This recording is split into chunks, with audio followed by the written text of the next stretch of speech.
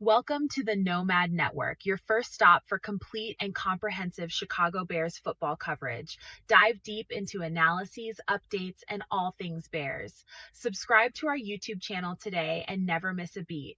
Thank you in advance for your support. We promise to bring you the best because together we're unstoppable. Go Bears.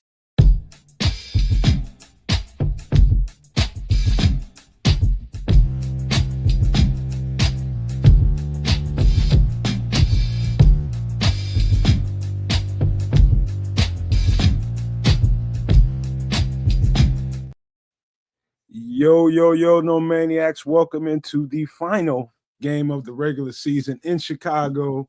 We got the Detroit Lions ready to get our lick back. And you guess what? It ain't about to be easy, man. They are definitely in here in spoiler mode. They're gonna want to kick us in the sack, and we got to ward that off today. Got that going on. Plus, we got the seeding. I think the Packers have lost today, so I don't know what that does in relevance to,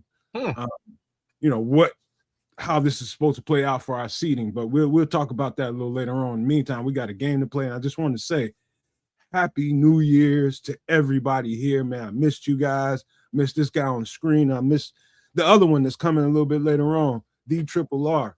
But, man, hopefully you guys have gotten off to a good start to your new year, man. Hopefully it'll be very prosperous for you all, and you guys stay healthy.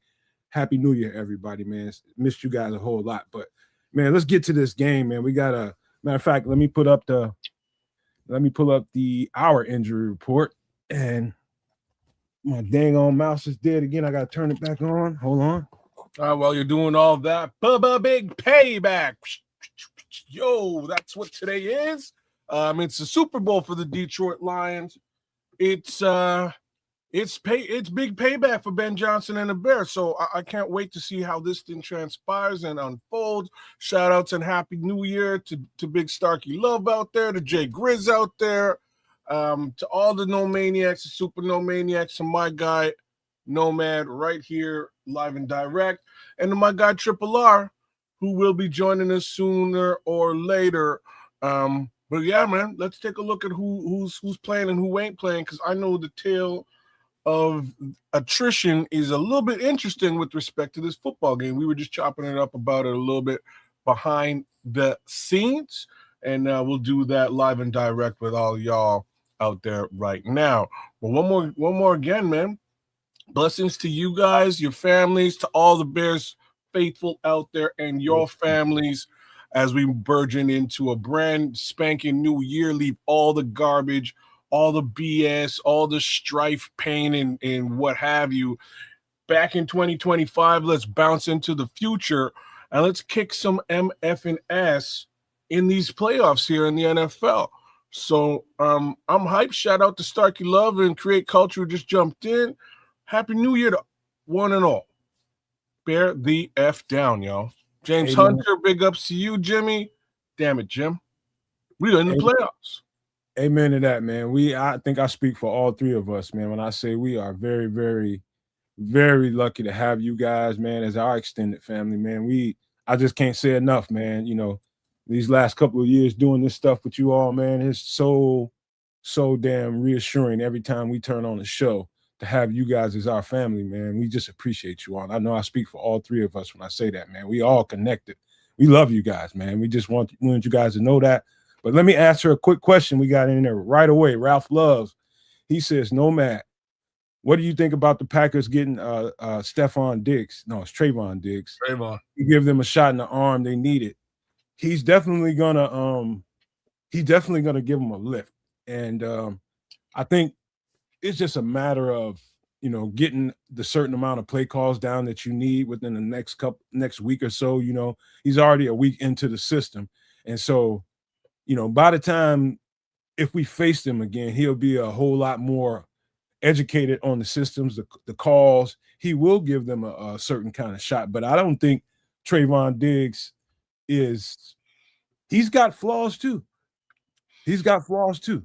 You know what I mean? And you run the ball at Trayvon Diggs, and you're gonna get him out the game pretty quick. So we could talk about that post game, man, because I do think that's gonna be a nice little conversation to have about who we're gonna have to deal with in the playoffs. I was just saying that. I wonder if he started today. Do you think he played today? Oh, he got some reps. I was looking. Oh, did he? Okay. I don't know Well, if they he lost started, but he today, got so some reps. it didn't seem to help him today. Let's just hope that it ain't so helpful if we bump into the pack in a week or so. But shout outs to the chat. Mr. Mayhem just came through. Paulo Rodriguez is in the chat. The Goobers, SEJ. Shout out to the Goobers, man. I ain't seen you in the chat before. Big What's up, ups man? to you. Like, share, subscribe. Give us a little bit of love as we go through it here in the pregame and then the full game show as we do moving forward. But what do the injuries look like, bro? You see him down ticking at the bottom there, kid. Oh, damn, I forget you do the banner thing. So here's who's in and out. Case Keenum's out. Wide receiver Rome Odunze out. Cornerback Nick McLeod out. Linebacker Ruben Hippolyte out. Ozzy Trapilo, offensive tackle out. And defensive end Joe Shryinka is also out. JTS has been playing some good football. I've been watching him a little bit over the past couple of weeks. He's starting to step it up. So is quite clearly Austin Booker as well, man. Shout outs to both of those guys.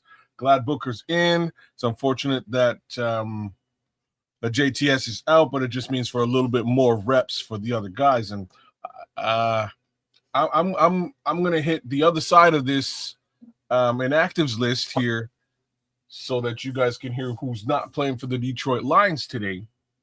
We're just started with Alex Anzalone, linebacker. I'm starting it right there because I'm kind of happy that he's not playing. Not to say that he's the greatest linebacker in the world, but he's a little bit of a dirty F. So I'm kind of glad that he's not playing today. But a solid linebacker, nevertheless. I ain't taking nothing away from him. You know what I'm saying? I'm not taking anything away from him. He's got some motor. That kid's got some motor, but he likes to he's an asshole motor for sure. You know what I'm saying? So I'm glad he's not in. Offensive lineman Coyote Awosika isn't playing today. Safety Thomas Harper is also out. Wide receiver Dominic Lovett or Levet. Defensive lineman Alim McNeil won't be playing today either. That sounds good for our offense. And on the other side of things, with respect to Austin Booker and those edge rushers today, offensive lineman Penei Sewell is also out. So there's that.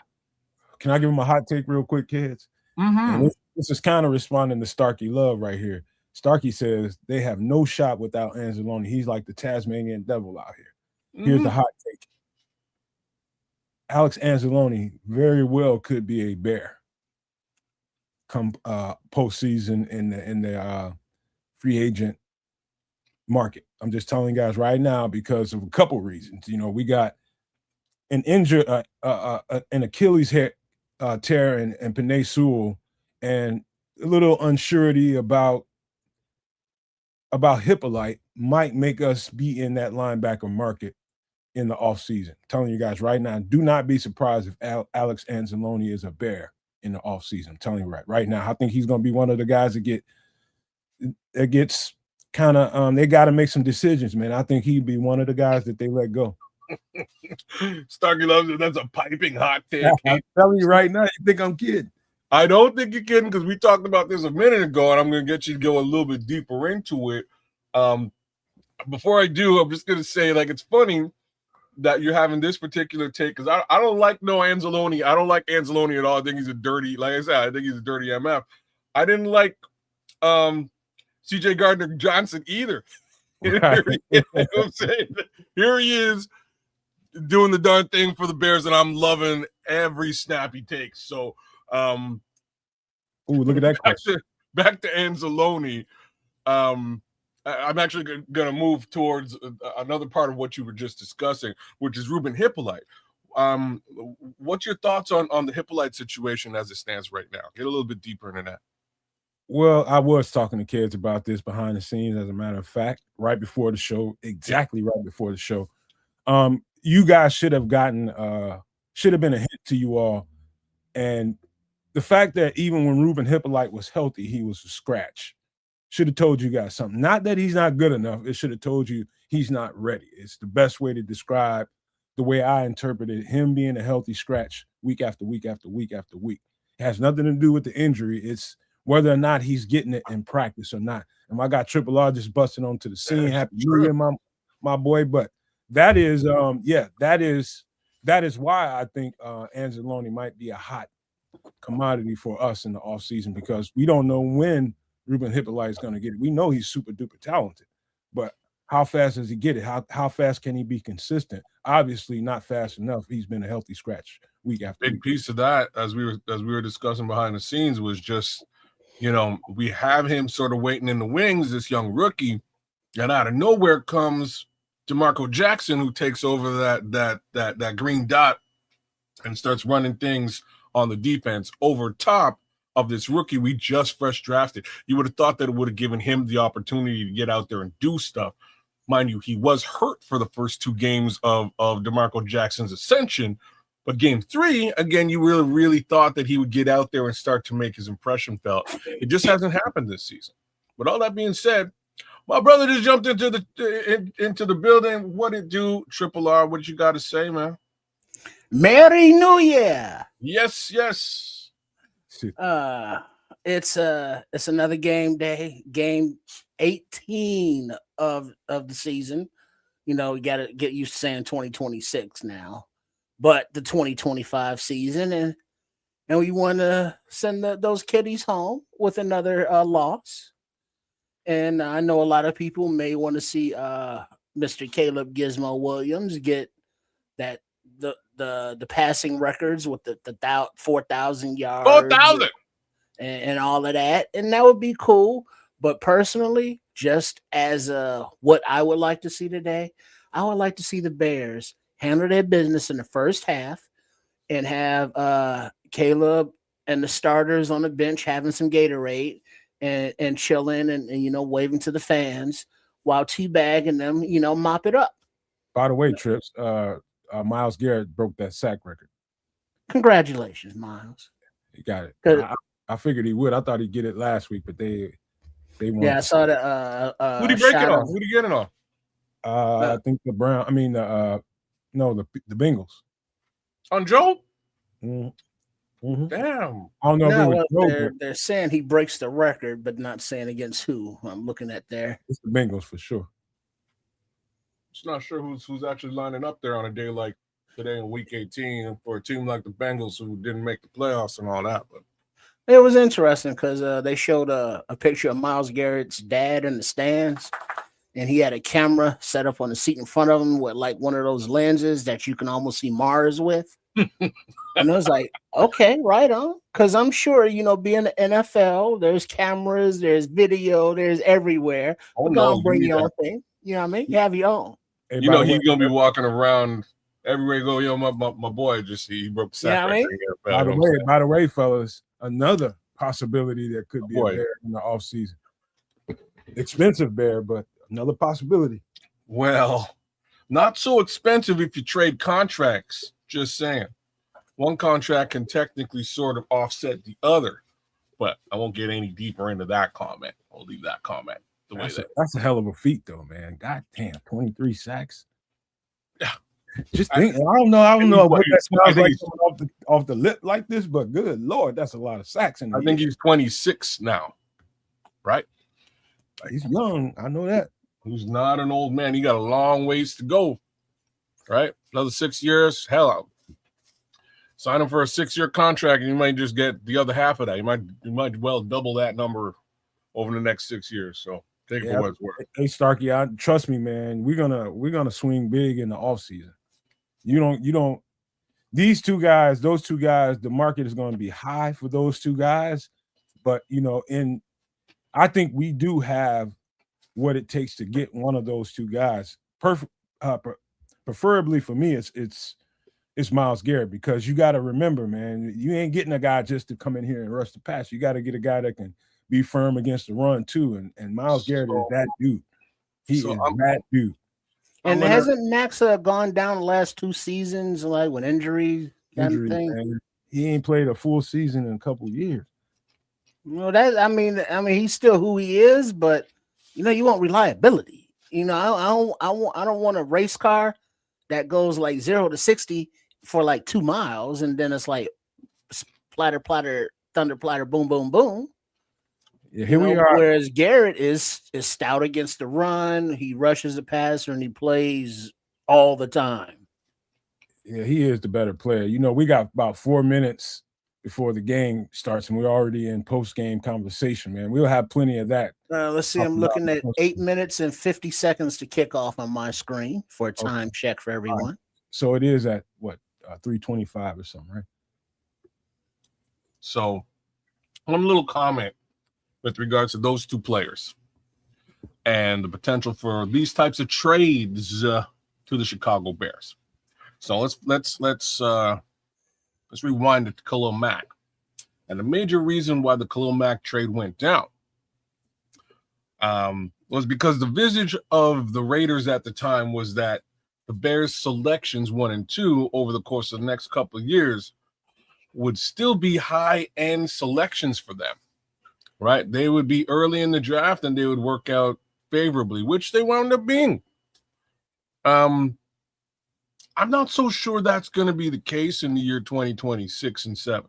I don't think those Bears selections, whether first rounders or not, are going to be worth anything.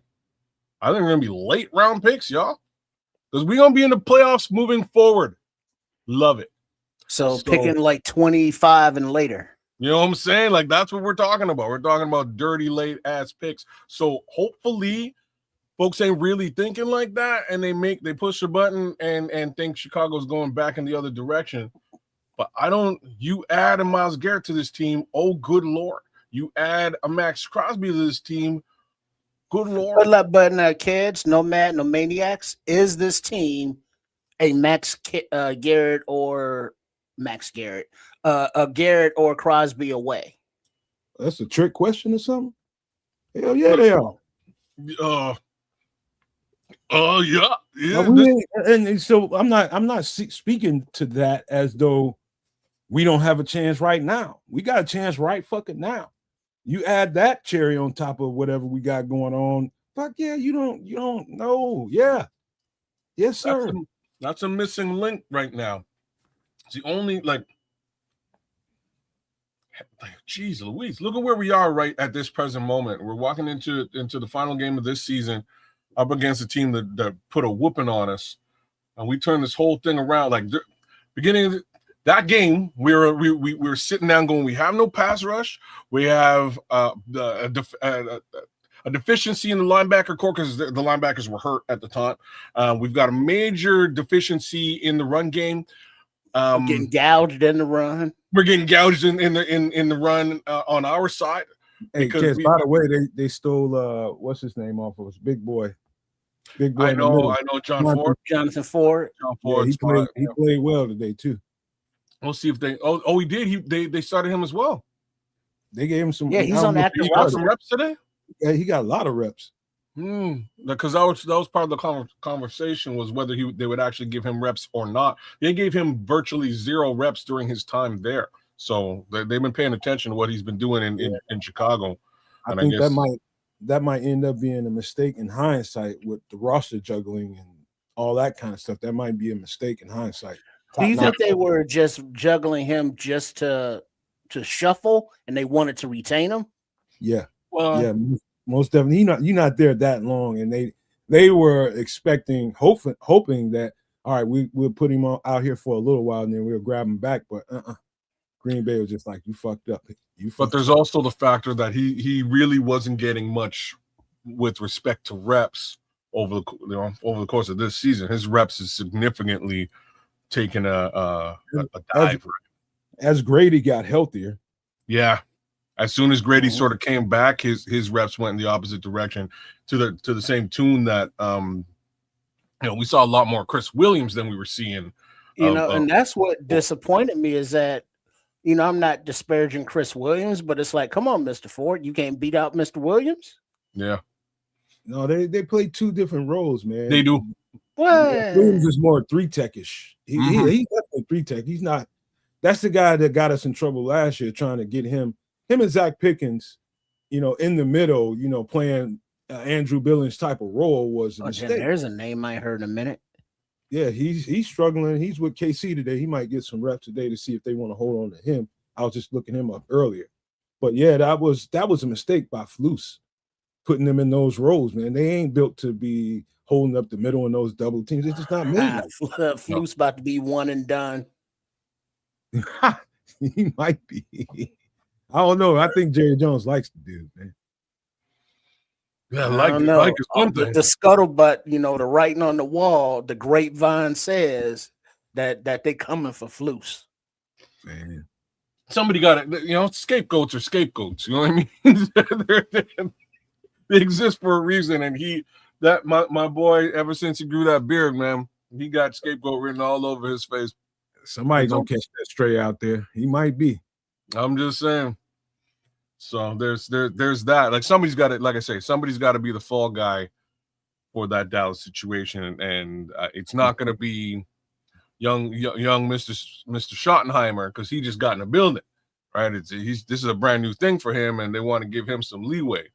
So I've seen a lot of fall guys out there being a Bears fan, and like I say, let me jump on the Bear Dog question real quick. He says, "Is the Rome injury more worse than we think?"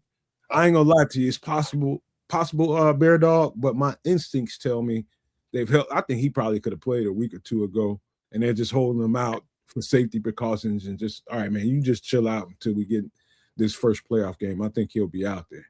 But it is possible that it could be worse than you think. But it's a stress factor. Otherwise, yeah. Those things just take time to heal if you're not having a procedure done. So I would have loved to have him get some reps this week to knock the rust off, just shake it off, because he hasn't played, in over a month or however long it's been, Black Friday, as so he can come back, in the wild card game, kind of up to speed instead of shaking off the rust then. But, I want him healthy, whatever the case may be. So yeah, hold him out. Man. A stress fracture. I can't really speak well to it. I'm just being honest with you. I have never experienced a stress fracture. Nah, I can't speak well to it. A stress fracture to me, I interpret it as a hairline fracture. It might be something different, but that's just the way. I think it's a grade or two below a hairline fracture. Oh, okay. Stress fracture is basically if you're going to put weight on it, it's going to hurt. It's going to continue to hurt, and it's going to hamper healing. You just want to sort of rest that area. It's one of those things you generally get in your feet. The only reason I know anything about this is my kid has had one playing football, right? And it's one of those things where he had to just be cool, man, and take a couple of weeks out of the season. He did not want to do that, but he had to take a couple of weeks out of the season and stay off his feet, because again, he's applying pressure to the area where, Now, were they talking about any kind of a surgical procedure to fix that? Yes. Yeah. There was conversation about potential surgery post-season or down the road.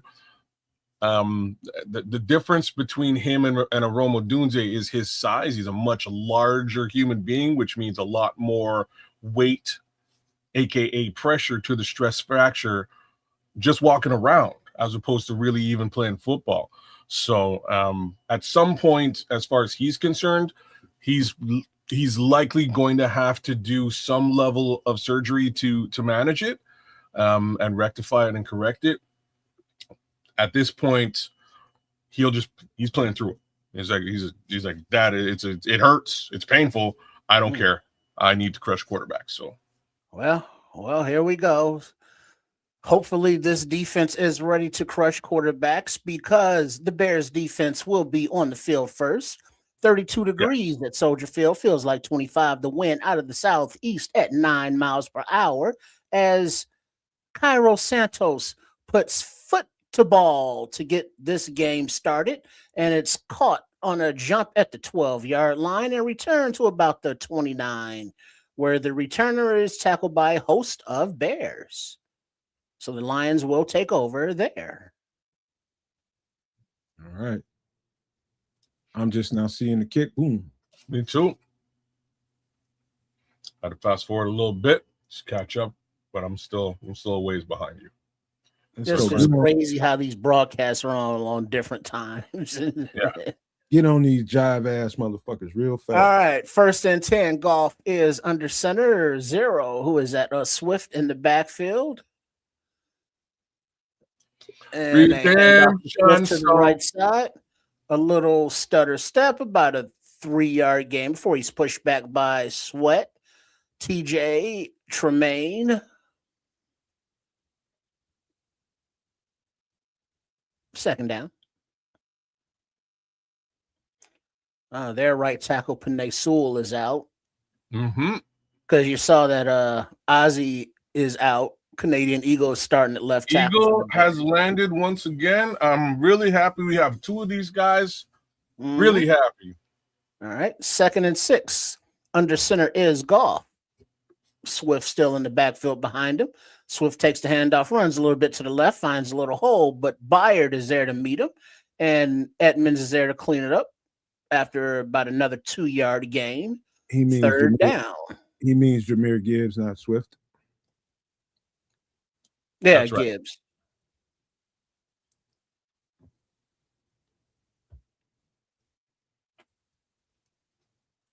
All right. I guess we have no choice. All right. 3rd and 2. Golf in the shotgun. A back to his left. Everybody else spread out. That's Monty in the game there. Pocket is enough. Ball is away to the right, complete to St. Brown, just at the 1st down marker. So a 2-yard gain for 1st down. Man. Okay, let's see how CD Johnson versus Amon-Ra St. Brown looks here today. It's going to be an interesting matchup with respect to those 2 players alone. All right, so 1st and 10 in the shotgun is Goff. Gibbs to his left.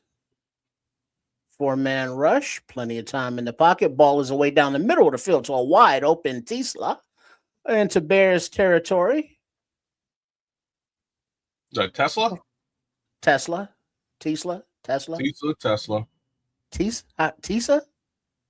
Tomato. Let's call the whole thing off. So a big chunk play looked like Nashawn right there with the tackle and Byard in the help.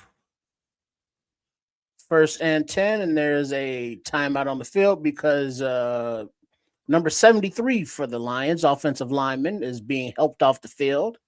Looks like he's holding his left arm or hand or something. So they're already down 3 offensive linemen in the first 10 minutes of this football game. All right, defensive line specifically. What the hell? All right, 1st and 10 from, where is that? The 43-yard line. Play action, pressure, ball away, pass complete. To number 1, Jamison Williams catches the ball with tight coverage on Nashawn Wright, but it didn't matter. Another 1st down. Oh, Nashawn, you could have got to this. Oh, Nashawn. All right, it's all good. He's mad. That's what we want. Be mad, Nashawn. Stayed on top of that. He was on him, but yeah. All right. 1st and 10 once again from about the 31-yard line. There's some razzle-dazzle going as Monty is taking the snap, and he hands off to Gibbs, and Gibbs runs behind right guard for about a 9-yard gain. 2nd down. Snap action. Okay, I'm waiting to see this.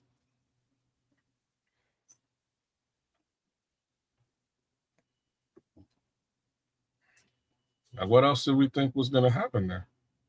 I wonder why that worked. He was going to pass. Yeah, Monty? Yeah, he could throw. Remember, he threw a pass before. High school quarterback, man. All right, I formation are the Lions in 2nd and 1. Handoff to Monty, and he gets right to the sticks, but he's wrapped up by Brisker and brought back. Not sure where they're marking it. He's right at the stick. Call it first down. Really?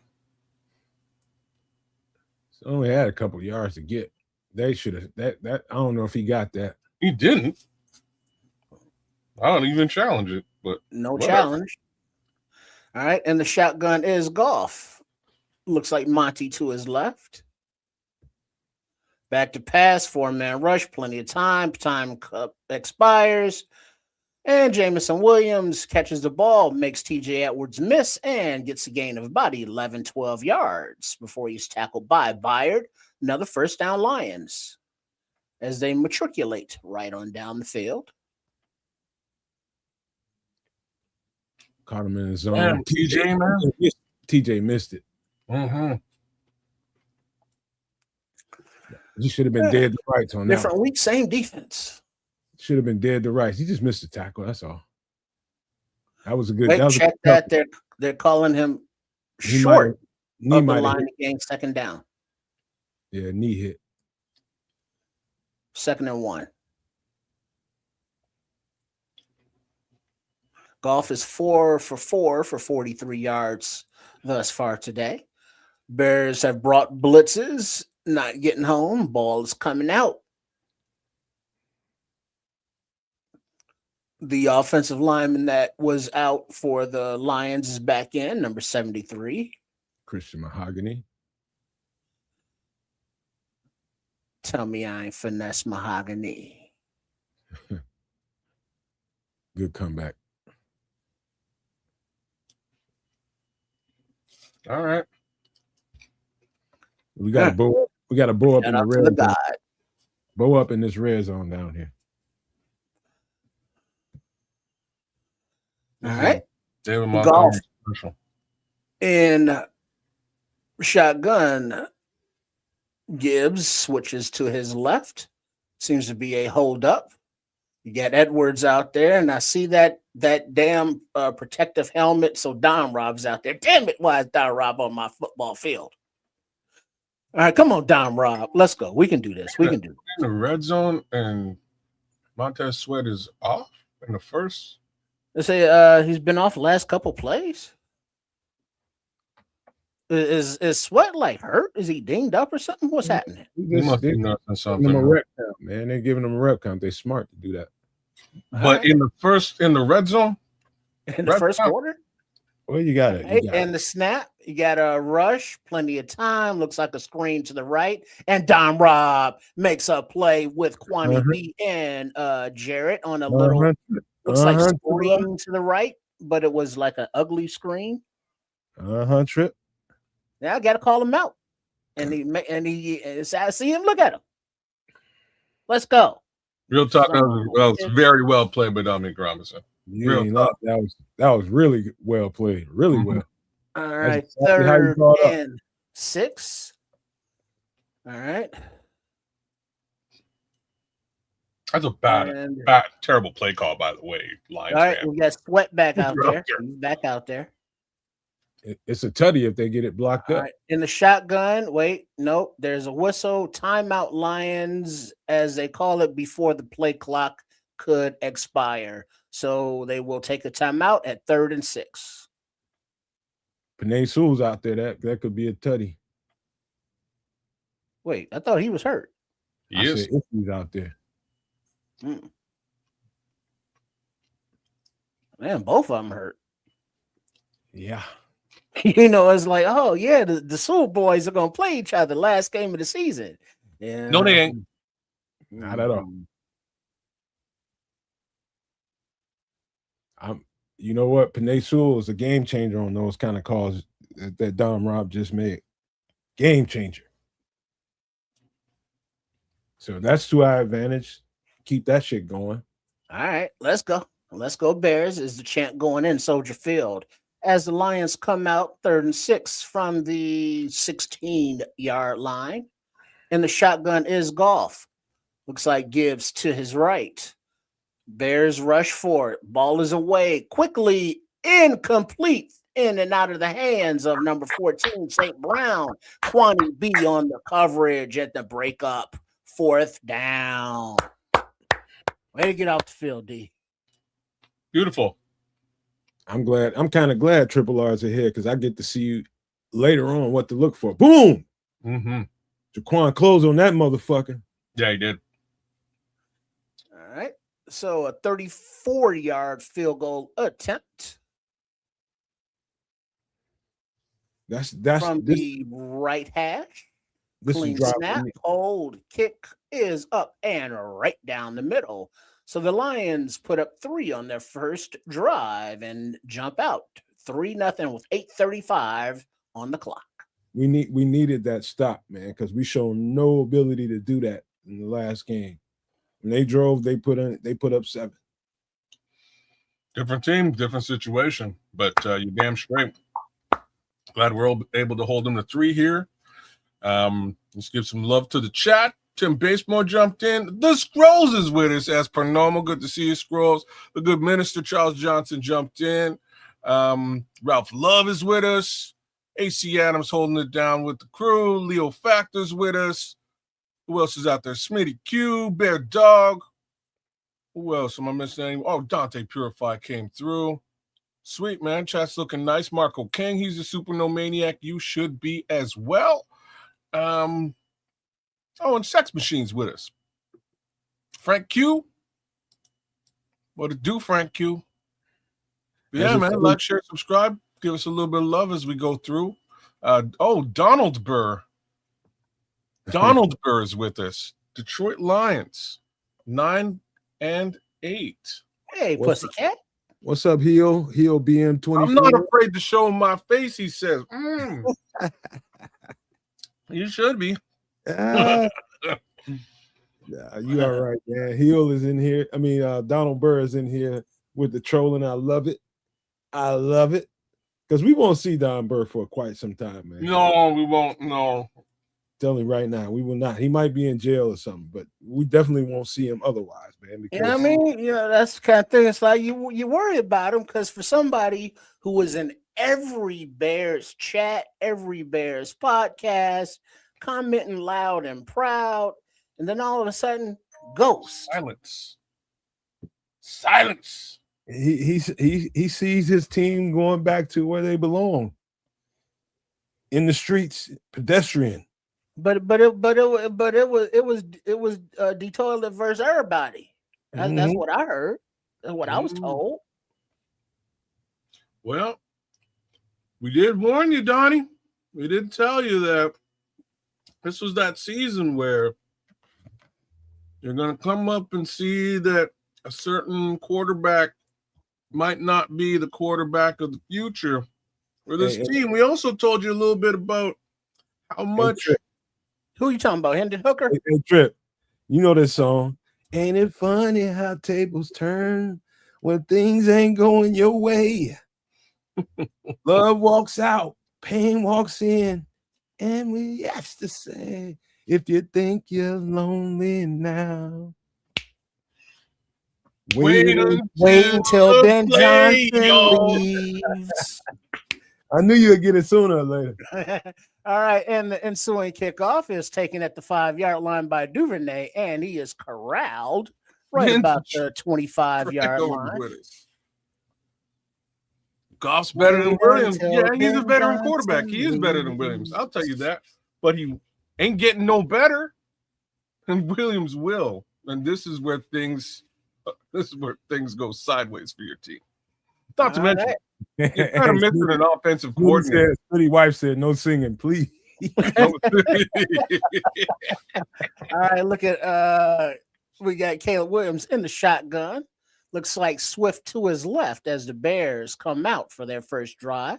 Back to pass, quick release to the right into the hands of Colston Loveland for about an 8-yard gain. 2nd down. That's how you start this football game. Nice quick hitter. You got Theo at left tackle, and Tooney, Dahlman, Jackson, and Darnell Wright, the offensive line, as Ozzy's out with that quad knee. Swift, Moore, Burton, Komet, and Loveland are your starters for the Bears. Under center is Williams. Swift in the backfield. Little toss to Swift. Ooh, a little spin move right there at the point of attack. And he gets maybe a half a yard. You know, he hit that circle right there as soon as he got the ball.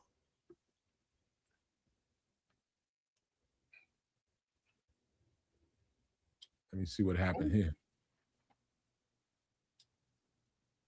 Put him in the blender. Oh. Put him in the blender, Dre. Hit the circle. Our Pro Bowl center got The B button. Got used. All right. Under center is Williams. Motion Loveland to the right. Handoff to Swift, and he finds a hole to the right, and he trips up after about a gain of about 8 yards. Okay. First down. And that little shoe lace trip up saved a huge gain for the kiddies. Oh, they're already calling for Kyle. Look at that. Look like Monangai got a home here in Chicago. People like the Monangai. So does Swift. Manangai. Under center is Williams. 1st and 10 Bears. Swift still in the game in the backfield by his lonesome. Ooh, these stats are And bad. off the Swift runs a little bit to the left, and he's tracked down by Hutchinson after about a 2-yard gain. 2nd down, Bears.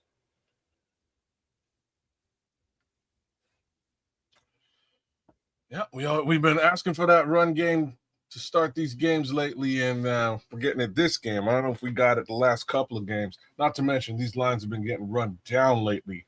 All right. Under center, 2nd and 7. Once again is Williams. Swift still in the game.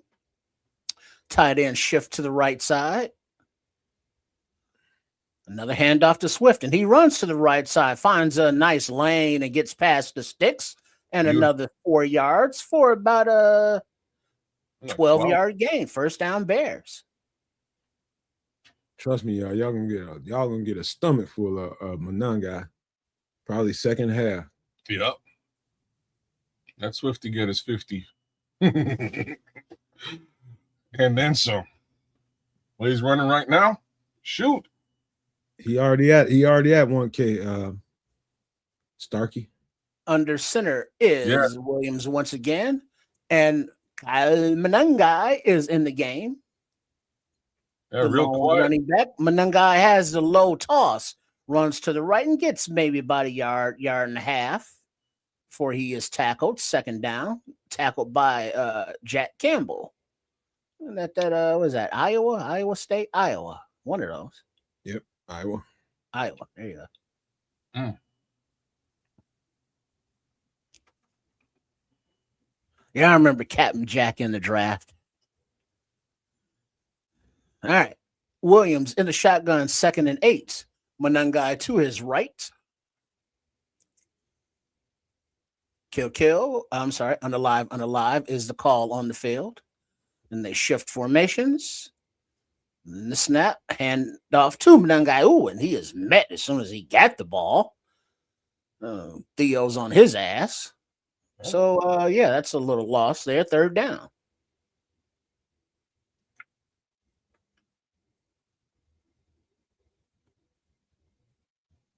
Oh, boy.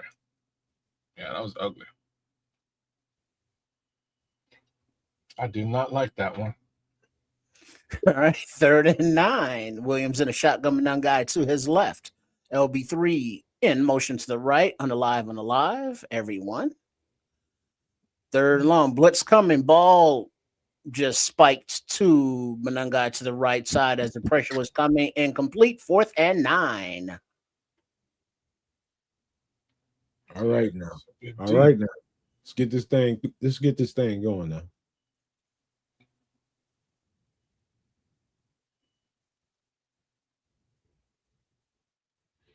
He did he felt that pressure from Theo's side.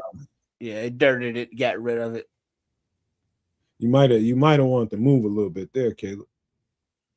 Just a little bit. Feel the pressure, step on up or something. Torrey Taylor has the ball, and it is away off of his foot. and it is caught at about the 10-yard line and returned to about the 21, where the Lions will take over with 3:39 remaining on the clock in the first quarter. That's all right. Yeah, I think they're testing the cushion, testing the resistance of the Lions, man. That first drive, Probing. they're just testing, just to see what we got here, man. Let me see how they're gonna want to play this game. Next series will be a whole lot more. There'll be some prosperity. I think they know how Detroit wants to play this game.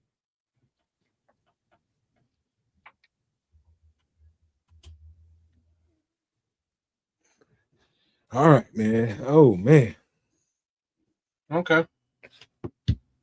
it's been a long damn 18 weeks.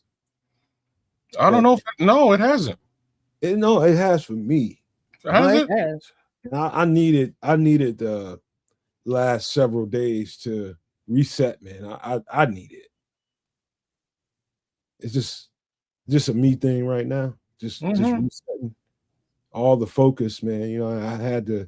I apologize for the lack of content coming out the channel, but I needed the reset, bro. Big time. Well, like I say, for me, it hasn't been a long 18 weeks. It's been quite the opposite of that. It's been exciting. It has been a bit of a roller coaster ride, but not like what we've seen in the past. This has been a roller coaster ride where you always end, at the end of the roller coaster, you want to get back on and go and do it again. Whee! You know what I mean? Whee! Yeah, man. You want to get back on that roller coaster and ride one more time because these have been cardiac games, man. They've been heart-wrenching games, but they're turning up positive. So you go off into that next week and it's just a week full of smiles and positivity, and things are good, man. Things are good in the world, and you get back to Sunday, and it's a fight. Well, I mean, look at it this way, kids. When we carried the offseason the way we carried the offseason through, the free agent watch, the mock drafts, all the college, scouting that had to be done, you carry it all the way into training camp. It's a haul. It is. But what I can say is all of that haul. And here we are about to start up. Speaking of this season and 18 games and how long it's been, a shout out to the Sports Chicago style crew, Trip, Coach Tripping, and Chef Trips for 18 games of pre and post game coverage this season. As the Lions get the ball, a little fake to the left, a little pass to the right, looks like a little setup screen to Williams. And gain of about 7 yards, tackled by DeMarco Jackson, who's in the game now. Second down, Lions. Second and 8. Nice play. That was a nice. Oh, good tackle, bro. Yeah, that was a really good play. Nice tackle. DeMarco Jackson recovered like he was a missile because he got fooled by the fake and bit inside. Everybody. No, him in particular. Bears are showing blitz. Everybody's up on the line. Lions under center. Monty's in the game. Monty takes the toss to the right, and he takes Tremaine Edmonds for a little horsey ride for about 3 yards. First down, Lions. Come on, Tremaine.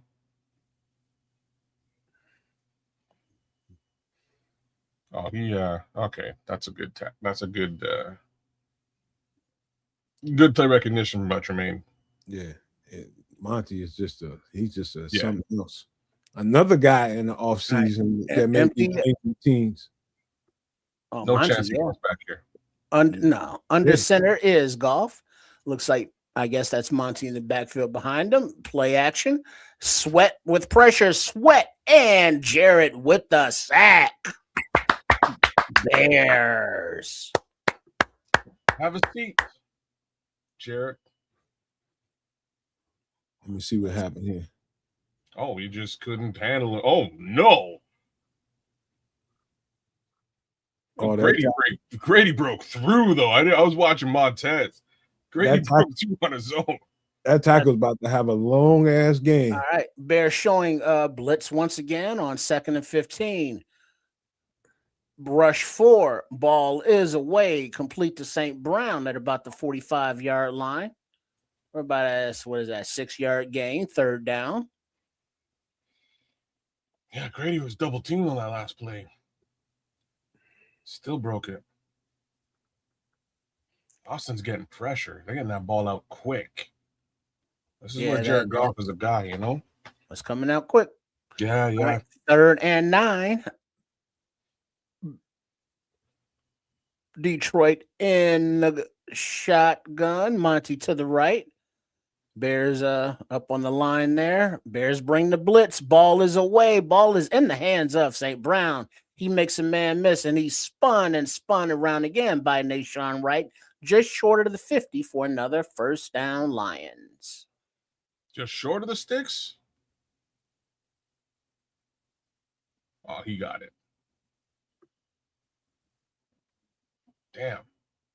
Damn. Come on. CJ, quit letting them cross your face.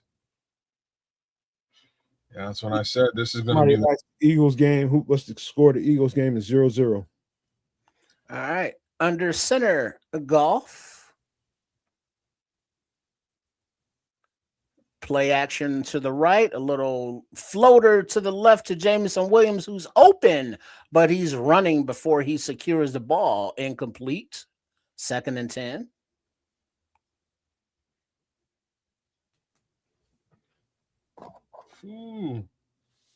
Oh, Jameson Williams. That might have been a tutty. It might have been definitely a first down. He's doing a good job getting guys running, man. Moving. Yeah. Oh, Jared's comfortable back there. He's smiling. We need to get some pressure on him up the middle. All right. Goff in the shotgun. Looks like Monty to his right. I see you down, Rob. Pressure coming. Ball is away into the hands of St. Brown, and he bulls forward for a first down pass. Nashawn Wright about 2 yards past the sticks. First down, Lions. And this as the clock expires for the first quarter. One of them times where, oh no. It's all good, Nashawn. One of them times where certain Mr. Gordon would be awesome. He plays St. Brown so well. We gotta put some hands on Jared Goff. Yeah, we gotta get some. We gotta pull down. We gotta pull down an interception. So I'm starting to smell it. Yeah, it smells like an INT on its way. Look like Andrew Billings spent quite a bit of time at Golden Corral this week. Looking big? Boy, he's big as shit. I mean big.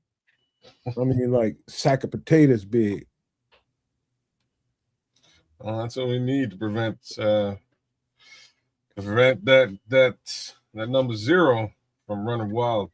They told him eat all you want, and he took it to the extreme. I'm talking about DoorDash, Uber Eats. He is big.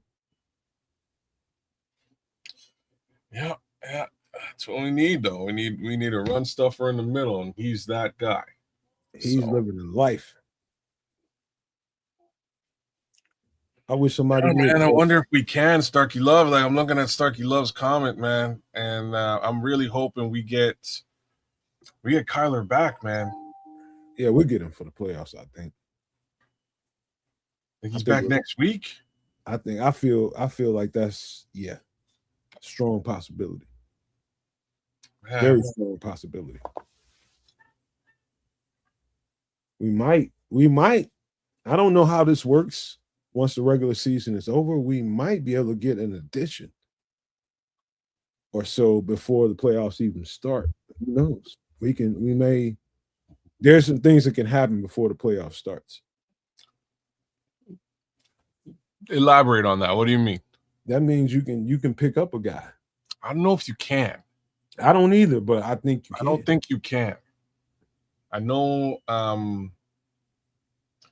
you can pull whoever you want off of IR. That's for sure. So Kyler will be off of IR. He then enters this 21-day window I'm not. My worry is like, is he going to be ready for next week? This is where a first round bye would have been beautiful for Chicago. Where's Matthew Judon? Okay, so all right, here we go. Hold that possible. thought as we have action coming back to start the second quarter. Lions 1st and 10, Goff under center from the 40-yard line of the Bears.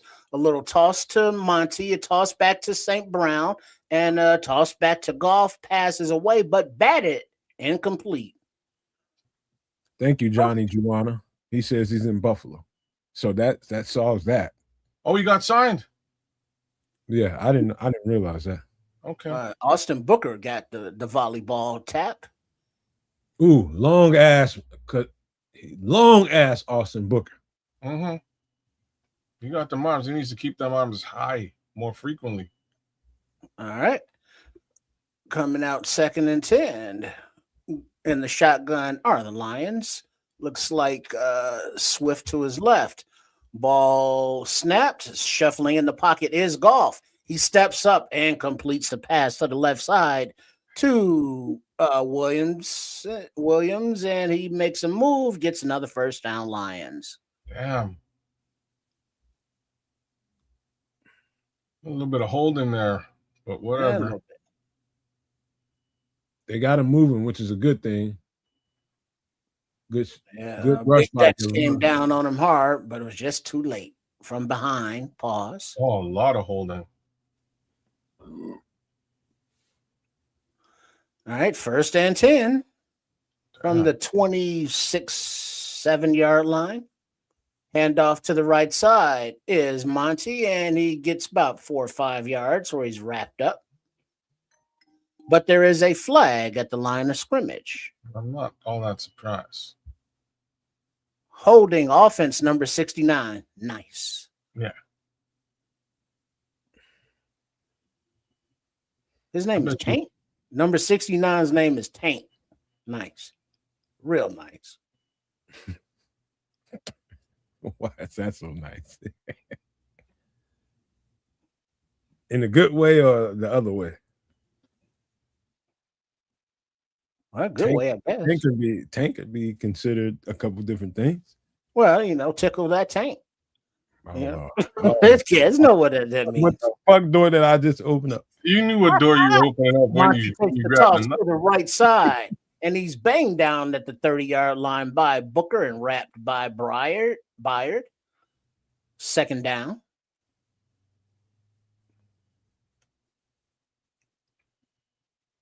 Second and 13. Ooh, they kept CD out of that play. He was on it. All right, back to the line of scrimmage.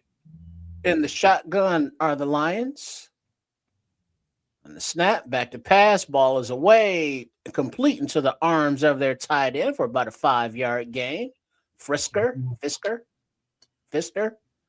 Fister, kids. No. And talking about Tank and talking about Fister. Come on, y'all. Oh, boy. Settle down, Red Baron. You know he's out there in the chat, loving it.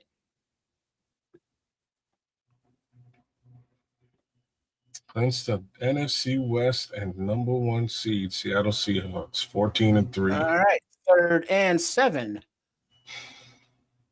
Here we go from the 24-yard line in the shotgun. Bears run a little stun on the D-line, but the ball is away into the hands of number 14, St. Brown, who beat CJ in coverage once again for a first down. CJ, what are we doing here, buddy? Hit him on the line, bro. I might as well have been out there in coverage.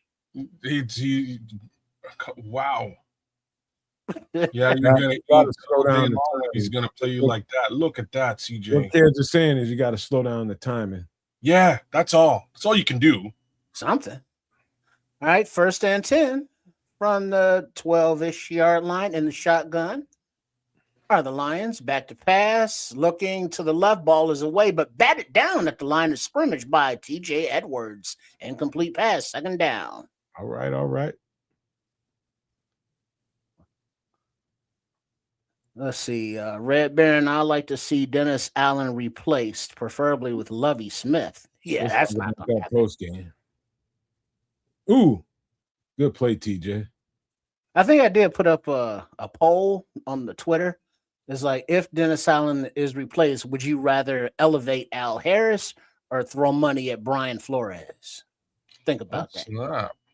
2nd and 10, golf. Hands off, play action handoff, and he rolls to the left. He's looking, he throws, incomplete. I don't think that's golf's forte. 3rd and 10. I just don't think Brian Flores is going to leave a DC job for a DC job. Well, he ain't nobody gonna hire him for a head coach. You know, he still got that litigation going and all that. He better get his money at DC and get paid. Huh. I'm talking about paid. I'm just saying, I'm with Scrolls. I don't see him making a lateral move. I mean, make the lateral move worth it. You know, you would have to. You would have to get him to jump off the empty spot. backfield in a shotgun, back to pass. Dom Rob and Booker with some pressure, but Golf steps up, throws it, incomplete out of the back of the end zone. 4th and 10, Lions. Right on. NASCAR. Oh boy, they're letting some holds go, bro. Right? Ooh, they got some pressure. They got some goddamn pressure that time, didn't they? Well, it wasn't, but they got some pressure now. At the end, watch the end of the Well, he froze up there, kids. So from the left hash for a 30-yard field goal attempt are the Lions. Clean snap. Hold. Kick is up and good. So the Lions extend their lead 6-0 with 11:28 on the clock in the second quarter. It was Kevin Jersey on that play, bro. They was looking for the backside throw. Backside of the end zone throw. Kevin Byard shut that shit down. Didn't even look back at the quarterback, but he knew that's what they were looking for. He just was like, okay, throw that shit if you want to. Throw that shit. Football psycho. We got plenty of time to talk about some of the moves, man. We was fast forwarding past this game. Y'all concentrate. Well, we ain't playing. Shit. Because I think the conversation comes up because of this bend but don't break defense. And it's like, granted, a lot of injuries have happened, and granted that it's mostly players built for their flus, but damn. So I got to answer that question, Scrolls. He says, why wouldn't Lovey be a good choice for DC? Well, Lovey want to go backwards? No. I think just like Flus, I think Lovey's timed out. I think Flus is timed out. Generational. It's time for his, because I'm sure Lovey privately is thinking of all kinds of different ways where he could, really change up his defense and make it different than it was the last time we saw it. Same thing with Flus. I think Flus is worse because Flus is really, really stubborn. He really, really believes that this is the kind of defense that can win you championships. And that defense, be quite honest, depending on what kind of players you have, is kind of antiquated. You're right. But here's the kicker. All three of these guys would eat. Dennis Allen, I don't think we need to lead you to move him either. Dennis Allen, Matt Eberflus, and or Lovey Smith, if you have a pass rush and it works. I think all three of those the defensive styles, if you will, are viable in the NFL if you can rush. Right, but now that question, that viable style, if, let's say, generationally, Dennis Allen is of that older ilk, would Al Harris be somebody that's already in the house? I got this. Scrap that for a second, Trips. The key to being able to rush with 4 and get home with 4 is you have absolute dominance on the edge and you have absolute dominance at the 3 tech. You need all three of those to be absolutely dominant, kind of like they have in Philly, because that's exactly what what Vic does. All right. So the ensuing kickoff is away, as it is caught at about the 5 or goal line. Can't tell by Josh Blackwell. Gets a nice block and gets a little bit past the 30, where the Bears will take over. So, if Don Burr's out there saying fire Allen and hire Lovey, it's not the right thing to do. You know what I'm saying? Man, speaking about not the right thing to do, this time of possession, 13 plus minutes to 4 minutes in favor of the Lions. Yeah. This is our second possession now. Yeah. All right. So we got Menengai in the backfield as running back behind Williams, who's in a little shotgun there. DJ in motion to the right. Oop, play action. Back to pass. Ball is zipped. Ooh, and almost picked off. But it's incomplete. Campbell got in the passing lane and almost got that ball. That was I'm with like Minister Charles. I'm with Minister Charles. Is it Dennis Allen or the personnel? He just got here. He's playing with other people's groceries. Me too. I'm with Minister Charles too. It's the personnel. Don't move Allen. He's fine. He needs a world beater on at D. Yeah, but if you need a world beater, how much of a coordinator do you need to be? I don't care what he coordinates after we get a world beater. And it's away into the hands of Loveland at about the 44-yard line. Third down, Bears. Eagles just put 7 up on the Commanders. Talk about falling off. Those commies. Wow.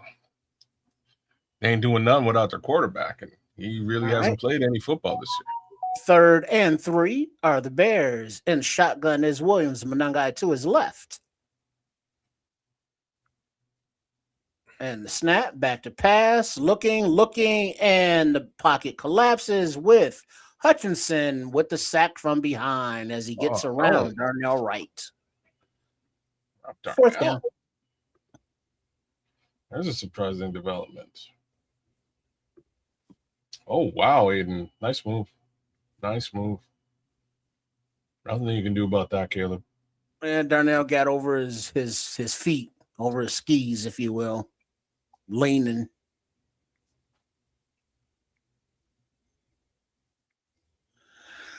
All righty then. And the punt to Taylor from Taylor is away and caught at about the 15-yard line. And a little stutter, a little move, a little spin, and it gets to about the 23-yard line. So the Lions have the ball again. I think you're wrong, Scrolls. Yeah, me too. You can't expect somebody to just walk in here with pretty much 3/4 of the groceries that some other coach had and expect him to create this great defense, man. But to double down on what you're saying, he did, though. You know what I'm saying? 18 games in, we're leading the league in turnovers. He did a hell of a lot with this defense that he was left. Does he need a pass rush? Yeah. Get the man a pass rush. This ain't got nothing to do with Caleb, Scrolls. Nothing. Making sure that he has the guys that he needs to execute his defense that is proven to be very, very particularly uncomfortable for offenses. You need the right players at certain positions. And in my opinion, real quick, kids, in my opinion, they lack a certain amount of speed up front and at the linebacker position. Those are the two main things to me. If you got, putting Tremaine to the side, you're talking about you got to be really, really fast to the ball because you're playing a lot of one-on-one. Really, really fast to the ball. So I think Dennis Allen deserves, you come in here with somebody else's groceries and you make the most out of it, like Kid says. No, give him a break. Yeah. And to that, to your. But now his scheme wise and his play calling, his adjustments, blitz packages and schematics, Is that limited and he can't do it with this personnel, or are we seeing the best he got to give? Well, with respect to the personnel, if you can rush 4, less requirement for blitz packages. If you're dialing something up over and above 4 who can hit home. Well, yeah, but if you can just rush 4 and get home, your daughter could be the defensive coordinator. And that's cool. You know what I mean? Like, and that is perfect. That's really at this point kind of what we want. We want a guy who can focus on the secondary, and that's what Dennis Allen can do if you can rush 4. Now, if you can upgrade, you feel like you can upgrade and get a better defensive coordinator than Dennis Allen, that's a whole different thing. Question is, don't nobody know exactly what kind of contract Dennis Allen has. Right. All right. Now we got a quick snap out of the break and a little toss to the right to Gibbs as he gets out to the 30-yard line, tackled by Sweat, and god damn, dollar bill is big. Second down.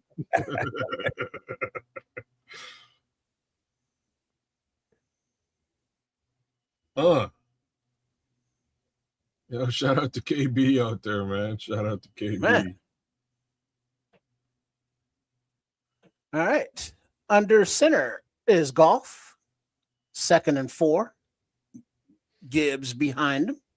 Gibbs takes the handoff to the right side, and he's met by Chris Williams and Johnson and Sweat. 3rd down.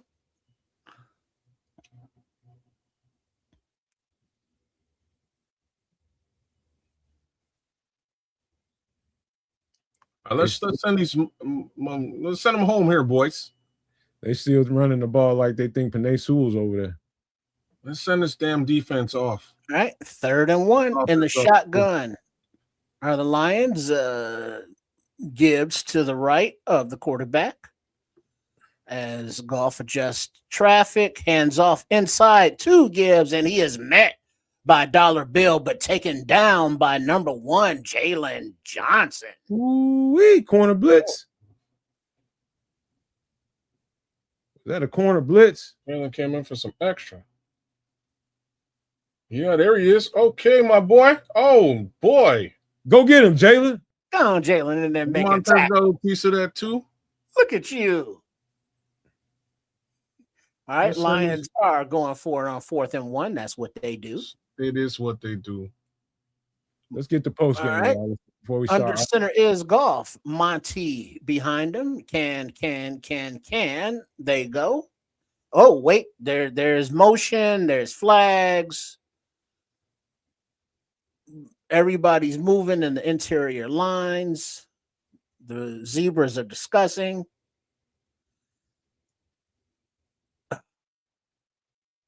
Encroachment, defense number 97, big dollar bill, gives him a first down. Golly, boy, he ran that motherfucker.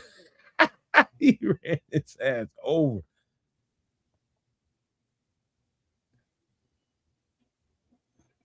Something triggered him. Something definitely triggered him. It must have been the cadence. All right, 10 first downs for the Lions, 2 for the Bears. Total yards, 140 for the Lions, 30 for the Bears.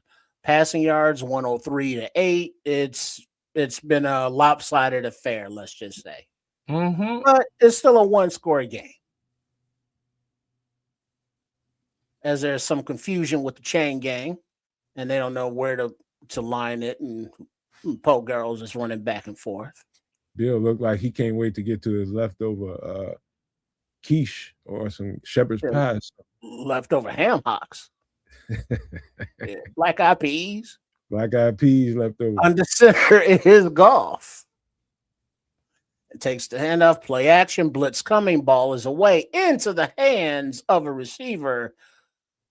St. Brown just passed the marker and wrapped up in coverage by Gardner Johnson.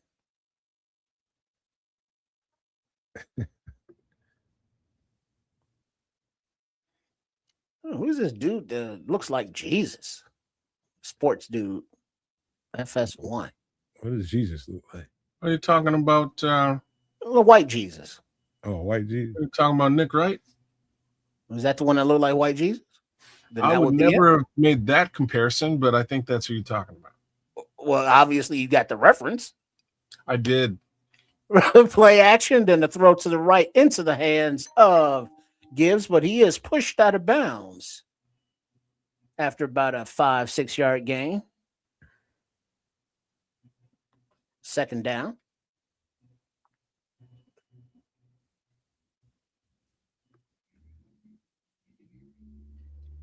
Damn. TJ is just late over there. Speed. All right. Speed.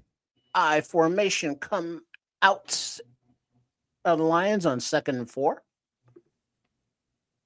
And the snap, a little toss to the left to Gibbs as he picks his way and gets pretty much to the line of scrimmage and then slides into his own team's bench awkwardly. 3rd down.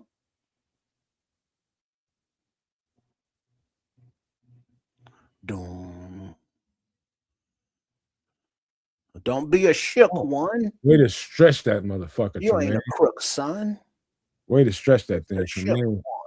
He's looking for that hole. Tremaine fielded. All right. Here we go. 3rd and 4 from the 45-yard line of the Bears, and the shotgun are the Lions. Gibbs to the left of the quarterback. Plenty of time in the pocket. Stands tall. Delivers a strike down the middle of the field. St. Brown makes a few men miss and gets down to about the 15-yard line before he's tackled. 1st down, Lions. Ran that deep end cut and was just. Damn, CJ, like you completely out to play, bro. Back up at 1st down and the shotgun. Gibbs to the right of the quarterback. And the snap, looking to pass, pressure coming, and the ball is away because of the pressure. Incomplete as the offensive lineman pick up golf for 2nd and 10.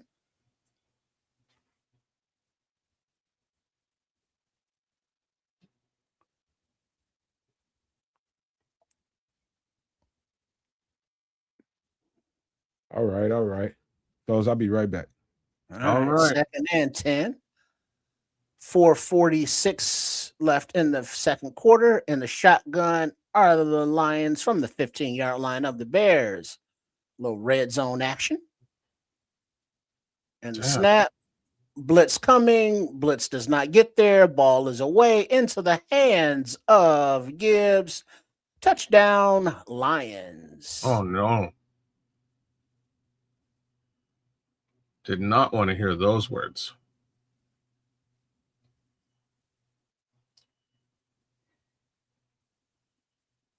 Damn.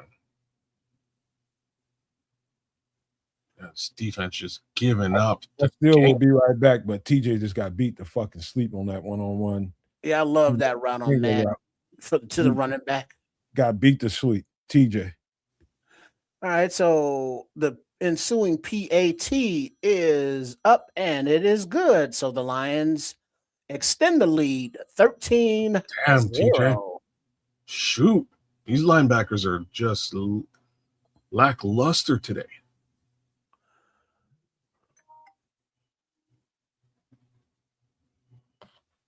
You jump to the outside, lunge to the outside, and get with the whole center of the field. That was on you.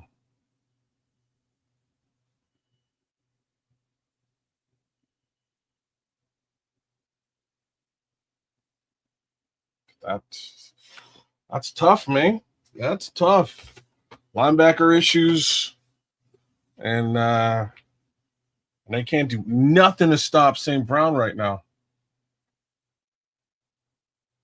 And that's where we are.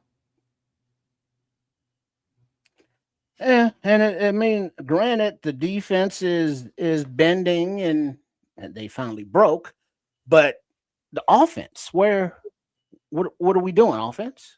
I mean, we just leaving the defense hanging out to dry because this is game 18. And guess what? We know the defense sucks.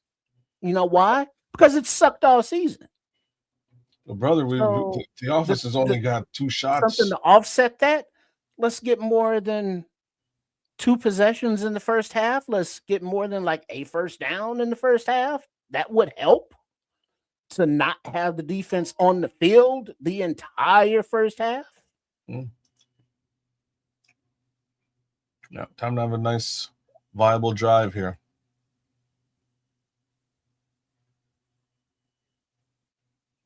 "18 minutes of possession to 6.5 minutes." Like, has it really been that long? 6.5? That's kind of surprising to me. I got some news for y'all, and it's uncomfortable for me to say it.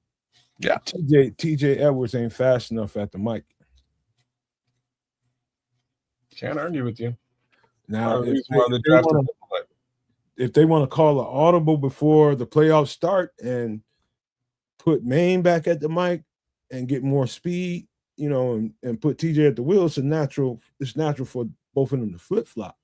But that is clear when I just seen, not everybody is Jahmyr Gibbs, but these running backs they'll see this on tape and they'll get TJ. TJ has been struggling with that for the last couple of weeks on film. I don't know if it's health, but he ain't reacting with the speed that he normally does. They may need to call an audible, man, straight up. Because TJ is not fast enough to cover. They'll do more and more of that kind of shit just to expose TJ for the rest of this game. I'm telling you right now, TJ ain't fast enough and quick enough for this role right now. All right. So with 4:40 on the clock in the second quarter remaining, the kick is away from the Lions into the hands of Duvernay at the 5-yard line of the Bears, and he returns up the left side to about the 31-ish yard line, where the Bears offense will take over, and maybe they'll be able to do a little something. Hey, and I said that, and I love TJ Edwards. I love TJ Edwards. But it's true. Can't argue with you, but there's a big question from the chat. Where's DeMarco Jackson then? All right, 1st and 10 are the Bears. Empty backfield. Williams in the shotgun. Quick pass to the right side to DJ on a little wide receiver bubble. He gets about 11 yards for the first down. Bears.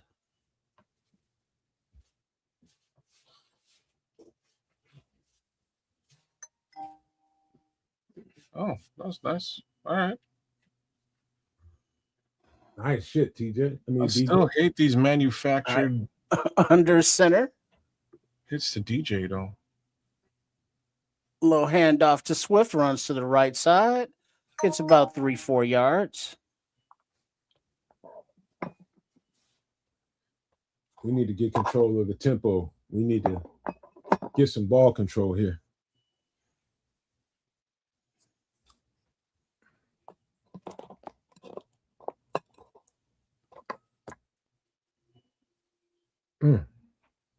All right, a little quick handoff to Swift, and he gets maybe a yard on the right side there. 3rd down and about 5.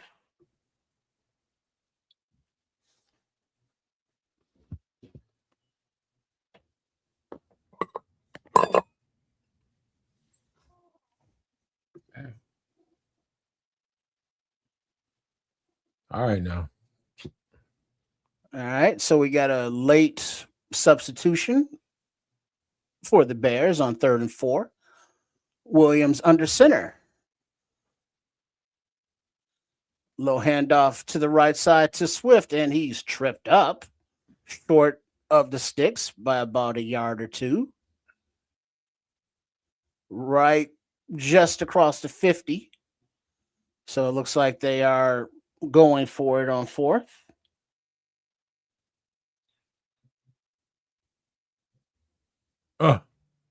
It's a mistake. Just punt the fucking ball. All right, so 4th and 1. Now they got a first down in the Bears back. coming out in the shotgun. Swift to the right of Williams. Quick snap. Williams throws. Ball is into the hands of Loveland, complete. And he gets just past the 40 for the Bears' first down. Okay. He ain't calling that play unless he think they can get it. Nice little slide arm pass from Williams.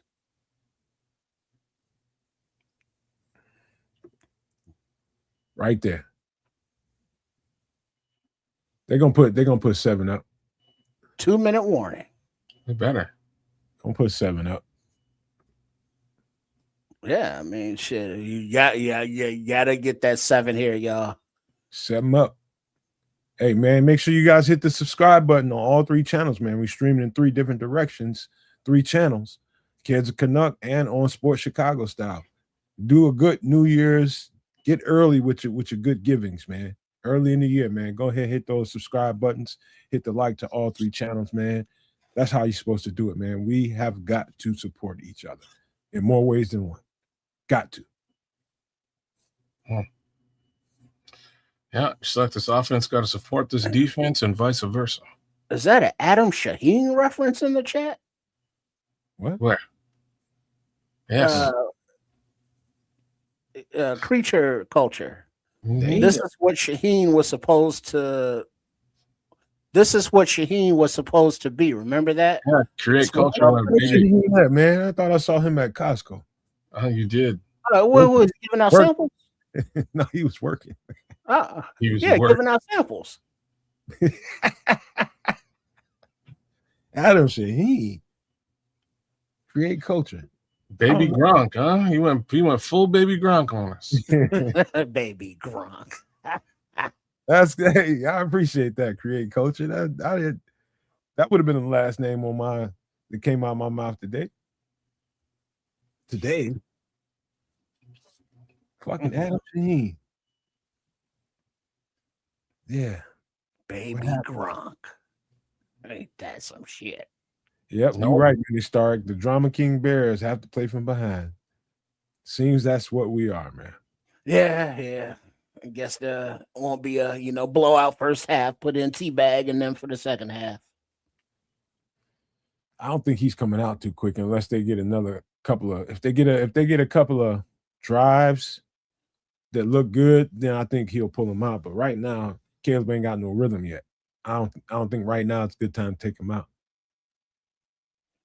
And I don't know if that makes sense to you, but I don't believe in pulling a quarterback out when he's got no rhythm and he's off and things ain't looking good. Well, hell, this drive right here, 5 plays for 32 yards, beats the first 2 drives of 11 plays and 30 yards. So getting the rhythm going, getting a little lathered up. We got somebody in here from Twitch. Twitch stream is rocking. All right, so under center is Williams from the 38-yard line. Little play action. Pressure. He spins out of it. He trips. Goes to the right side. Throws it into the hands of Cole Kmet. Complete. But it looks like he short of the line of scrimmage. But it was complete. Second down. What up? What up? Big back. Big. 293. Ooh. Protect yourself, Cole. Rodriguez, that was a little dirty, man. All right, so 2nd and 14. And the shotgun is Williams. Swift to his right from the 41-yard line. Takes the snap. Looking left. Throws left. But the ball is batted at the line by number 91 Williams for Detroit. 3rd and 14. Tyleik Williams. The ball was going to Kmet again on a little snap short pass. Forgot Tyleik Williams wound up over there. Love me some Tyleik Williams. Of all the things for me to say. This is a low trajectory. Right. 3rd and 14 from the 40 or so yard line, 41. And the shotgun all by his lonesome takes a snap back to pass. Ball is away down the center of the field into the hands of Loveland by 3 yards short of the first down marker. 1 minute on the clock and ticking. 4th down. Yeah, they're lining up to go. Well, they're huddling up to go for it. Taking their time. Get 3 timeouts, but not using any. All right, 4th and 2. Run it with Swift. From the 30. Shotgun, swift to the right, back to pass, looking, pressure, ball is away into the hands of Loveland, but knocked out. They call it incomplete or fumble. Either way, it's no good. Looks like the Lions have it, or it's incomplete. Either way, it's the Lions' ball. Looks like Loveland caught it, It's I think but it was stripped before he could make a football move. It's incomplete. That should be incomplete. I prefer the fumble because it backs him up a little bit more. I mean, it should be incomplete. Yeah, it's incomplete. He never had control No, of I that. never had control of the ball. Yeah, I don't want that fumble going on, Yeah. So, no points for the Bears. 21 seconds left in the half. Detroit will take over. Son of a. Come on, Bears. Yeah, he got punched out before he could put it away and move. Yeah. Because it's kind of like, it was incomplete, but he didn't drop it. I mean, there was impetus for the ball coming out. Great punch out by Barnes, though. Yeah, it was punched out. It wasn't a drop. No, I actually would prefer the fumble, but not for his stats. But this just gives him a little bit more room. Considering how this game has gone, and considering this is game 18, you can't say we haven't seen this movie before. I'm with you, Big. I don't think we're putting up our best, showing our best face right now. I think we're very conservative right now, extremely. There has not been a shot down the field at all. It not really throwing the ball. He hasn't targeted either one of the wide receivers at all. The only target to a wide receiver was the one shot to DJ Moore, and I say one shot. It was a screen pass. Donald Burr says our team is sad. Not quite as sad as yours, though. Ben Johnson is a loser. Yeah, but kind of thing that is like, losing, but it's like, are we? You want to win this game, but it's like, nah, you don't give who gives a shit really, right? Because it's like, because we got playoffs. You know what I'm saying? So That's we just gotta finish this game. Yes, this game must be. Do we want seed number 2 or seed number 3? Either way. Now, what does Green Bay's loss have to do with that? Anything? No, not really. Okay, I don't know. I think we needed San Francisco to lose.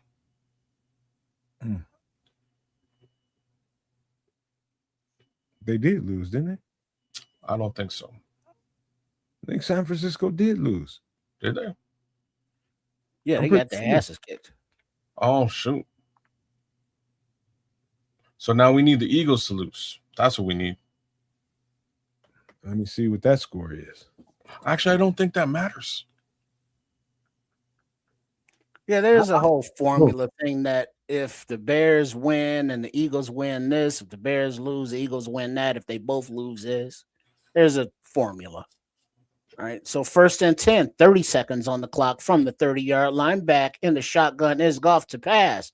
Ball is away into the hands of Gibbs on a little wide open, and he runs out of bounds after getting the first down.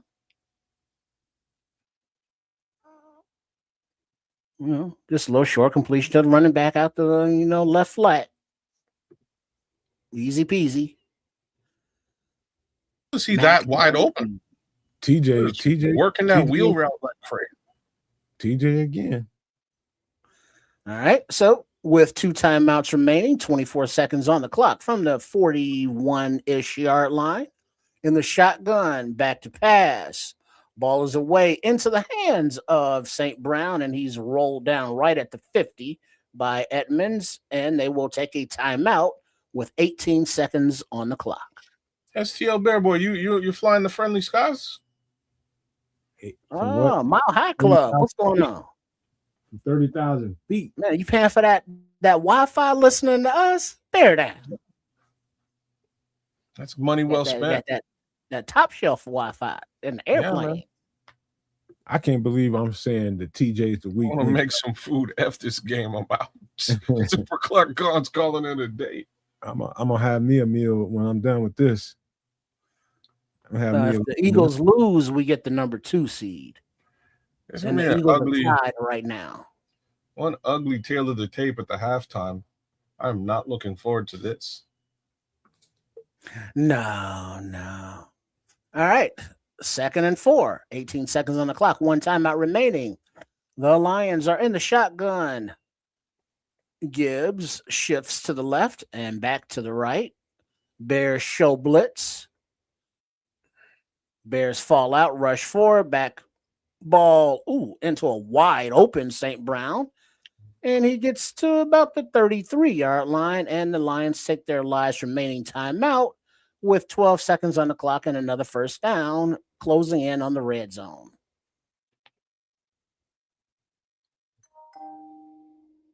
Damn. They picking on TJ. That's his area of the zone. Picking on him.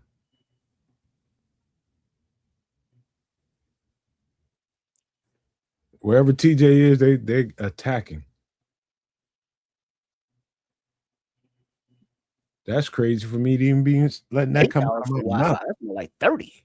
All right, so in the shotgun are the Lions once again. Gibbs to the right of Goff. Back to pass, 3-man rush. Ball is floated to the left side and out of bounds and complete. 2nd and 10.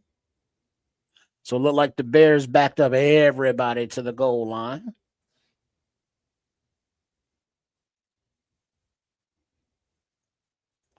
It's like, are they picking on TJ or are they picking on the scheme? Or are they picking on TJ in the scheme? Yep.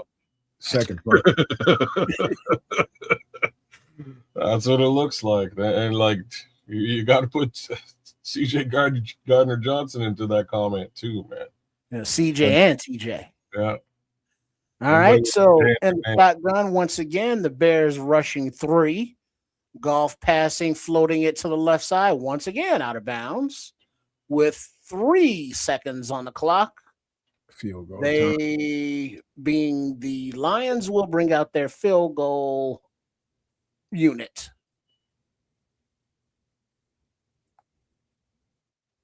Nothing. So far today, Jake Bates has made 2 field goals, 34 and 30. This one is a 53-yard attempt. Minimal wind, flags blowing a little bit to the left, I think. The kick is up, and the kick is wide left. No good. Sweet.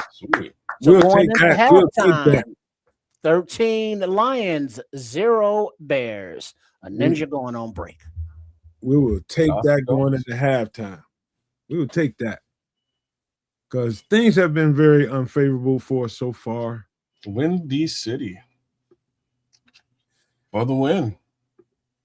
Man. Yeah, not really for the win. All right. So what the Bears are gonna have to do in the second half is, number one, they need to check and see if TJ is okay.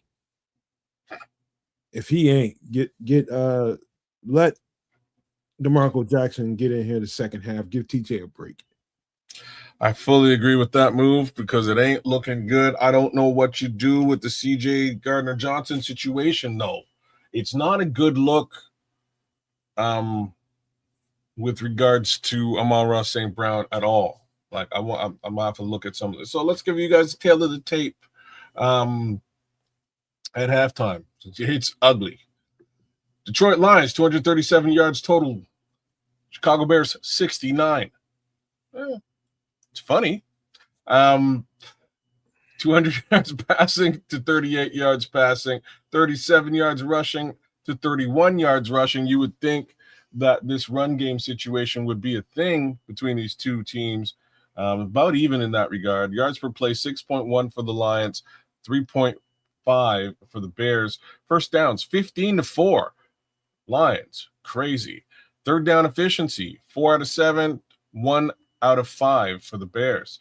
Fourth down efficiency, 1 out of 2 for the Bears, 0 for the Lions. Total plays 39-20. Sacks allowed 1 apiece. Punts 2 for the Bears, 10 penalty yards for the Lions versus 5 for the Bears. We're actually, beating them there. Yeah, man, that's kind of what this game looks like. We can get into the box score a little bit because I want to see. Amon-Ra St. Brown stand alone. Like, this is really what I wanted to see. 9 receptions, 110 yards, 12.2 average. That's gotta freaking stop. That's gotta stop. Can't have that. That's crazy. This has only been a half of football. Amon-Ra St. Brown is single-handedly destroying his team. I don't know what else to say. And now you look at the other guys; they're not slouches either. Williams 4 receptions for 42. Gibbs 3 receptions for 33. Even Tesla's getting in there. 18 yards, one reception on 18 yards for 1 reception. Pretty crazy. Looking at the Bears side of all this, there's really not much to talk about. DeAndre Smith is having a decent game on the ground. Kyle Monangai just really hasn't gotten out there. He has a single yard on 2 carries. Colston Loveland is trying to save the day here, but where are the shots to the wide receivers? And this is what I was saying earlier on. So there's only one pass going over to DJ Moore today, and it was behind the sticks. It was for 11 yards nonetheless, but behind the sticks. It's been all tight ends. No sign of Luther Burden.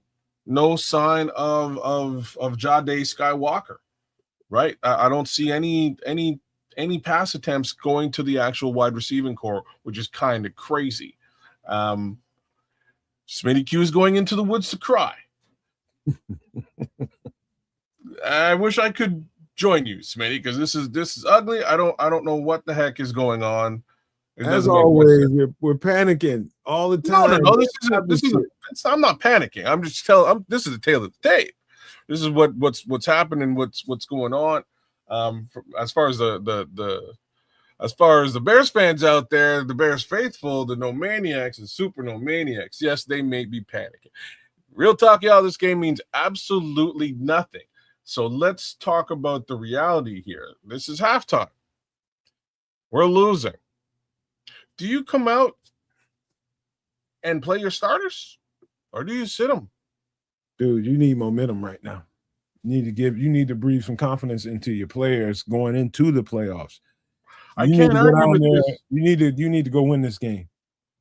I can't argue with this. I think they should come out and play these starters. I hate to say it, to be frank with you. I think they should come out and play at the very least this inaugural drive. The starters have to play. But yeah, that's y'all calm down, man. That's my thoughts. I think they have to go out there and play this every single week this year. People have hit the panic button, and every single week this year, I've told people, keep it cool, man. It's not that bad. Even though as bad as it looked in the first half and inconsistent as it looked, that's why you got halftime, man. The adjustments so far this year have been pretty goddamn good. Would anybody disagree with that? We've been a different second half team all year. If there's one thing consistent about an inconsistency within the Chicago Bears, is they've been inconsistent in the first half and very consistent in the second half and found ways to win games. Ain't that the truth? Is that false or true? No, these are the facts. Under normal pretenses, these guys go into that room at halftime and come back a completely different football team. Just about every game that they played this season. That includes the first Lions game, too. Only difference with the first Lions game is there was some sort of crazy, wild call that negated a touchdown, or else things I think would have been much less 50-burger than a competitive going.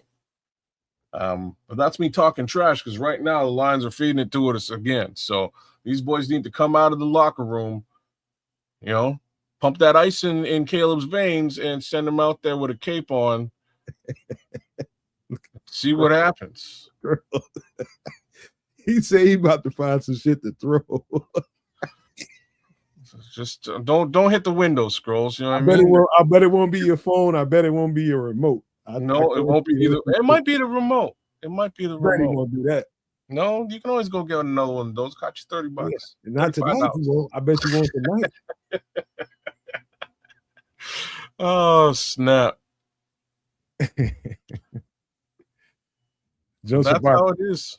He says, "No, man, why can't we have a good game throughout all four? I understand, but we need to play every down. I hope next year we can be it won't be the same thing. This is just who we are this year, man. This is just who we are this year. But this team has a lot of metal to it, man. A lot of metal to it. They've shown me too many times for me to just dive into an ostrich hole and bury my head in the first half, dog. I can't do it. Because I know what they're capable of. Yeah. That's just what we have going on this season. I have a feeling things are going to look slightly different next season. I think Caleb needs a little bit of time to just sort of clean a couple of things up within his personal game. And once he does, I think we're going to see what I'm trying to say is this is not the ceiling for Caleb Williams at all. We're like at floor one. You know, this ain't the ground floor. We're at floor one. I think there's still a little bit for him to grow and figure out, and a little bit of growth for him to accomplish. But I think he's come a really long way. I'm really proud of what he's been able to accomplish in this season, in these 18 games, and I can't wait to see what it looks like postseason. Because, damn, I had no idea this team was going to make it. That I'd be talking postseason at all with this team. I had no clue. No idea. But I'm super happy to do it.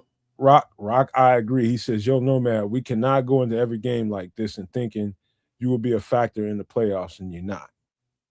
And yeah, man, some things are gonna have to change. Some things are gonna have to change. You gotta come into the playoffs with a different way of thinking. You're gonna have to play with a different level of intensity next week, for sure. There's going to be a different level of intensity that needs to happen, and I think they have it. I think they have it, and we'll see, man. I don't give a shit what this game looks like right now. I know what they're going to look like in the second half. They're going to put up some points. They will put up some points, and we'll see how this thing finishes off. But they put themselves at a deficit. Now it's time to fight out the hole. That's just where we are today, right now. And it's fine, man. It's fine.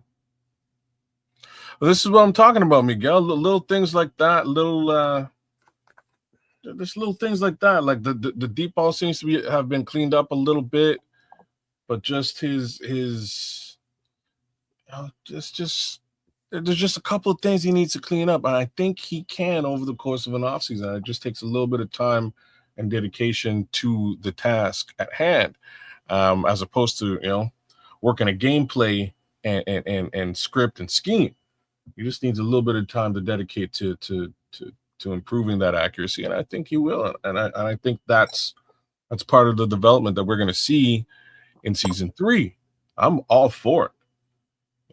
That being the case, I ain't punting on 2025 season, man. There's so much more that could be done, and we could see some of that development right before our eyes.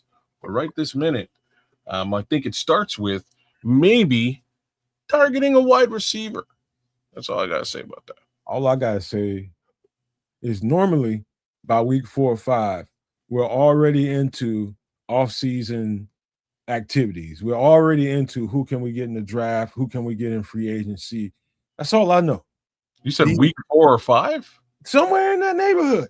It's usually apparent what the fuck. I'm laughing with you, bro. I'm laughing with you. You keep going. I mean, it's usually very apparent who the Bears are by that point in the season.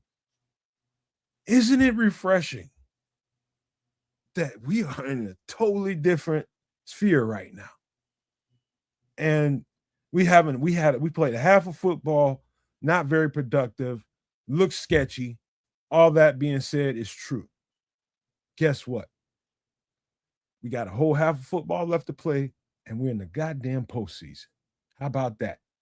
I don't want to hear no shit about what we're gonna do in the off season. I'm focused on right the fuck now. Yeah. That's what my energy is. We got to have to play football. Let's get it. Let's get it, Chicago. Yes, sir.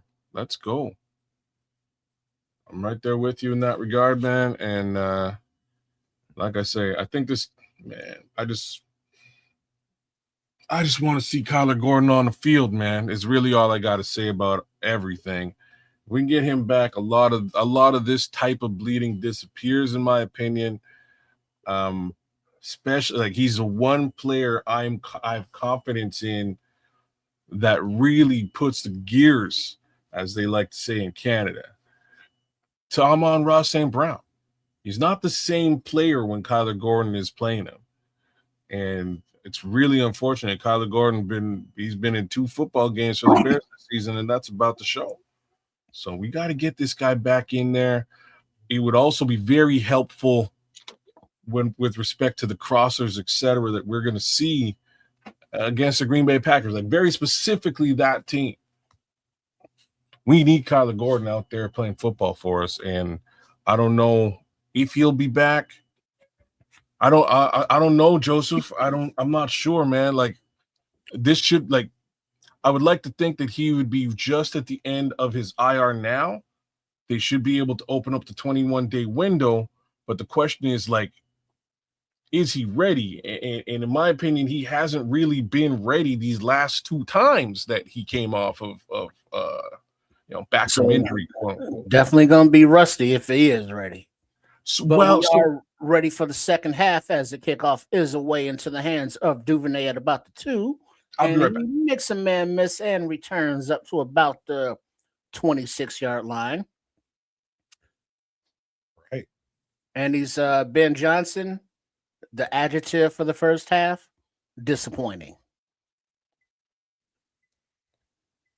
I know, Kevin. I try to stave that off every week, man. We just gotta change our energy, man. We do. We really do. All right. Under center is Williams. Who is that? Munungai in the game behind him. Munungai takes the handoff, runs to the left side, gets maybe a yard. Second down.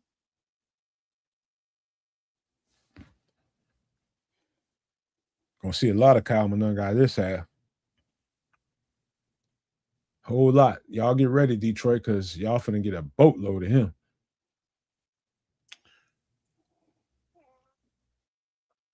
All right. And the shotgun is Williams. Munungai to his right. On 2nd and 9, takes the snap, passes away to the left into the arms of, who is that? Loveland, who was about 3 yards short of the sticks. So 3rd down. Yeah, Kyle Munungai's been out there. We ain't been on offense that much, bro. So 3rd and 4. Munungai still out there to the left of Williams, who's in the shotgun. Back to pass, looking right, passes right into the incomplete to Loveland, who was covered. 4th down.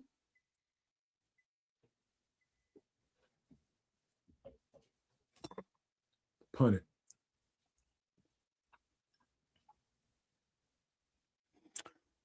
So on 4th and 4. That was a perfect pass. Bears will punt. Yeah, got his hand in there, the defender. Good play. Rock your sin. Perfectly played. And the punt is away. Fair caught at about the 20-yard line, where the Lions will take over with 13:38 on the clock, leading 13-0. All right, you guys. Time to take care of business, man. Please be the good humans and hit the subscribe button. That's what we do. That's what we good humans do. We enjoy content and we hit the subscribe button on all 3 channels. Sports Chicago style, at Kids of Canuck, and the Nomad Network, man. Please. I know that sounds cliche, but we definitely need support.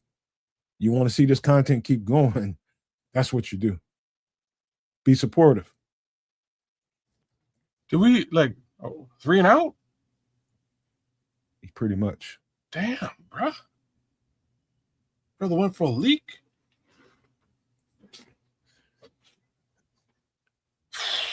Come on, Bears, man. This is crazy.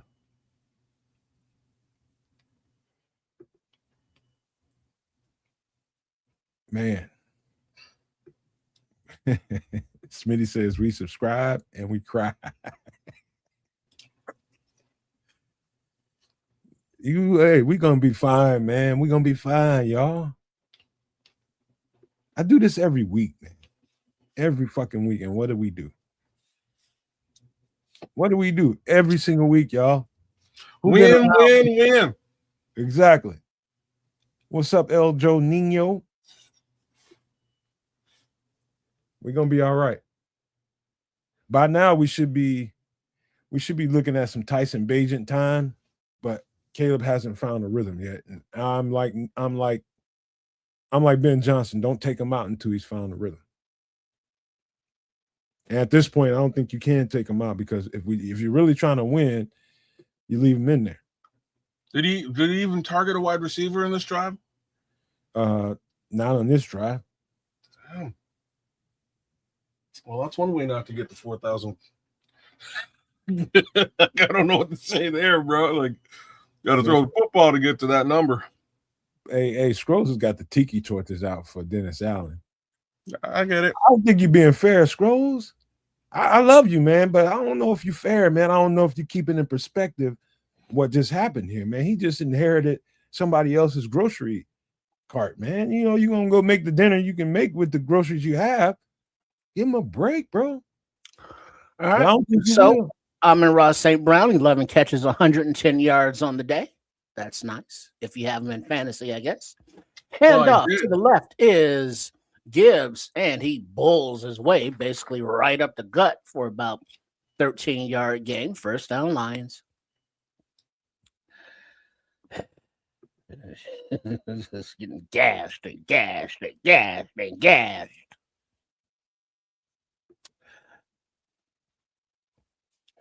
I'm gonna start cursing. Under center is Golf. Looks like Gibbs in the game behind him. Handoff to Gibbs, and CJ Gardner-Johnson meets him right there at the line of scrimmage for gain of 1, maybe 2 yards. Second down.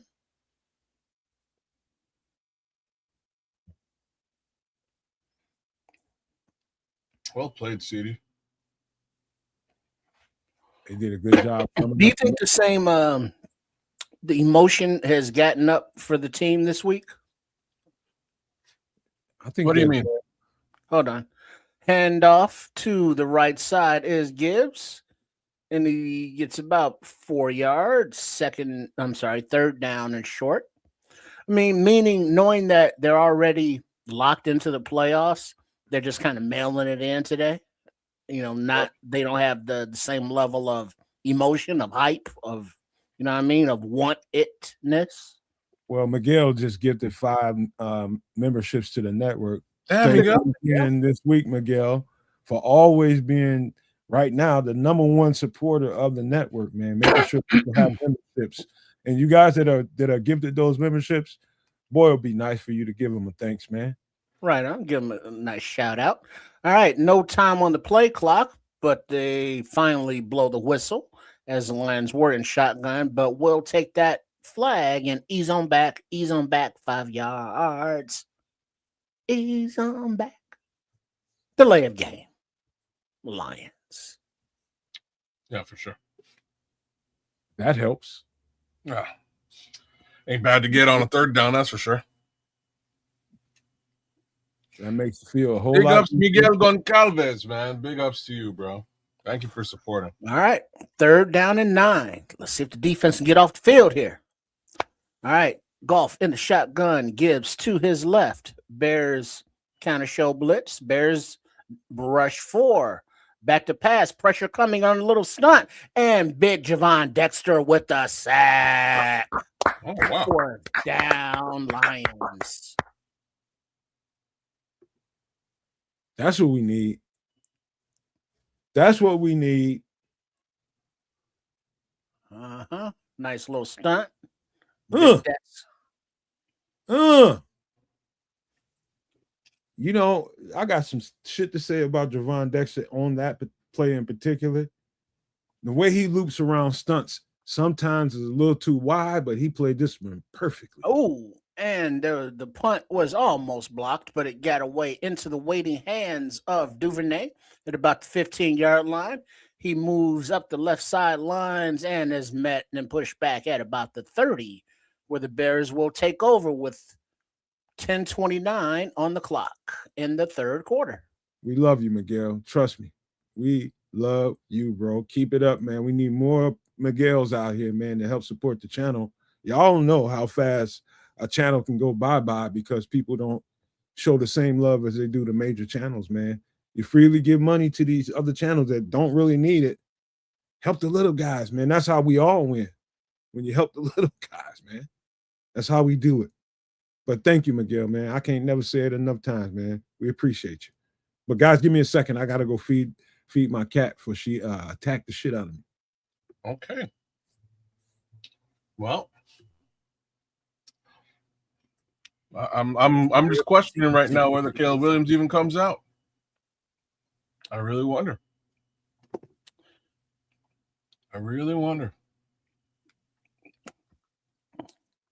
But yeah, they gotta get this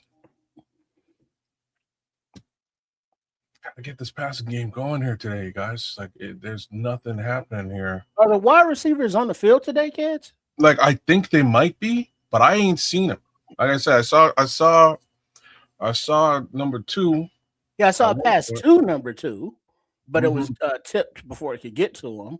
Oh, I think I saw number 10 out there, and I think I saw number 14, but it's just a very strange offensive game plan. well, Just looks weird, and I know it's not being successful in moving the ball, so it's gonna look like it sucks. But what are they doing out there today on offense? for if part of the task was to get to 4,000 yards, they're doing everything in their power not to accomplish that task. Like that's probably the easiest thing that I can say. But isn't the Lions' defensive secondary ass? Yes. So shouldn't we be passing all over that ass? If he targeted a wide receiver, potentially, yes. Right? Like, and this is where we are. It's exactly where we are. He's, for some reason, and I'm not sure if this is a Caleb thing or if this is the game plan. I don't know. But right now, it's all tight ends. Cole Kmet with 1, Colston Loveland with 5 receptions on the day. And that is out of 12 passes. So almost 50% of any passes, period, have been to the tight end group. So, right on. Well, let's see, because it's 1st and 10. We have a play action to the left. We got a roll out to the right and a pass to the right into the hands of Loveland. Complete for about a 6-7 yard gain, 2nd down. Speaking of, well, you tied in. There you go. 2nd and 4. Hey, there's Burton. He's coming into the game. Yeah, but there's DJ Moore wide open. Well, all right. We've seen that movie a lot too. 2nd and 4 under center. Oh, a little quick little jet to Burton. Ooh, makes a man miss in the backfield, spins, and he gets the 1st down. Nice run by Burton. All right. That boy's electric. My cat wasn't ready to come in, but I'm sure she'll come right back. Burton put him in the blender, Luther. Ooh, that's just all individual ability right there. All right, so under center is Williams. Looks like Swift is in the game. Swift gets the ball, stutters behind center, and gets about 6 yards into Lions territory, second down. You said that very casually. He's busting for 6. We'll take that. Yes, we will. Yeah. Then now that looks better. Loosen it up a little bit. I wouldn't even mind like a nice little deep post here out of this I formation. Play action. Williams rolls to his right, looks down the field, and it is incomplete to Jade Walker. Low pass, and he was open. That's okay, Scrolls. I wasn't always pro cat because I never owned one, or I don't own her, but she's You got to catch that, Jade. Just squeeze it in the bottom there. If you never had a cat, you wouldn't know what that feels like. All right. You got to squeeze that, Jade. I was just like you, Smitty. I just Third and 4. I wasn't a fan of living with him. In the shotgun, Swift to the right. Unalive is the call. And the snap, Williams looking to the left, escapes to his right, looking, dumps it off, in and out of the hands of the outlet Swift, incomplete, 4th and 4. And now you got to go for it. Yeah, they're getting him out of the pocket, rolling him out, but it's like nobody's open. He's not. Why that pass was behind Swift? What the F?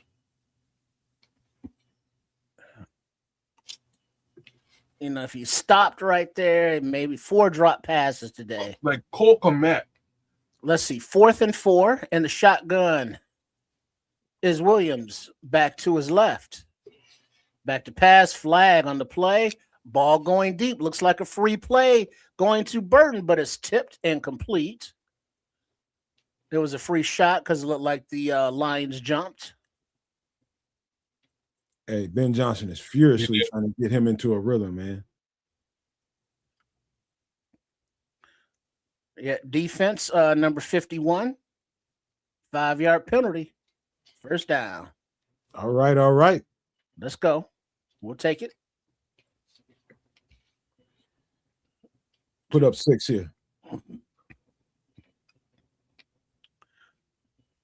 Yeah, that's the second week in a row we've seen that Caleb knew he had a free play and he chucked it. That's a little growth there. Mm-hmm. All right, under center, he is Swift behind him. 1st and 10. And it looks like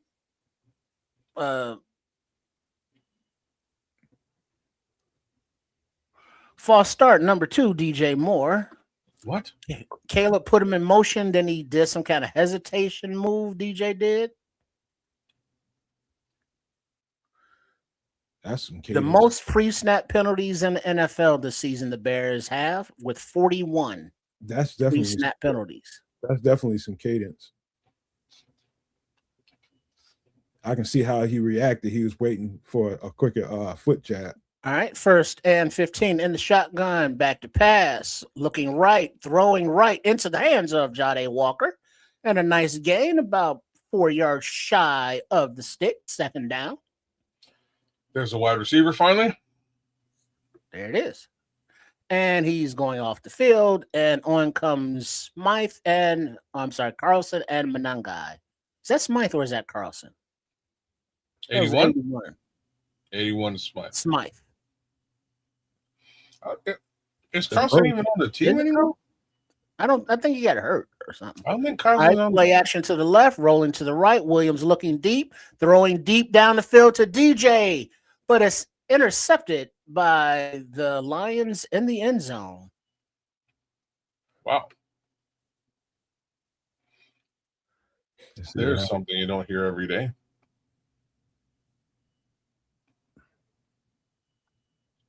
Oh, DJ didn't finish that route. Let me see that again.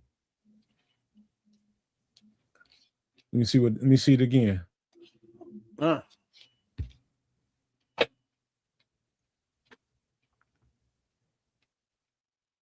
Oh, he just got cut off. Yeah, he got D'd up. He finished it. He just got cut off. The defender was in better position. Yeah. It wasn't DJ. It was just a better defense, man. He beat him to the ball. A little bit of both. Definitely wasn't DJ. A good throw and a good route. The defender played it better. Stayed over the top of it and beat DJ to the landmark. But that's kind of the beauty and the ugliness of being a fan, not just the Bears. All fans do it. But in the chat, there's a DJ pushed off instead of finishing the route.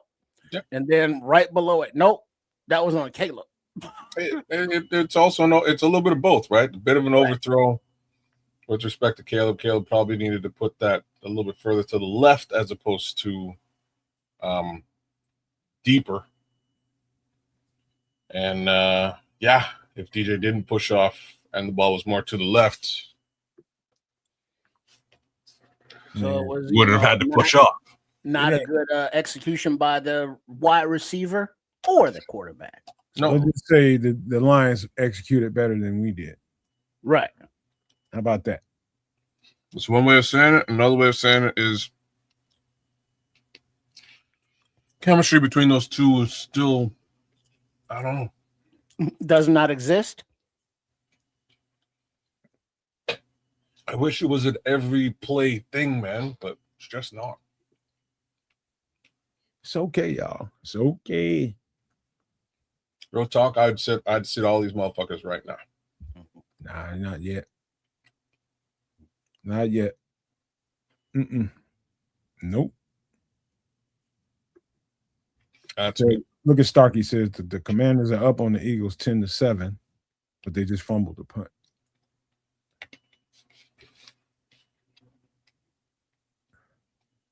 They just fumbled the punt. Nick thinks they should sit him. All right. So the Lions will take over at the 20 in I formation, play action to the left, throwing back to the right. And it is complete into the hands of number 11, Raymond, on a little bubble screen for a gain of about 10, 11 yards and another Lion first. Oh, sorry, check that. 9-yard gain, 2nd and 1. That same play to Jameson. Oh, it's 11 this time. Tesla? Who's 11? Raymond. Khalif Raymond. Great play. All right, 2nd and 1 in the shotgun. Bears showing blitz. Bears bring blitz. Blitz does not get home. Ball is open to the hands of a wide open number 11, and he rumbles on down the field into Bears territory about the 45-yard line for a nice jump play. 1st down, Lions. Damn.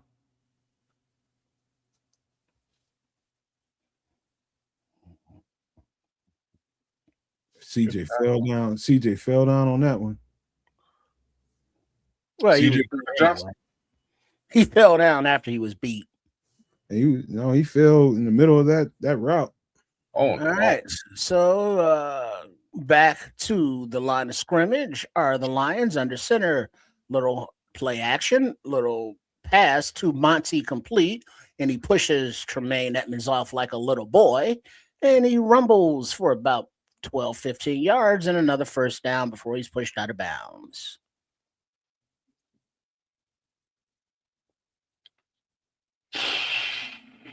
Damn. Ooh.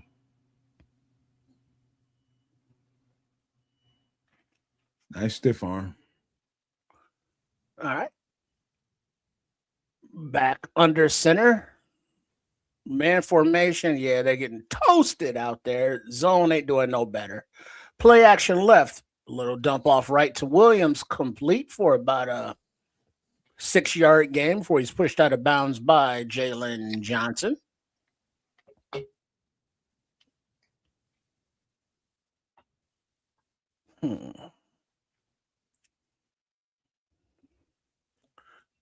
Holy Still right there, y'all. 2nd and 1. Just getting gashed.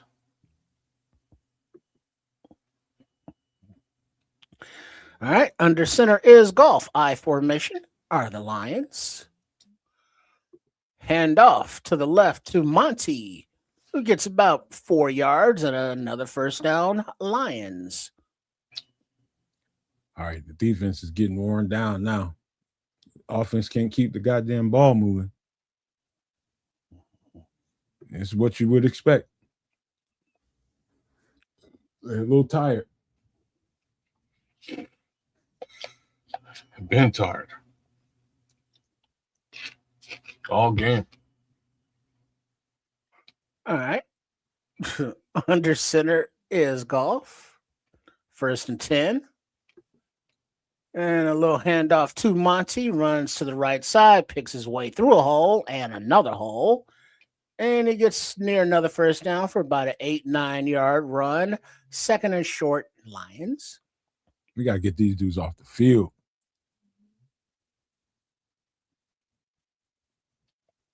Oh, no. Not only are they moving the ball, they're chewing up the fuck out of the clock.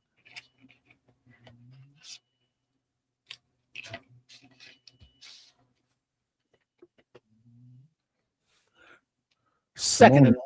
In the shotgun, we got that funky formation with Monty as the quarterback. Gibbs to his right. The Wildcat. Monty hands off to inside once again to Gibbs. Dexter mixes the tackle at the line of scrimmage. With the second surge, he looks like he got the first down. Lions, 3:26 and ticking in the third quarter. Well, Mr. Mayhem, it is a revenge game, just for the other team. Yeah, the time of possession, Detroit, 26 minutes, 13 seconds. Chicago, 14 minutes, 54 seconds. There's a little discrepancy there. They are tired, Michael. I mean, you can. They're only built to do so much, man. They've been on the field majority of the game. The defense. That's not All good. right, so the Lions let the clock tick down and then decide to take a timeout and take their first timeout of the second half with 2:54 on the clock in the third quarter.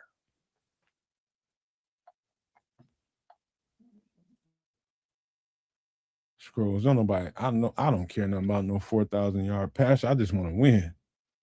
Well, it would have been cool. Yeah, of course it would have been, but I don't care. I just want to get a dub against these bastards. Fuck all that. Fuck a stat. I want a W. That's the stat I want. Shit. See, fuck all that. Who cares? I don't.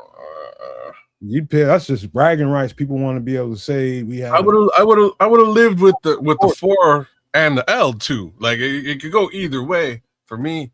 Man, that's so arbitrary, man. It is. I'm just saying it could go either way for me.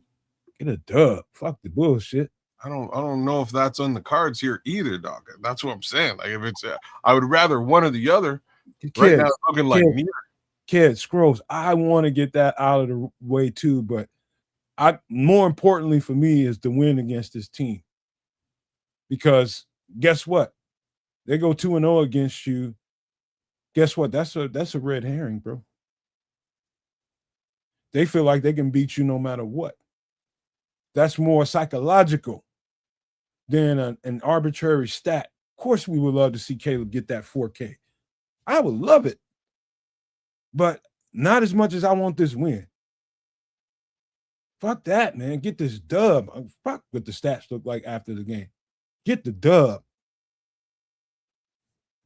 Figure out how to get this dub.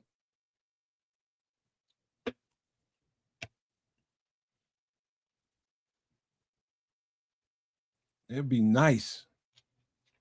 I just don't like Detroit. The thought of Detroit beating us twice, I don't like it. Do not like it.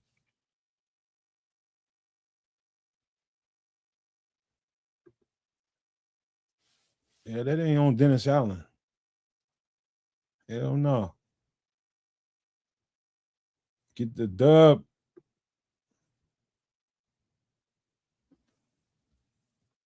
And something else too, man, going into the playoffs, I don't like the offense not being able to execute like they should. I do not And the like shotgun from the 10-yard line, 1st and goal, are the Lions. Back to pass. Ball is away, but tipped at the line by a defensive lineman. Incomplete. Grady Jarrett got a hand on it. Paw, if you will. Good Grady. Mini tank.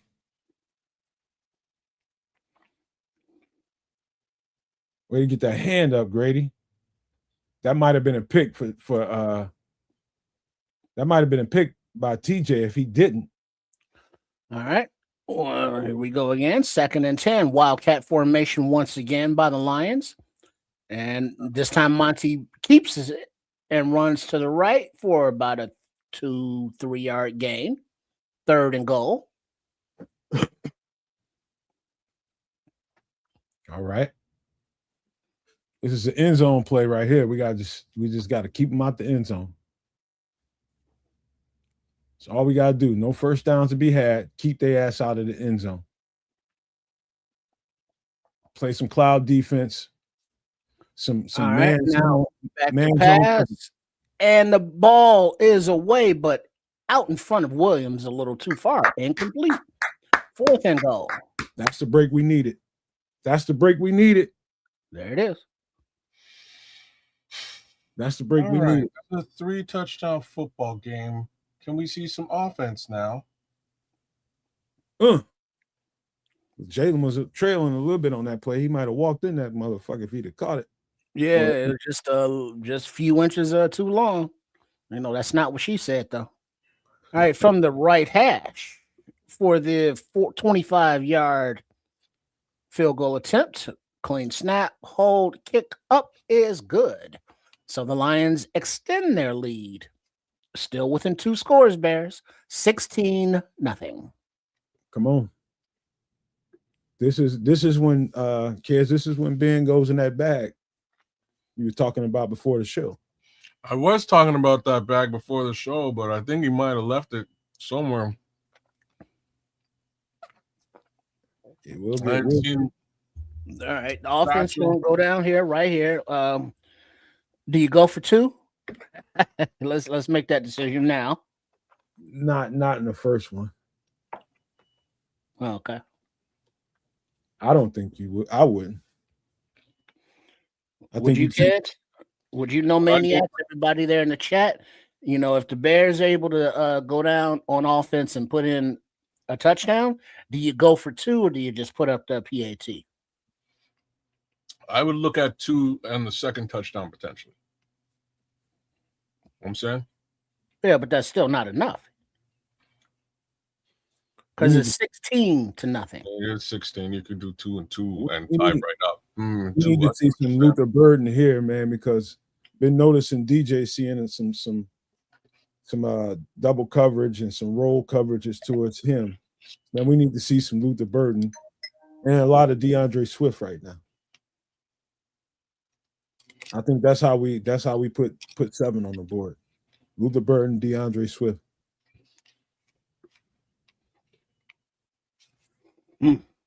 Yeah, ain't no need for going on the first TD. You save that if you need to go for it the second time around. You wait. Yeah, but then even if you get it, that's still 15. You're saying it's 15. It's a prerogative thing. He may go for it on the first time. He might. He very well might. You know what? Just considering the math there, I would do it. Considering the math. So you can tie this game in 2 shots. You do that. If you miss it, you need that third one regardless. Let's just get down the field and put 6. But these are kind of the decisions that have to be made, in that offensive brain trust right about now. All we need, if we can get down this field in this quarter with and finish with Yeah, Minister Charles, I'm with you. I made a mistake on that one. Finish with 7 minutes on the clock. Play some defense. We're all right.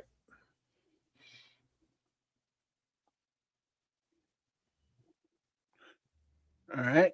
So there's still time on the clock. It's still only the third quarter with 2 minutes and 11 seconds as the Lions line up for the kickoff, and the ball is away into the end zone and down for a touchback. Caleb And better just an come. update here, there's a score in the Eagles Washington game. The Eagles take the lead 14-10 with 4:49 in the third quarter of that game. Playing with backups too. They got Tank backup Bigsby quarterbacks in. scoring the touchdown there, kids. Tank Tank Bigsby. Bigsby? Oh, we got Yep. tanks all over the place here today. Playing with backups. Multiple All right. tanks. Under center is Williams. Play action to Monangai. He escapes to the right under heavy pressure. Throws a ball just over the outstretched hands of Colston Loveland, who goes out of bounds, incomplete. Come on. He's under so much pressure, he just couldn't get the ball to him. We gave him life. Now we gotta take it back. Gosh. Oh, because he was there over his head. Oh. Hey, Colston is loving a shoulder. He's nursing a shoulder or something. Yeah, he looked like he's hurting a Yeah, little he bit. came down a little awkwardly, maybe got a little stinger or something. And the shotgun is Williams. Is that Monangai to his right? Monangai takes the ball and runs over a guy right at the 40. He runs hard. Third down Bears. About a 6-yard run there.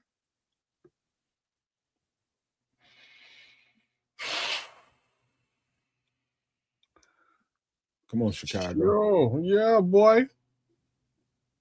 Yeah, that's not a drop, base. He couldn't even reach the damn ball. What you mean another drop?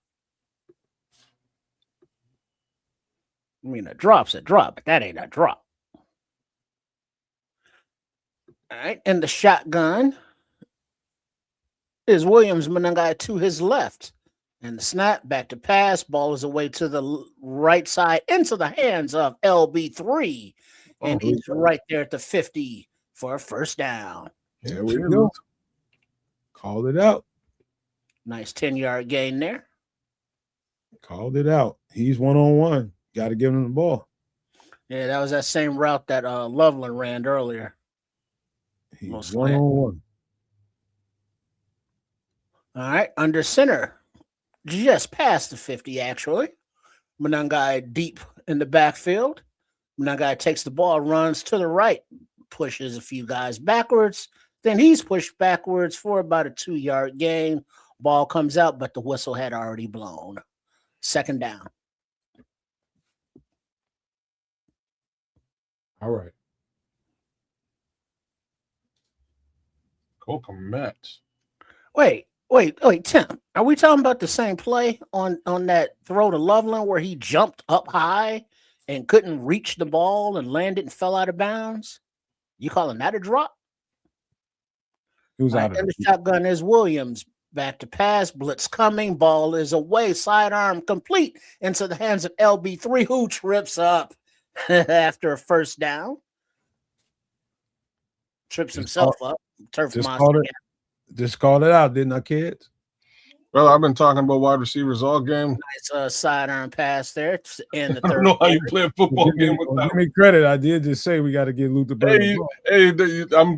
Take whatever credit you want. I'm just saying. I don't know how you win a football game without targeting your wide receivers. Specifically, I called out Luther Burden for a reason. You did. I don't know. He's starting to get a little bit of rhythm. Yeah. You got to target a wide receiver. You know what I'm saying? Like we were at okay, so Luther Burden seen 2 targets all game. DJ Moore seen 1. Jade Walker seen 1. There's 3 targets to wide receivers on the day. There was a target to DJ. There was one that was picked. Then there was one that was tipped that didn't make it to him. So then 2 more. That would make a total of, let me just say 6. 1, 2, 3, 4, 5. Okay. Yeah, Luther stays on his feet on that one. That might be a different conversation. Yeah, you get a little bit more. So He's he's trying one. to Caleb Williams is 11 for 20 right now on the day. And you just accounted for 3 more targets to the wide receiver that unfortunately didn't get pulled down. The rest have been to tight ends. And a couple, nothing to the running backs. Nothing to the running backs on the day. If there has been, it just hasn't been pulled in.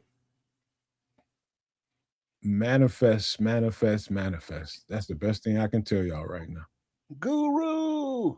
These are the words that I manifest. I manifest. Neil Red, we appreciate that. Thanks for tuning in. Thanks for tuning in. And don't say it's over, man, because we've seen stranger things. Nothing is over until we decide it is. Next thing you know, everybody's getting all exciting, ass sweating, and we're in a tight game, man. Defense ain't made no plays yet, but they do for one. Yeah, defense is due for a turnover. Yep. And all it takes is, the right pressure, and there it is. And there's a brand new game. Oh, y'all, you're a Goff, man. I mean, that's the way that this entire season has been going. Some people are just in here for that 4K thing. And I understand it, but it ain't, man, what's more important? All right, here we go. Wait, hold up. Wait, we come out empty backfield in the shotgun, but there's a flag before anything could happen. Pre-snap. God damn it.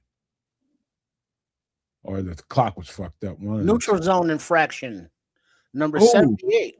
We got penalty. First down. We got lucky there. We'll take that. Hell yeah, we'll take it. So defensive tackle T. Lacey, number 78, got into the neutral zone to start the fourth quarter. Still 15 minutes even on the clock. So the Bears come out 1st and 5 now. Williams under center, Monangai in the backfield. Monangai takes the ball. Monangai pushes his way forward through the center for about 2.5 yards. Second down at about the 25-yard line. Second and about 2. Well, the fourth quarter has just begun. Oh, Kyle, you should have went right with that, but whatever. You could have broke. You should have went left. Left, sorry, my bad. You're right. It's left. All right, 2nd and 2 in the shotgun is Williams. Monangai in the game to his left. LB3 in motion to the left. Lions showing blitz. Lions brain blitz. Time in the pocket. Ball is deep down the middle into the end zone in the hands of Jade Skywalker. What do they call those things? Oh, and Jade doing a little dance. He's not doing the Skywalker. Oh, he's not doing the sky. He's not doing the slide. No, he's doing a little dance, whatever the hell that is. Oh, baby. But that is 6 points. I will take that. You're at a nice post. I got him a new dance. I got a new dance. I got a new groove. Mm-hmm. Y'all. Skywalker. Y'all going on out of here with all that ass sweat, man. We ain't trying to hear all that shit. Ass sweat. Right. Man. That's So what down by 10. Right today. now, the Bears come out to line up to go for a 2-point attempt. Oh, they came early with it. Okay, Under center is Williams quieting the crowd. Monangai in the backfield. Komet in motion to the left. Monangai takes the ball to the left. Monangai pounds his way into the end zone for 2 points. There it is. 18-6. There it is. That's called rhythm. That's called rhythm, y'all. That's called rhythm. That's why you score here, you go for 2. The answer is yes. Hey, that's Harold Melvin and the Blue Notes. Rhythm. We got rhythm. Go for it now while we got the energy. I love it. So that there you go, kids. It depends on how well we was moving the ball. You spotted brother, I'm saying motherfucker right now. Then hit a wide receiver. Blood pressure medicine handy. Hit the wide receiver wide open. A beautiful thing. You've now finally broken 100 yards passing. We're on our way. Let's do that again now. We got Bears growling. The Bears are growling. Let's go do that again. But first, we need to stop these punk-ass Lions here now, defense. Who's got the best bear growl right Hopefully, now? y'all got a little bit of rest with that drive. Just a little bit of rest. Hey, Trips. Yo. All I hear is the bear's coming now, boy. I'm telling y'all right now. Wait, I don't want to think about that being the sound of a bear coming, but thank you. Gross. You would take it there, man. You know, You said it. Pause.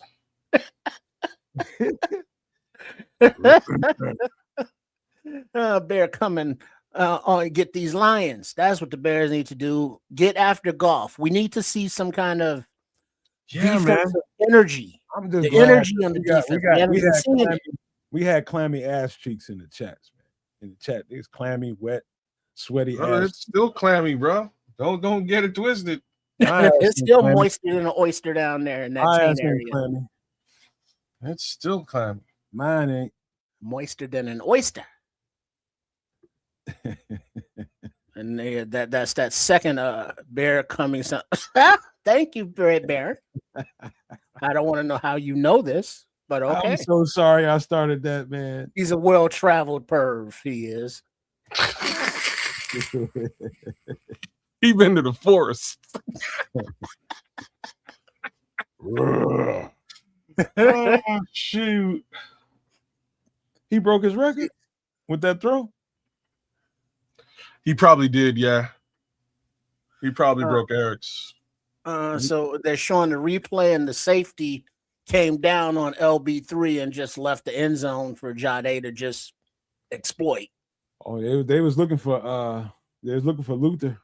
Mm-hmm. They rolled a little coverage to his side. Oh, gave it up. Oh, no, he stepped up. Oh, that was it. Gave it up. Good, yeah. Good recognition by Caleb, though. Beautiful. Nice that pass. was schemed, though. That was schemed up.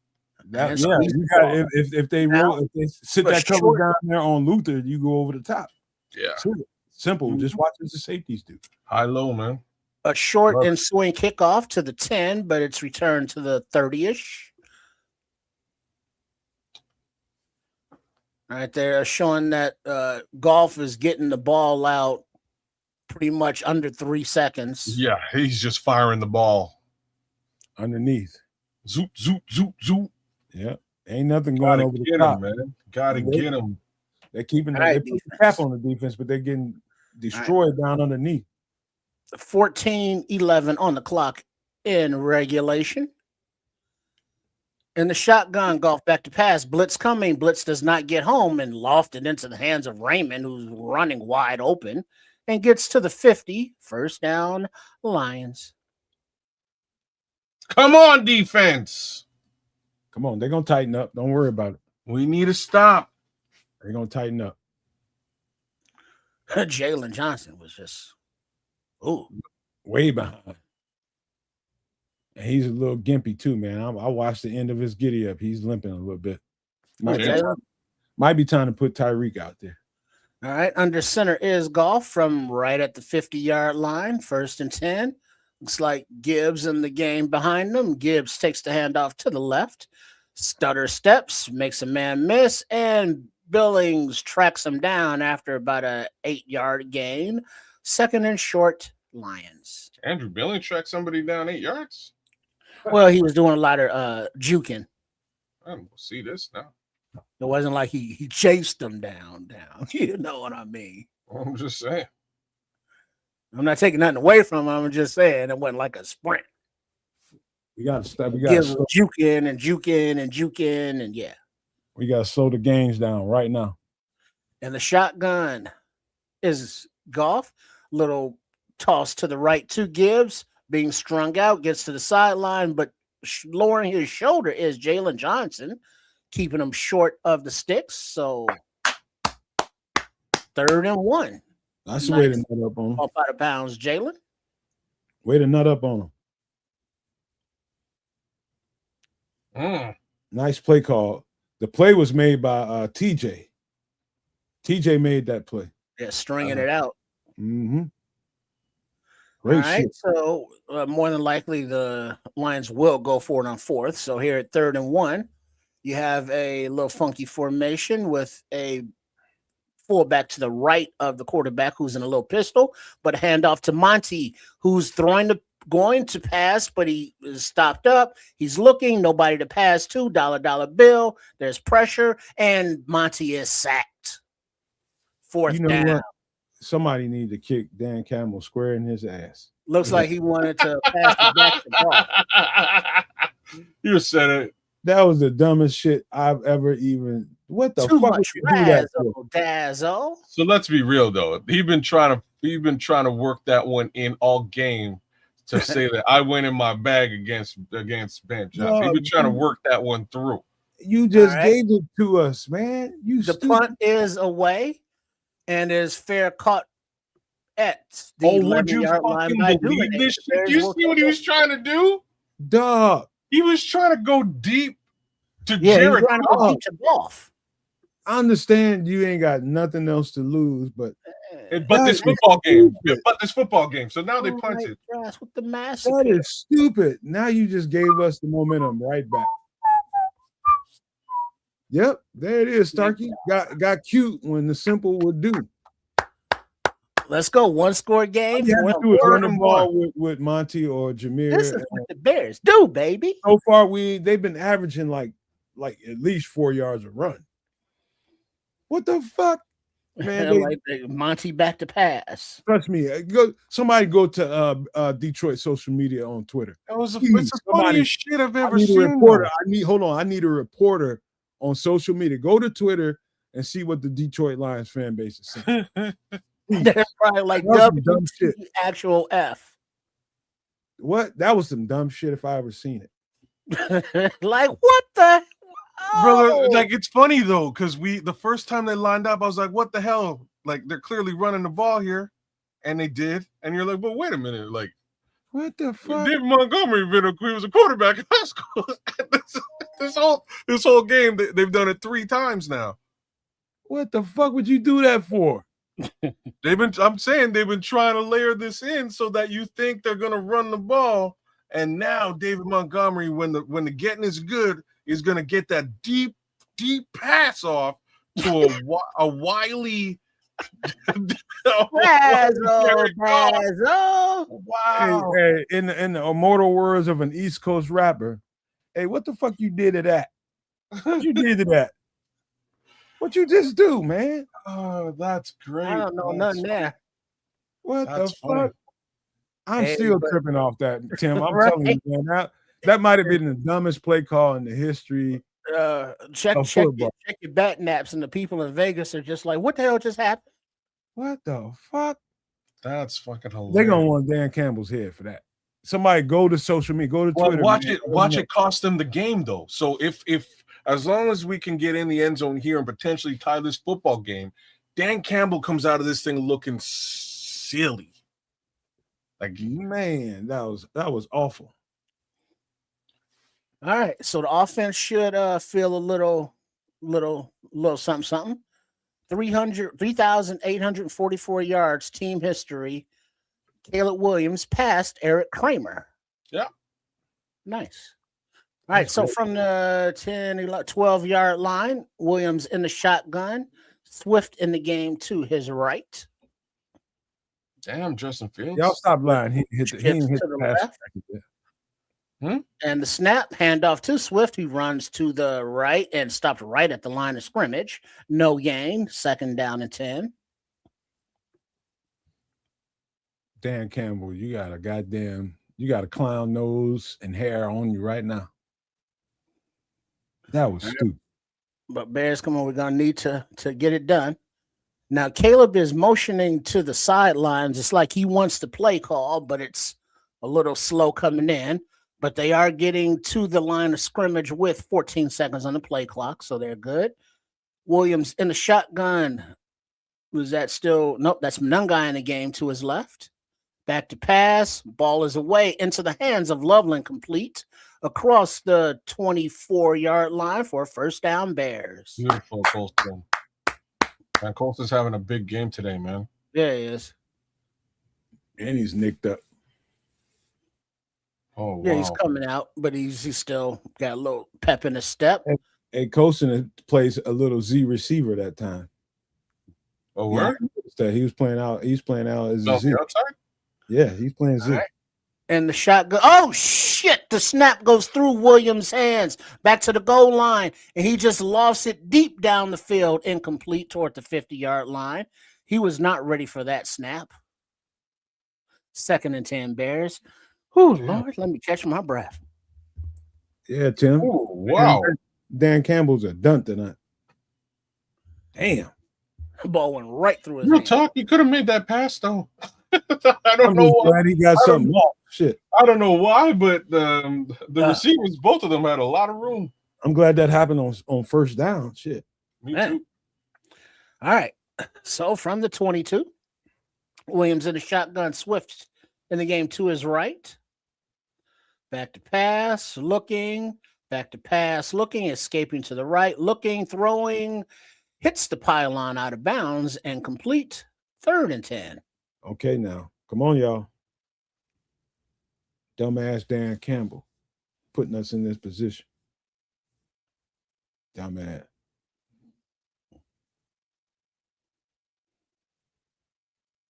Hmm. All right. Now we need one of your best plays, Ben Johnson. All right, 3rd and 10 from the 22-yard line. Williams in the shotgun. Swift to his right in the backfield.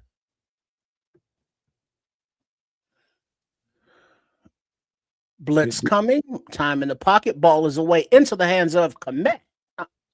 And he gets past the first down marker by about 6 yards. First down, Bears. Let's start into today, man. Hell yeah. Come on. Come on.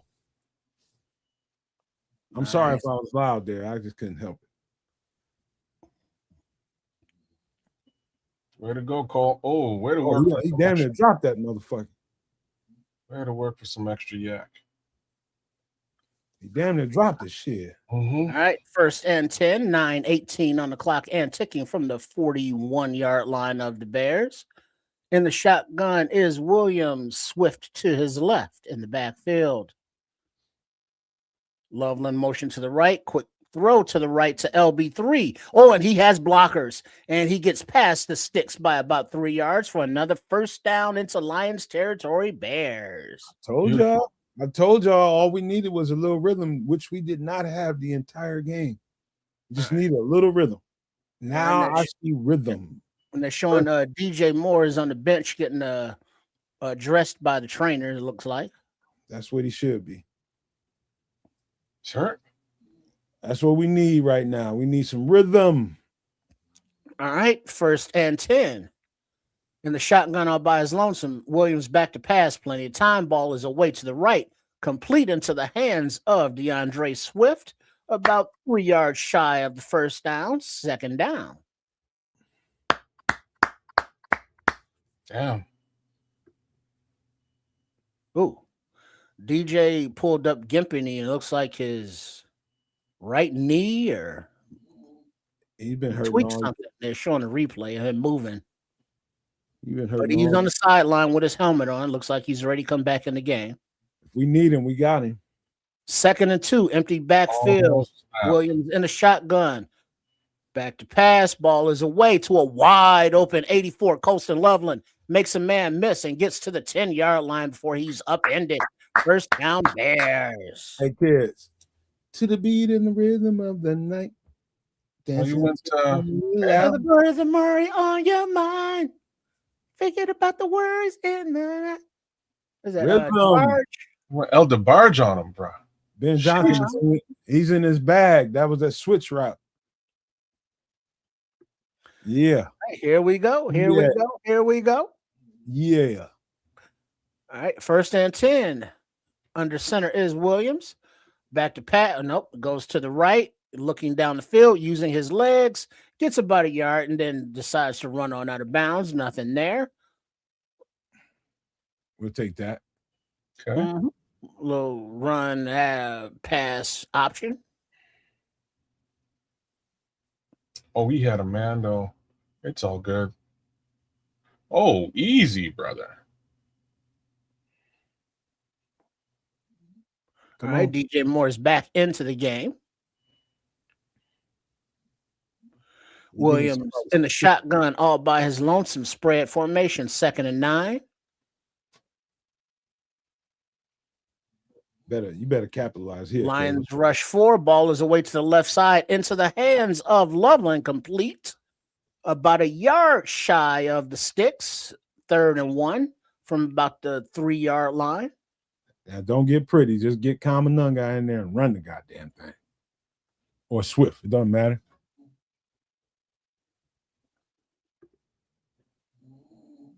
I don't care who you put in. Just run the goddamn ball and make a man You up. got Swift in the game. Lone back. Williams under center. Can at the line. Hand off to Swift, who stops and cuts on a dime, stops again and cuts on a dime, and gets past the sticks for a 1st down, but there is a flag on the play. Of course there is. Couldn't have anything. Preliminary call is on Detroit. Okay.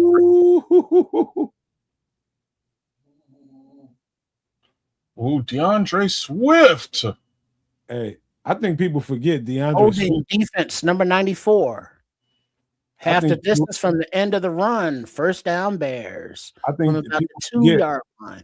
I think people forget DeAndre is a cast off from Detroit and got something that he's got an edge to him when he's playing them. Yes, indeed. It ain't just David Montgomery out there who's a pissed off running back with respect to their former teams. That's right. Say that one more time. Just say, don't get cute down here. That's right. Smythe is in at the fullback, Manungai at the running back. Manungai play action, passes away to the back of the end zone into the hands of Loveland. El Toro for a Bears touchdown. Yeah, Colston's killing it unaliving it. Hey, Triple R. Yep. To the beat and the rhythm of the night. Jesus, man. Worry about the trouble on your mind. Hey. You're making the part sound like that. Hey, Smitty's wife said no singing on this motherfucker, please. Smitty's wife is right. Let's go. I gotta give it to him. So with 5 minutes and 25 seconds on the clock in the 4th quarter, and the score, Lions 15, Bears 14. Bears coming out to go for 2. All right, Manungai in the backfield for the 2-point attempt. Williams is under center. All right. And motion to the left is LB3. Handoff, nope, play action, plenty of time. Williams looking, escaping to the right, throwing into the hands of Komet, and it is caught for the 2-point conversion. That Dan Campbell. Oh. Feel that, Dan Campbell, bro. That's on you, boss. That's on you, Dan Campbell. Oh, man. Cole Komet holds that ball, though. We're going to call him Dad. We're going to call him Dad from now on. D-A-D. Dumbass Dan. That's what he is. He's dumb. He's dumb as shit. Who's dumb? He is dumb as all get out. Man, that was a helmet-to-helmet Dan hit. Campbell? Dan Campbell, dumb as a motherfucker. In the dirt. But he held on tight to that football, y'all. And we have a tie football game. Who was in here saying that they turned the game off and the game was over? I gotta find out who that was in the chat. Hold on, kids. They said they turned the game off, but they were just listening to us. And I give them mad respect and love for listening to us. But Neo Red, I hope you listening still. Neo Red it's a tie football game. That's Neo Red Pill. Neo Red Pill, bro. So whether you're listening on the Nomad Network, whether you're listening at Ceds Canuck or it's Sports Chicago style, make sure you are subscribed to all. But yes, you are in the right place to be for this live call and reaction to this incredible Game 18 for this thus far incredible first season for head coach Ben Johnson. And this is what we're getting, more down to the wire, never say die, good, better, best efforts. Hey, Trips, can I get a little bit of runway here? And this is just in case I'm listening to some Don, or if Don Burr is listening to us or watching us. I just want to say this to you. If you think you're lonely now, wait until tonight, girl.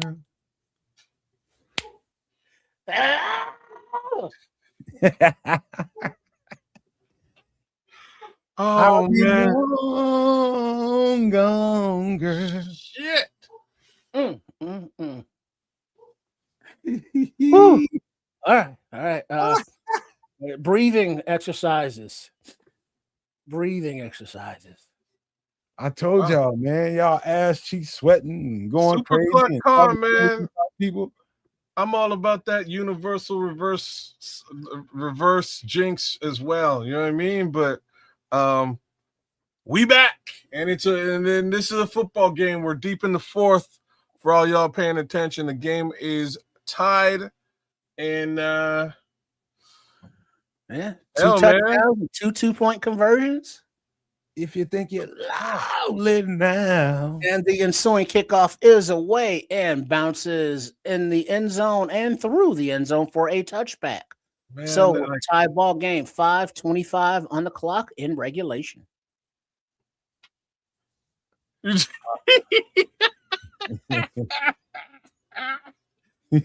a good business of Charles Johnson. He said, "No, man, you got to stop. You just lost 18." He said, Mr. Big's out there somewhere rolling in his. I can't do it one more time. I stopped there. I can't do it one more. You got Rome over there jumping up and down, getting the crowd amped. All right, the Soldier Field is rocking, y'all. Don't come a knocking. All right, under center is Goff. Can't hear, having trouble. From the 20-yard line, back to pass. Little dump off floater to the right over the hands of the outstretched Gibbs. Incomplete, second down. Come on, defense, come on. Smitty say his wife cussing her ass out. So, like, just for she done told y'all earlier. I can sing. I ain't working unless I'm in the shower. I'll let y'all know. All right. Now we got to update a tie game. Washington, Philly, with 8:49 in the fourth. They're tied at 17. We got play action, back to pass, pressure coming. Ball is away, complete to St. Brown, but he's wrapped up after about a 3-yard gain by TJ Edwards. Third down and about TJ. Yeah, TJ. Destiny belongs to us. Us. Get him, TJ. Yeah, TJ. On his ass. Get him. Yeah, ain't none of that dunking off. You're going to have to go down the field, homie. All right. 3rd and 6, 4:48 and ticking in regulation. Gibbs to the right of Goff, who's in the shotgun on 3rd and 6. Bears adjusting on the defensive line. Bears rush 4. Ball is away into the hands of a wide open Williams, who beats JJ across the field and runs out of bounds after a huge gain. Goddamn crossing pattern. It looks like JJ pulled up lame or what? He just stopped running. He's been hurt. Man. Last couple of plays. Look at him. Oh, Jalen Johnson, you need to get the fuck off the field, Doc. Yeah, it's time to put Reek out there. Put Reek out there now. He was with him the whole play. He just ain't there. He's tired. He's gassed. I'm saying that as if like Williams on a cross ran super fast. He's fast. Handoff to Monty to the right side, and Dom Rob jumps on his back as they both land on Grady Jarrett after about a 3-yard gain. Okay. 4-yard gain. These crossers are killing us. Ooh, Grady. I hope Grady is all right. There's a lot of weight landed on him. Mm-hmm. Yeah. All right. A little handoff to the right is Gibbs, and he breaks a tackle from Grady, and he gets just short of the sticks. Come on, Bears. 3rd and about 6. Are they in field goal range yet? Let me see. Yeah, they're close to it. All right. 3rd and 1. So obviously 4 down territory. Let his ass run the ball now. Golf is under center.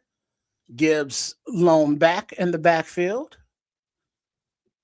Handoff to Gibbs right up the gut, and he picks his way for about a 5-yard gain and a first down. Shit. That's all his dumb ass had to do in the first place. Yeah, but they want to burn clock, brother. If you're cluing in, I hope, Right at I hope 3 Ben Johnson minutes is ticking. cluing in as well. Now we need to play because they're in field goal position now. He probably should have stopped this clock. Now we Right, need to come on, defense. we need to play. They had 3 timeouts. They had time. It's just need to stop from about the 40-yard line are the Lions. 1st and 10. Golf under center. Monty gets the ball, runs a little bit to the left. He makes 2-man miss and steps out of bounds right at the first down marker. Shit.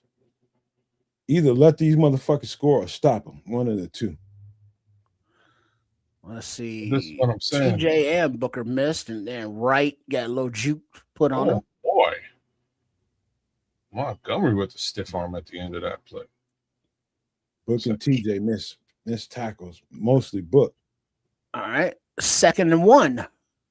Clock is stopped at 2 minutes, 30 seconds. From about the 30-yard line. Under center is Golf. Monty behind him. Oh, and Dollar Bill Billings jumps the snap. And he's in the backfield before the ball. I think that's his 2nd today. Damn, it is, you guys. This is not a good defensive showing for a team. Yeah. Encroachment 97. I like that. Penalty, first down. That is one good thing, Starkey. He stopped the clock. That is true.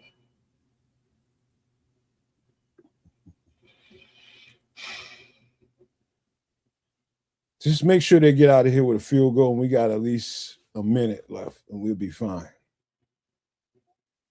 We'll be all right. So that might have been a designed jump off to save time on the clock. Nice. Yeah. Right, under center is Golf. Back to pass. Dumps it to the right to Monty, who was covered by Jackson. So it's incomplete as Golf just threw it to his feet. Beautiful. Stop the clock once again with 2:26 on it. 2nd and 10. That's a play detection call. They're trying to figure out what kind of coverage they're in. That's all that was. That was okay, what we're doing. Okay, now we're going to do this. We think they're going to do this. Now we're going to do that. All right, so from the 25-yard line, 2nd and 10, 2:26 on the clock. In the shotgun is Golf. Monty to his left. Bears show blitz. Bears bring blitz. Blitz does not get home. Ball is away, but ball is no place near a receiver and goes out of bounds to the left, incomplete. Move his ass out the pocket. Now, why is that not a? That's not a flag. So all you got to do is move him out. 10 yards out of bounds. Okay. Why is that not intentional? There's No, there's a flag. There's a flag. All right. Wait, who is that number 86 for the Bears? Kalinick, the tight end that they just brought up from the practice squad, was over emphatically calling intentional grounding, and the refs threw the flag. Yeah, you, brother. Who are you? Kalinick? Something extremely rare that I've haven't really seen all year long is fucking Kevin Byard at the line of scrimmage on the blitz. Dime package in. He was happy, man. Kalinick, he was like, damn straight, I got this. All right, so it's 3rd and 20 with 2:23 on the clock in regulation. Rome is into it. Well, look at that. Is that Roshan Johnson there next to Rome? From the 35-yard line in the shotgun, Gibbs to the right of the quarterback, back to pass. Pressure, ball is away, ball is tipped, ball is intercepted into the arms of Kevin Byard, and he's returning up the right hash to about the 26-yard line. What the fuck did I tell y'all, man? What did I tell y'all? We due for one. Yo, somebody in the chat just called this, bro. I did. No, not you. You ain't in the chat. You work here. Who's somebody just called it an at. Another one. Another one. Who called it? Oh, here it is. It's Bic, the homie from Twitch. He threw into. I mean, Brisker got a hand on it. Edmonds got a hand on it. Tremaine just came got a in. hand Let's on go. it, and then it landed into the arms of Brisker. I told y'all we was due for one. Oh, we were, and we got it. And the man who got it is leading the effing league in turnovers. All right, so under center, he made the last 2 plays. Is Williams, Manungai in the backfield, 1st and 10 Bears. A quick, yeah, it was a quick pass to the left to Burton, who was open, but it had it bounce off his hand and almost intercepted Befalls, harmlessly incomplete, 2nd and 10. Yikes. Whew, girl. Let me catch my breath. Oh, damn. Oh, you just threw that a little too hard. Come on, Luther. You got to grab that. Grab that shit, dog. All right. 2nd and 10, under center, Williams, Manungai. Play action, back to pass. Oops.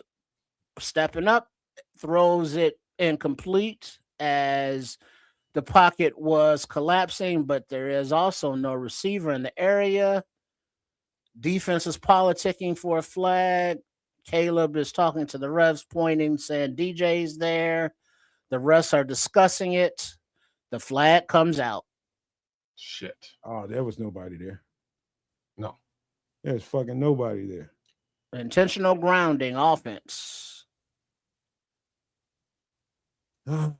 Okay, now. Although DJ was in the center of the field, it did go over his head. I don't know what you do there. So watch this play. Boy, this isn't turned into a game, hasn't it? There's nobody there. Yeah. So that makes it 3rd and 20. Yeah, that's a straight up. In the shotgun is Williams, empty backfield. Come on, Ben. Lions look like they're rushing 4. Back to pass. Ball is away to the right side, complete into the hands of Manungai on the right sidelines, who's bound out of bounds by about 6 yards shy of the 1st down marker. So to be 4th down with 1:55 on the clock. You kind of almost got to be aggressive here. So you think go for it on 4th and don't punt it? You got rhythm. Why not? There's 1:55 left in this football game. I don't think you have any choice but to go for it here. You got rhythm. Call a play. Call a goddamn play and make it. Real talk, I would go empty set and run Caleb Williams to the sticks. Give him a run pass option. That's actually a good call, kid. I know it is. Because I made it, damn it. That's why I fucking made it. Honestly, that's exactly what I would do. Empty set, send everybody out, clear it out, and just go QB, pick up them 6. Get to the 2-minute warning, and away you go. Oh shit, we're at 2 minute right now. The problem is they got time to go over all options. It ain't like it's in the middle of, they ain't have no timeout, they ain't have time to think. That play call would be good under those circumstances. Now they got time to sit there and think about all the options. And so now you got to really get in the bag. Maybe it's not such the best call right now. I still think it's the best call. Reason being, he's only run once today. I'm not sure if they're really looking at him as a runner. You got to locate your one-on-one. If he can detect pre-snap where the one-on-one is, we good. Yeah. Just find the one-on-one, whether it's Cole, Colston. I think Cole Kmet is probably your best option right here because who's been live? It's been Colston Loveland. It's been Luther Burden. DJ, of course, but I think the quiet guy right now is Cole Kmet. Or you drop it off to DeAndre Swift, one of the two. Whew. Well, here we are. Bears. Here we fucking are. Here the fuck we are. How Don't y'all? sweat the technique. Who's How doing y'all? the music for the Fox NFL? Is that DJ Premier himself? Oh, I must be missing something. Let's see. Commies went up on the Eagles. They're ahead? They're ahead.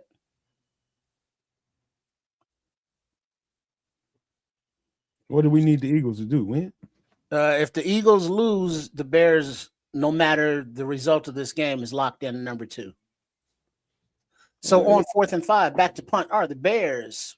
Snap.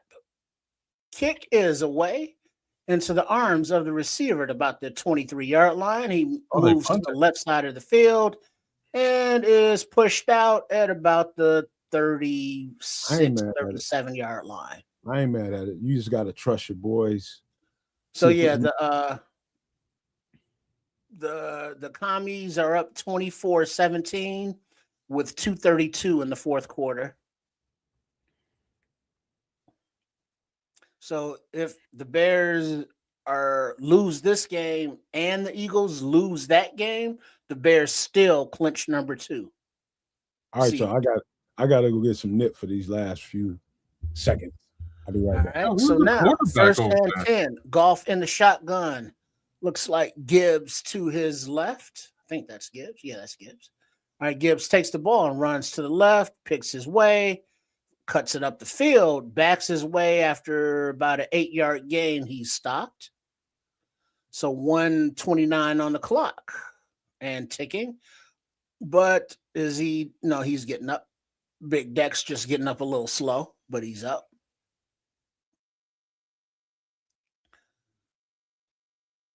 Looks like the clock is still ticking. Detroit taking their time. 1:08. They're trying to get in the field goal range. All right, under center.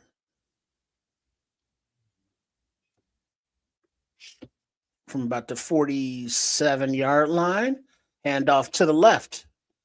Gibbs gets past the sticks by about half yard, but he moves the marker. 43 seconds and ticking. It looks like CJ Gardner-Johnson's still down and not moving. Now we need Josh Blackwell. He's laying there very awkwardly. It looks like maybe he's just dead tired laying there.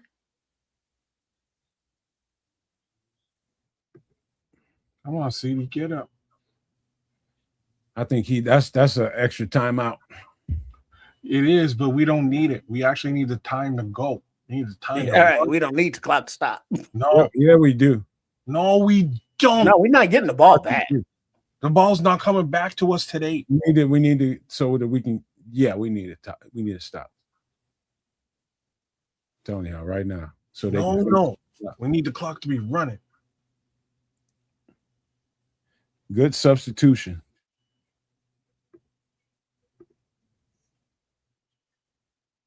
All right. Yeah, we needed that.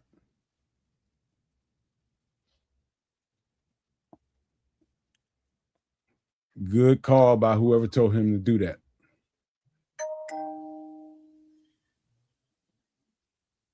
We get a better chance at defense when we got time to think about what they want to run.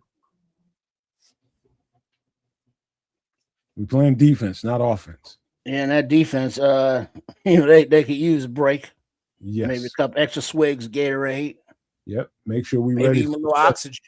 Getting trainers bring that out on the field too. They're already quasi in field goal range. We can't give up another 10, 12 yards. Yeah, they got to stop them and hold them here. Right. Just play for overtime. Gotta think about field position, kids. So can you get some of that oxygen, put some NOS in there or something, and juice them up a little something? They just need this clock to finish. Get in OT now. Yesterday. You got to defend the field, though, man. You don't want to give him a long field goal. Oh, wait, hold on. CJ, I don't like that. He's being helped off the field. He has a trainer under each arm. That looks like concussion protocol. He ain't hurt. No, that's concussion protocol. That dude is woozy. I don't buy it. Oh, he is wobbly. Yeah. That All might have right. been So under center is Golf. whoever's Gibbs that. behind him in the backfield. Play action. Golf look to pass. Ball is away and into the hands of St. Brown, who spins, makes a man miss, and then he slides down at the 25-yard line. And that's first down and Lions, and they are well within field goal range. They had Jalen Jones in. But that wasn't on him.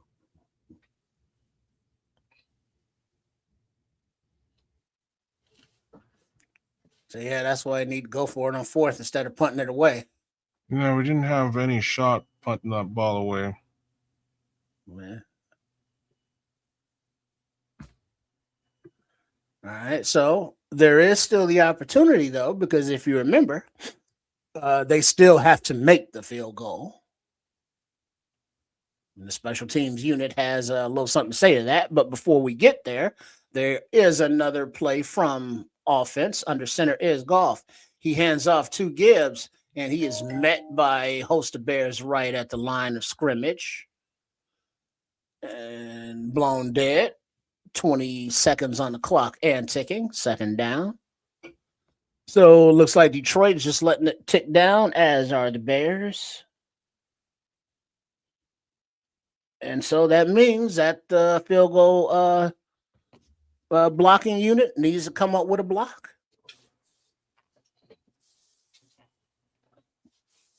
Get a hand on that ball.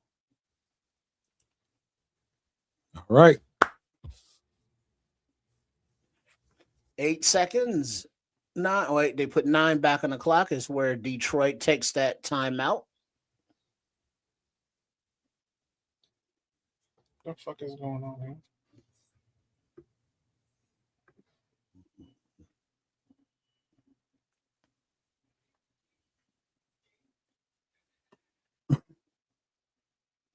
All right. Under center is Golf again with 9 seconds on the clock, 1 timeout left.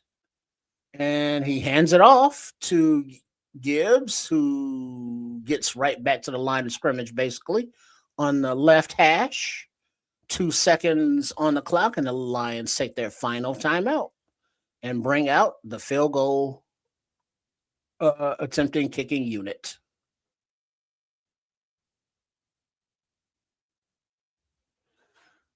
All right.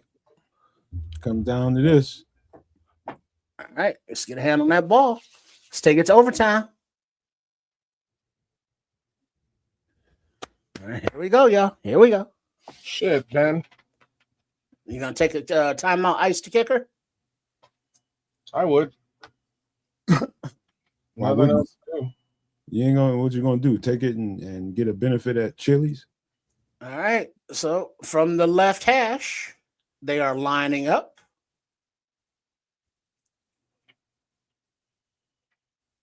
No timeout.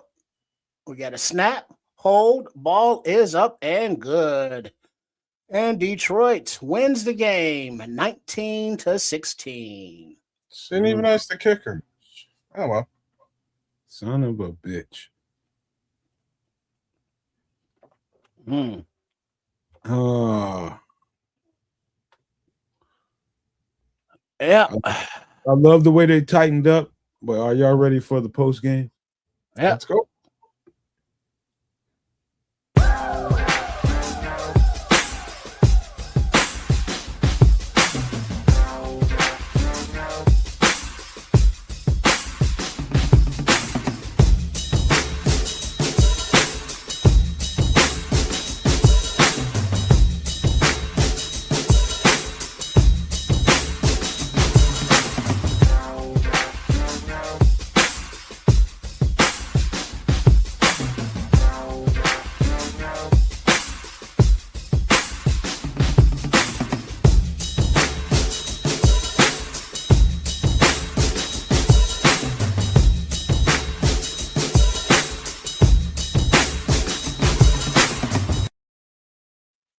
Yo. Welcome into the Nomad at Night post game.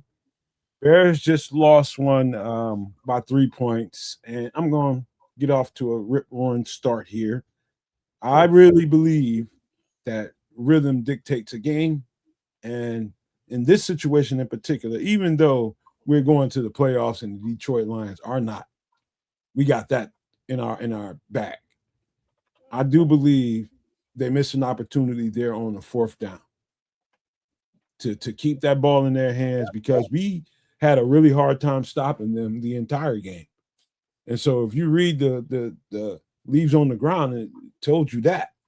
Keep this ball in your hands and dictate your own future. And I think we dropped the ball there, but no shot at Ben Johnson. It was just a prerogative call. It was just him trusting his defensive coordinator and them being able to figure out a way to get out of this game. We got a defensive stop when we needed one, getting an interception by Kevin Byard. But we're gonna pick this apart however we want to know about it. But this is just how I felt about the end of that game. No, not much to pick apart in this football game, man. We played a terrible first half. And as per normal, played a fantastic second half. Turned the whole football game around and made it an actual competition as opposed to an ass whooping, which is more or less what all of us wanted to happen. And it's what we've seen for the better part of this season. And we saw it once again today. So I think you kind of hit the nail on the head here today. It was all about that one single call to me, which is that fourth down punt. That fourth down punt, if you decided to go for it and you're stuck in your own end zone, there's like an upside there. The upside there is that if you can stop them quick and early and hold them to 3 points there, you still have time on the clock to potentially go down the field and tie the game or win the game. Mm-hmm. That's the flip side of all this, right? Like that's why you go for it, even in your own, backed up in your own, in your own side of the field. You kind of had to go for it on fourth there, and unfortunately, this one I have to say this, and we have not said this, I think, even once this season, but this one was a bad call on Ben. Shit happens. The other portion of when you want him to be aggressive. He punts. The one time, right? Under normal pretenses, he's being super aggressive and not punting the football. But in this scenario, he needed to go for it. The flip side is, and you nailed it, Nomad, with you saying that he kind of wanted the defense to stand on their head and do what they needed to do. Facts is, they really ain't been able to do anything with respect to defense against this team all bloody game. So he probably should have known better in that regard too. If you want to put the ball in somebody's hands right now, fourth down, end of the football game, couple of minutes left to go, that person is you in the offense, Ben Johnson. So I think you know what you're dealing with moving forward. If it ain't Kevin Byard and Deshaun Wright coming up with interceptions, it's tough sledding. Yeah, it's that for sure. But also the mentality, you still gotta understand that this team is one of those never say quit attitudes, because this game could have gotten way out of hand, kind of like the first matchup, especially the way the first half started with the offense once again just not getting it in gear for the first half. Basically, the defense constantly getting gashed, giving up runs, giving up passes, but they only gave up 16 points. 19, but the way that the Lions seem to have been dominating this game for most of the day, the score should not be this close. No, is my point. But the Bears kept it close enough. The defense made a play here, a play there, like they've done all season, to give the offense the opportunity, but the offense just didn't have it, today. So it went back to the defense, and they just couldn't hold the weight anymore. So it's like, that opportunity, the way that this game has played out, it's like, yes, it's the fourth quarter. Yes, you're deep in your territory, but you got to go for that fourth down, because your defense is just gassed. Hey, I will say this, and this is to respond to you, Paul Rodriguez, and shout out to you.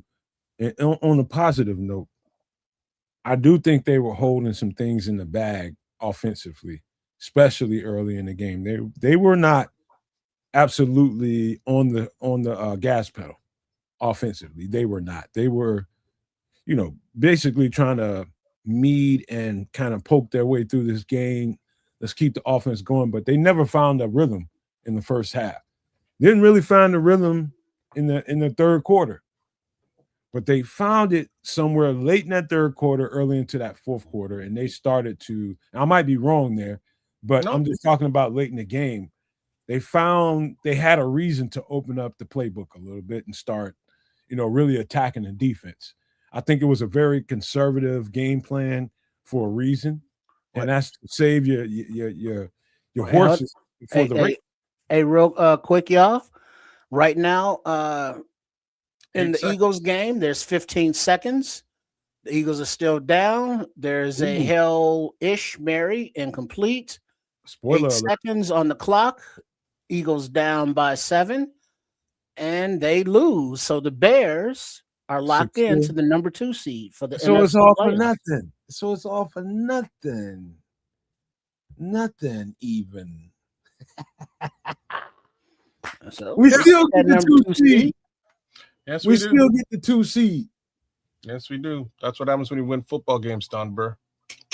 But yeah, is what it is. I think I take out of these things. There's lessons to be learned. I think the lesson to be learned again is that this defense is not to be leaned upon like that. Before you get carried away, kids, what does the 2 seed mean? Do we play 2 games? We got potentially 2 games in Soldier So Field. here's what it means. It means that we get home team or home game advantage against most of the teams. Unfortunately, we don't get the bye week, right? So wild card week we play against Green Bay, but we play at Soldier. Right. Okay. If we win against Green Bay and we go on to play the next team once more, we play at Soldier. For the most part, the playoffs have to go through Soldier Field unless we're playing against Seattle, who won the division. Then we got to go to Seattle. Hey, I'm just telling you right now, give me Green Bay at home. Me too. Well, that's happening next week. Yeah. Give me Green Bay at the house. We'll be all right. So here's how I think it's going to work. So it's Green Bay versus us at the house at Soldier Field. If we beat Green Bay, I believe it's then the winner of San Francisco versus Philadelphia. And if that's the case, I personally have a feeling that will be San Francisco again. So we're going to get our just desserts and revenge. If we beat Green Bay, we get to have our revenge against San Francisco right back at Soldier Field. And that was a super close game. I think we can win that game too. I think there's potential for this team to hit the NFC championship. Wish I was lying, but I think there's potential for this team to get to the NFC championship. Okay, kids, Trips. I got to swipe left with this game. I don't give a shit at this point now. We could have sat here and picked apart that game for the next hour and a half. But that's not important at this point now. No, it was a yeah. It's what it is now. Flush. It's a loss by the Bears. Detroit got that one. Now swipe left and let's move on to the next game. And that is going to be the Green Bay Packers at Soldier Field. This thing could have been a completely different. We could be playing Green Bay at Lambeau Field. Odds stacked against us in that game. But guess what? The odds are in our favor in this game. I do think Green Bay is set for a playoff run, but they don't have Micah Parsons. And I think that's going to eventually show itself. But, let's just talk there, man. We can fuck the Detroit game. That's over. We lost that. Let's talk about Green Bay in the playoffs at Soldier Field. Shit. Kyler Gordon. That's the conversation that needs to be had. Yeah. Right? Kyler Gordon can make it onto the field, dog. Those crossers are not. We don't That's like, look at this game, crossers all day. Look at the San Francisco game, crossers all day. Look at the Green Bay game before that, crossers all day. There's one man who can handle these crossers. His name is Kyler Gordon. He wears a fucking Spider-Man outfit. I need to see Spider-Man on the field, man. That's what I need. If we get some I'm just looking at Don Burke's shit. It's unfortunate, Don Burke, but it is what it is. But the thing is, if we need Kyler to go, and that's a need because his backup, CJ CD Deuce was getting toasted all day on those crossing routes. What I'm talking about. And he went out, looking concussed. Yeah. So he's going to be out at least a week or two. So we cannot afford to have Nick McLeod starting in the slot in the playoffs. I gotta put that out. I gotta say that out loud. We cannot afford that shit. Like CD Deuce. What, Blackwell? I would almost rather Blackwell, and there's a reason for it, because Blackwell is fast. I think Blackwell's got speed on both of those guys, to be honest with you. He's twitched up. Both of them. Blackwell's twitched up. Jalen Jones is more twitched up. And there was somebody that said this earlier in the conversation after we got CJ Gardner-Johnson, and in the back of my subconscious, I agreed with them. They said CJ is a better safety than he is a slot corner. Here we go. And that was very true in the end game of the observation. That's very true. But I was wrong, and whoever else said that was right, it's the truth. The Eagles put him at safety because they realized that he no longer has the twitch that made him a great slot cornerback in the NFL. He doesn't have it. The twitch is what made him great. You know who has the twitch? Kyler, Josh Blackwell, and Jalen Jones. And I think you're gonna have to go with one of those guys, and then back them up with another guy, because Tripp might be right. We might not be with CJ Gardner-Johnson for a week or so, maybe 2 weeks. Who knows? However they do their concussion protocol, however bad it is. But we need twitch. We need somebody that can really be disruptive at the line of scrimmage and maintain. You got to stay in route. You got to stay in phase with your receiver. If not, you're going to look like CJ did today. That's just the way cornerback plays. You got to stay in phase, and CJ was not in phase. But guess what? Dennis Allen felt like he was the best option for us today. I don't think there's really any other choice. To be frank with you, I don't think there's another choice outside of CD Deuce, and you got to get him and this is what I was saying in the game. Like, he's got to get with Amon-Ra St. Brown. Either you twitchy, or you beat him up within 5. You got to hit him in 5 and then try to stay with him, disrupt that rhythm between him and Goff. The same thing applies to the Green Bay Packers next week. When they're coming through with these crossers, you got to hit that slot receiver early and then stay in phase. At least, you might not be completely out of phase. Look at it this way, kids. Which one of you two guys said that the amount of time that before Jared Goff threw the ball was like 3 seconds? Yeah, 3 seconds. So what do I mean by twitch? That means at the point of attack, when you got 2 to 3 seconds before you throw the ball, before a pass rush gets to you. Think about that. 1001, 1002, throw the ball. 1003, who's in the way? Twitch-wise, CJ may be a step behind your Josh Blackwells of the world, your Jalen Joneses of the world. And guess what? We might have to play with one of those two guys. And I'm extremely confident in Josh Blackwell. Me too. In that role. Like, because of his speed, he would be the guy that I would be leaning on, to be frank with you.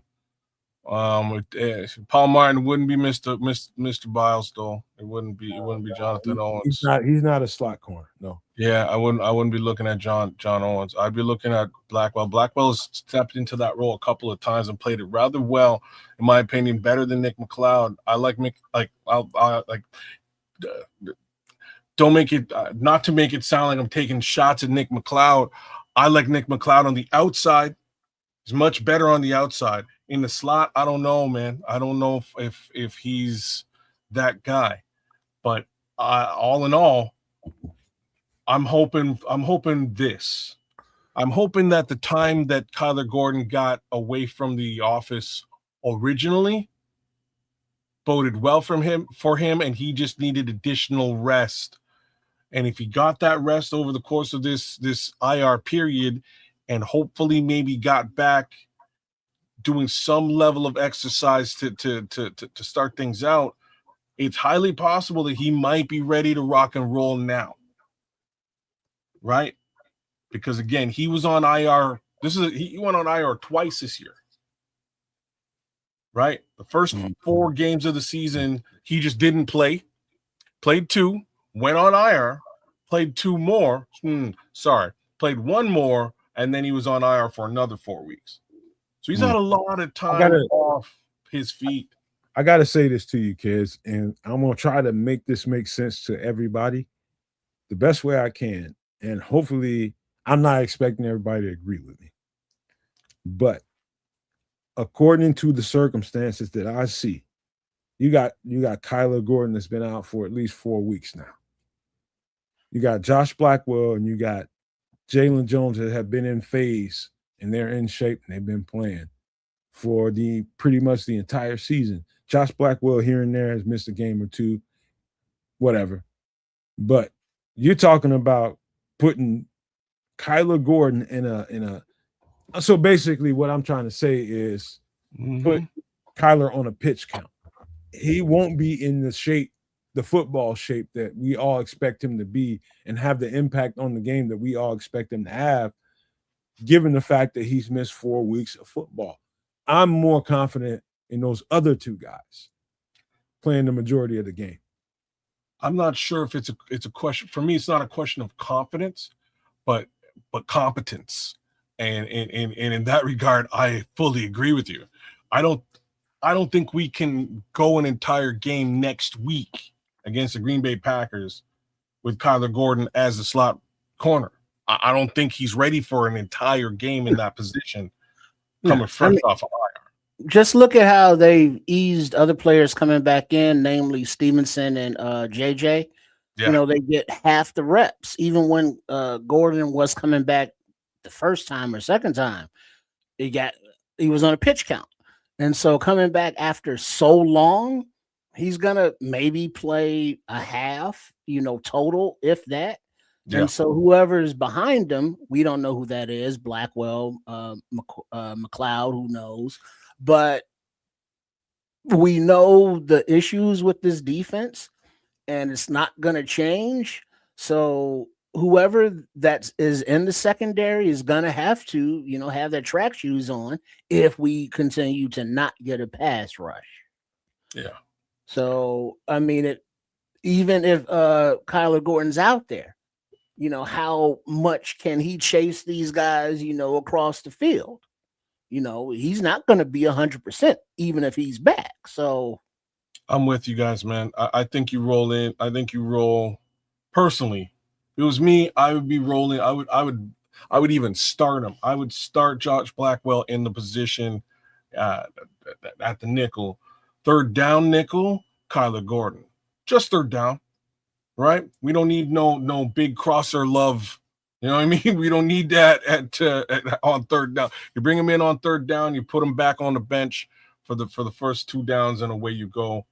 Holy smokes.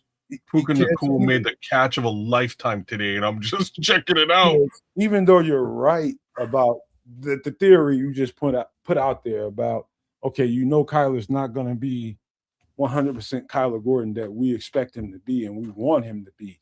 You just laid it out there right, and you laid a framework for how you put him on the field and how you use him to the maximum, and that's putting him out there on third down. And I love that. Yeah. Only thing I would say to that is if you have a really well playing Josh Blackwell, be careful with that thought. You leave him on the field when he's playing if he's playing his ass off and he's in phase with every receiver and he's playing the game the way it should be played, you don't fuck with that. I agree with that. From a cornerback. I agree with that. If he's not, you know what I mean? If they're targeting the slot in downs 1 and 2 here and there throughout the football game, you're going to see what he can do against those slot receivers. If he's able to handle the job, you keep him on the field and you let Kyler rest. You know what I'm saying? That's part and parcel as to why I would start Josh Blackwell at the position, right? If he can stay in phase with those slot receivers, I think we're in a great place. If you can't, Kyler on third. You were right though, man. That's exactly the way you would want to look at it. Have Kyler play a specific role while he gets back into phase during the playoffs. But under the circumstances that Josh Blackwell is balling, he's in shape. That's the main thing I'm concerned about. And this comes from a person that plays that position, and I understand how it goes. When you're in peak physical shape, you don't have a lot of injury concerns. Dog, that is the most important thing. Is your twitch and how well you stay in phase with every receiver that you have to deal with. Kyler is gonna get winded. That's a guarantee, because I don't give a shit what he's been doing on the side. He ain't been playing enough football. Guess who has? Yeah, Josh Blackwell. It's that simple. I'm with you. I'm in full agreement with this. That's my 2 cents there, though. I think we are all in agreement. You roll with Josh Blackwell, and we're talking about in a situation where CD's hurt. Even, I'm gonna say some crazy shit now.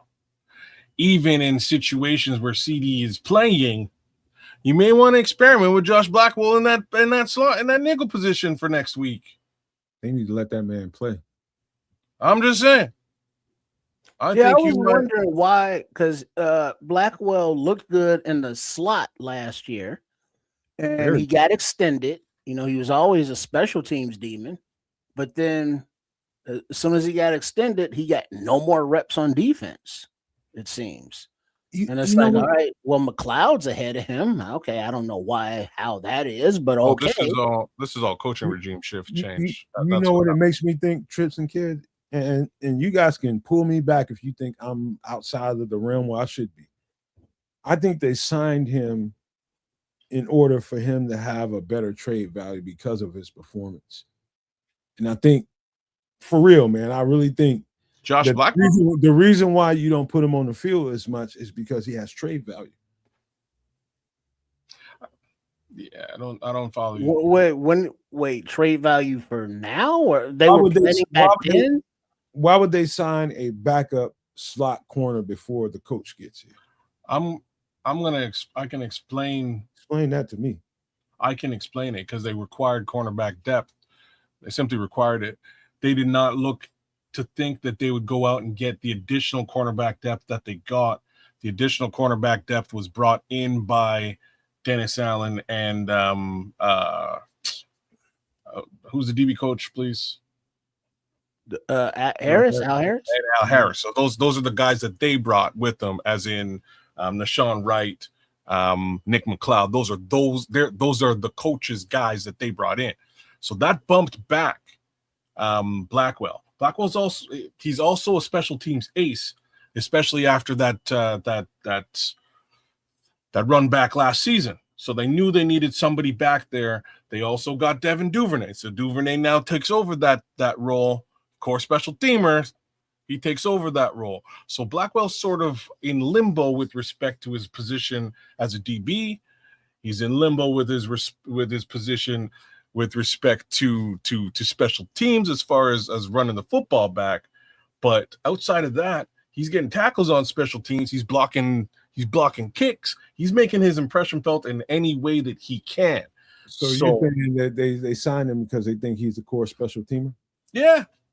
Yeah, and it's just a timing. It's just more timing than anything.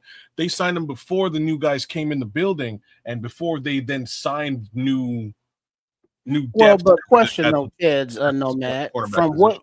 from what we've seen from our perspective, McLeod looks like he's been outplayed by Blackwell. Just eye test, just looking at the coverage, how they make tackles, and I would prefer Blackwell over McLeod. So now I got to ask you, like McLeod played above average at least at slot corner, and that is the guy that's playing the slot receiver. That's not a boundary corner job. When he played at boundary corner, he looked very pedestrian. I'm talking about whether he was on the left hash or the right hash. Whatever of those jobs he played, he looked extremely pedestrian. So I agree with you there. But at slot, he played his ass off. Nick McLeod did. He was better than average at slot, even as a backup. And this is just me talking about film. Now if you put we're talking about replacing the slot cornerback, and you're talking about who to put in before who. I'm definitely more Josh Blackwell than I am Nick McLeod, for sure. If that makes any sense to y'all. It was a very confusing statement, but I'll put it out there because slot corner is different than a boundary corner. No, that's not why I was confusing. It was confusing because you're saying like Nick McLeod played very well, but you'd still roll with Josh Blackwell. I still would. That was the confusing part. It wasn't anything other than that. That being the case, what's funny, I'm in full agreement with you here. I feel exactly the same way. Nick McLeod's played a couple of decent snaps. Now at the corner, at the nickel position, the problem was we've seen him get burned by an Amon-Ra St. Brown in that first game. Now I don't know if that was a being new to the team situation, new to the coaching situation. I don't know, but he started to improve a little bit after that. Yeah, I don't think he's going to be able to handle a Christian Watson with Christian Watson's speed. You got to be twitchy as all get out to play against a guy with that level of speed. Christian Watson, Amon-Ra St. Brown, Jamo Williams. Those guys are fast as all get out, Doc. You need a twitched up dude. And what I can tell you, Josh Black was pretty twitched up, man. We match up better, kids, at the slot against Green Bay than we do against Detroit. Yeah. Does that make any sense to you? No, it does. Yeah, bro. Amon-Ra St. Brown's probably the best slot receiver in the game. I'm maybe I must be overlooking somebody, but he's up there, top 2. You know what I mean? Top 2 in the slot in the game. He's a tough guy to match up against. Let me tell you, Kyler Gordon matches up with him perfectly. I've seen him have some really bad games against Kyler. That's saying a lot. The question now is Kyler going to be available? I don't know. If he ain't available, we're now looking at the game we're looking at here. We're looking at CD Deuce against him, and CD Deuce in those twitched up guy slot situations, unfortunately, kind of gets left in the dust a little bit. He ain't the same guy he once was. And like, I love what he brings to the team, but in that respect, it's a bit of a question. So next week, we need to figure out what happens in the slot. What happens when they line up Christian Watson? And it's like specific. When you line up Christian Watson or Bo Melton, both of them are super fast. They have a lot of speed to offer. When those two guys line up in the slot, who's got them on the crosser? They got to be able to stay with them. They got to be able to jump that route. And the only guy I can think of on this team who can perform in that capacity is Josh Blackwell. If it ain't Kyler Gordon. Here's the thing. And I'm glad this game played out the way it played out, because it illuminated some things for everybody that supports what we do over here in the chat and us three here on the show. It became a particular weakness for the Chicago Bears, it was very evident that C.J. Gardner-Johnson had real serious struggles with dealing with the drag route because he's not twitchy enough anymore. And what we're talking about tonight is what do you do to rectify that? And how you rectify that? Do we have guys on the roster that can help rectify that? And I'm telling you now, right now, you hear Nomad telling you, we have some players on the roster that can help rectify that. And I said that in reference to how we played against one of the best slot corners, best slot receivers in the league, and that is Amon-Ra St. Brown. We struggled against him. Pretty much whoever they put in the slot, but particularly against Amon-Ra St. Brown. Now, you put Christian Watson in the slot against a twitchier Bears slot cornerback, I feel real good about a Josh Blackwell against him. Now, you put somebody like one of these other twitchier receivers that Kez mentioned earlier, that's a whole different conversation. But put Christian Watson in the slot again against us, and we got a twitchier cornerback at at slot corner. See what happens. We'll own their ass. This is it. This is where both of these games really the three games that are really in question come to fruition. The other point now, so we will move to point B.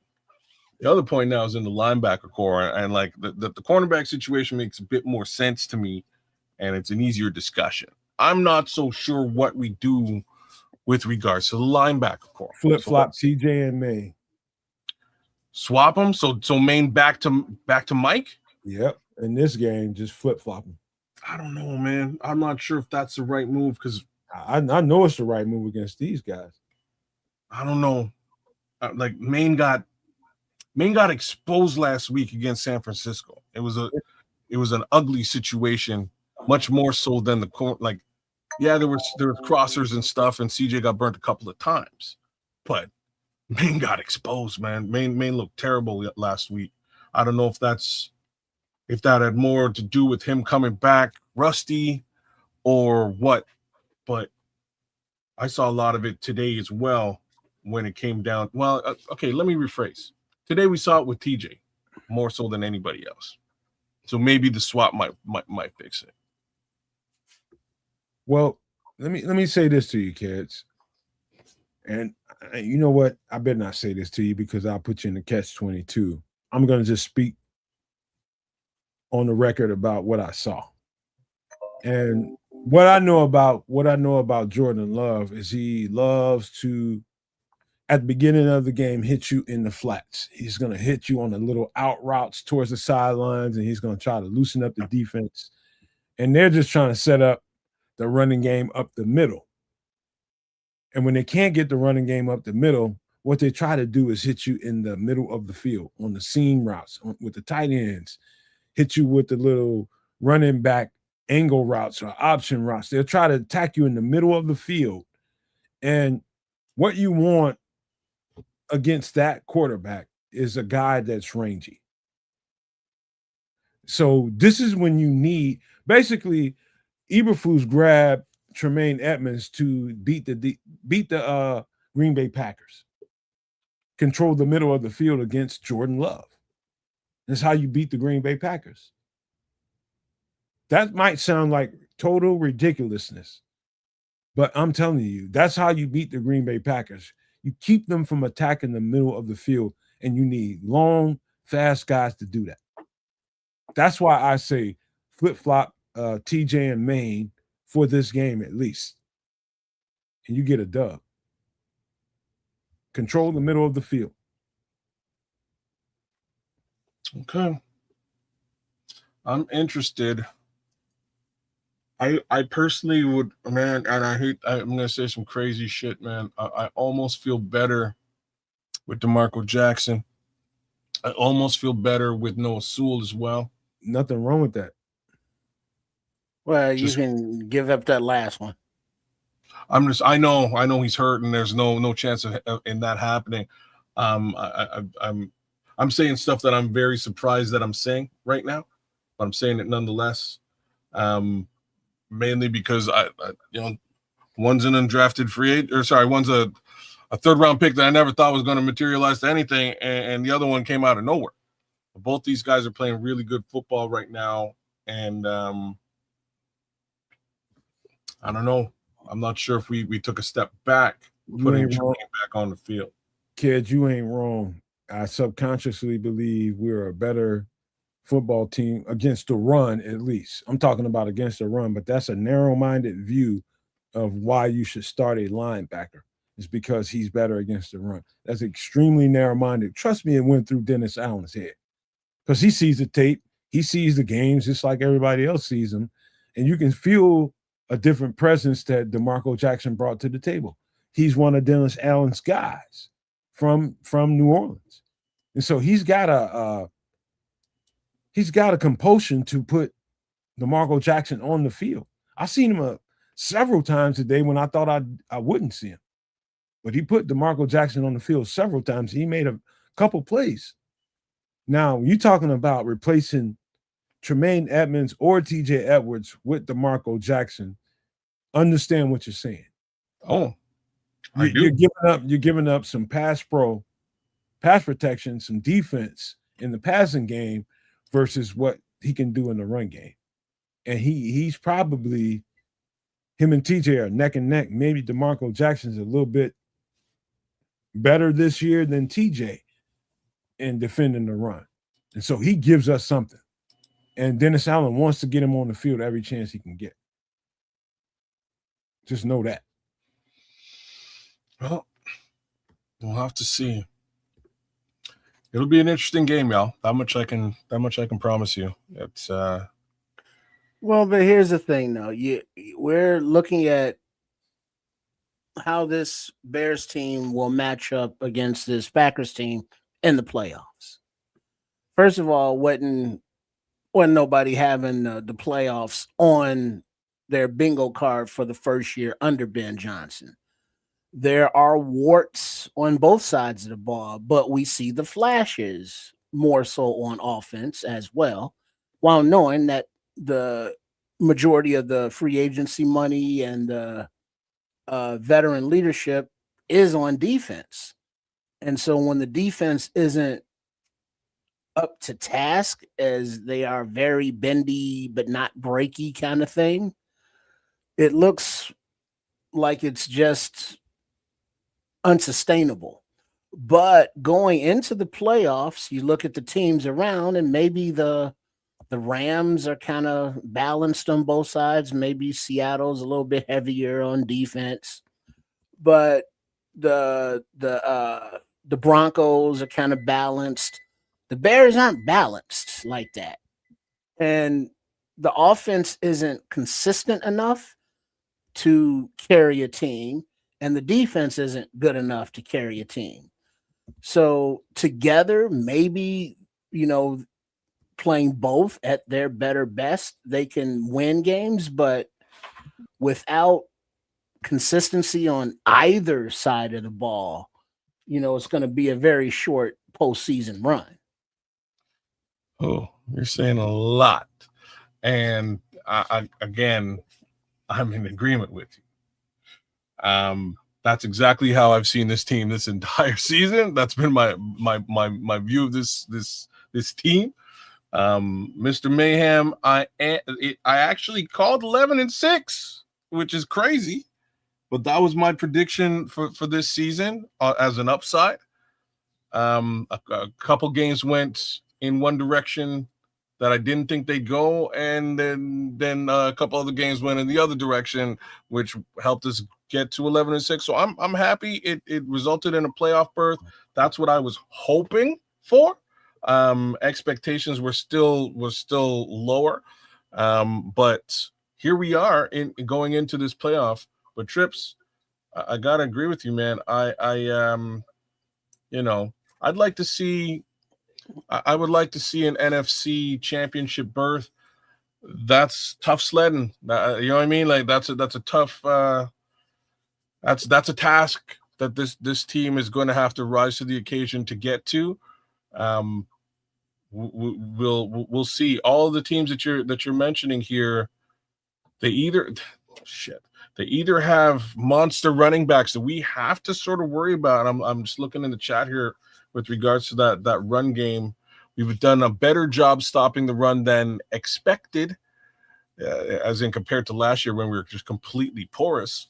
But these guys have really strong run games, which make for a problem. CMC, Saquon Barkley, we were able to shut him down somehow. But again, back in the playoffs, that Seattle team has 2 running backs that you just got to worry about, whether it's Kenneth Walker or Zach Charbonnet. It's problems. All these teams are the solid. Williams. Let me get back to the main question, and that's Mr. Mayhem saying, are you guys okay or happy with 11-6? I don't give a shit. We can be 8-8. Wow. We can be 8-9. I don't give a fuck. Are the Bears in the playoffs? Well, that's what I'm saying. 8-8 in the Yes, they playoffs. are. All that cosmetic shit about how good the record looks for people that no, I don't care. I'm just being honest with you. I do not care. I don't care what the Bears record is. Did we do enough to get into the party?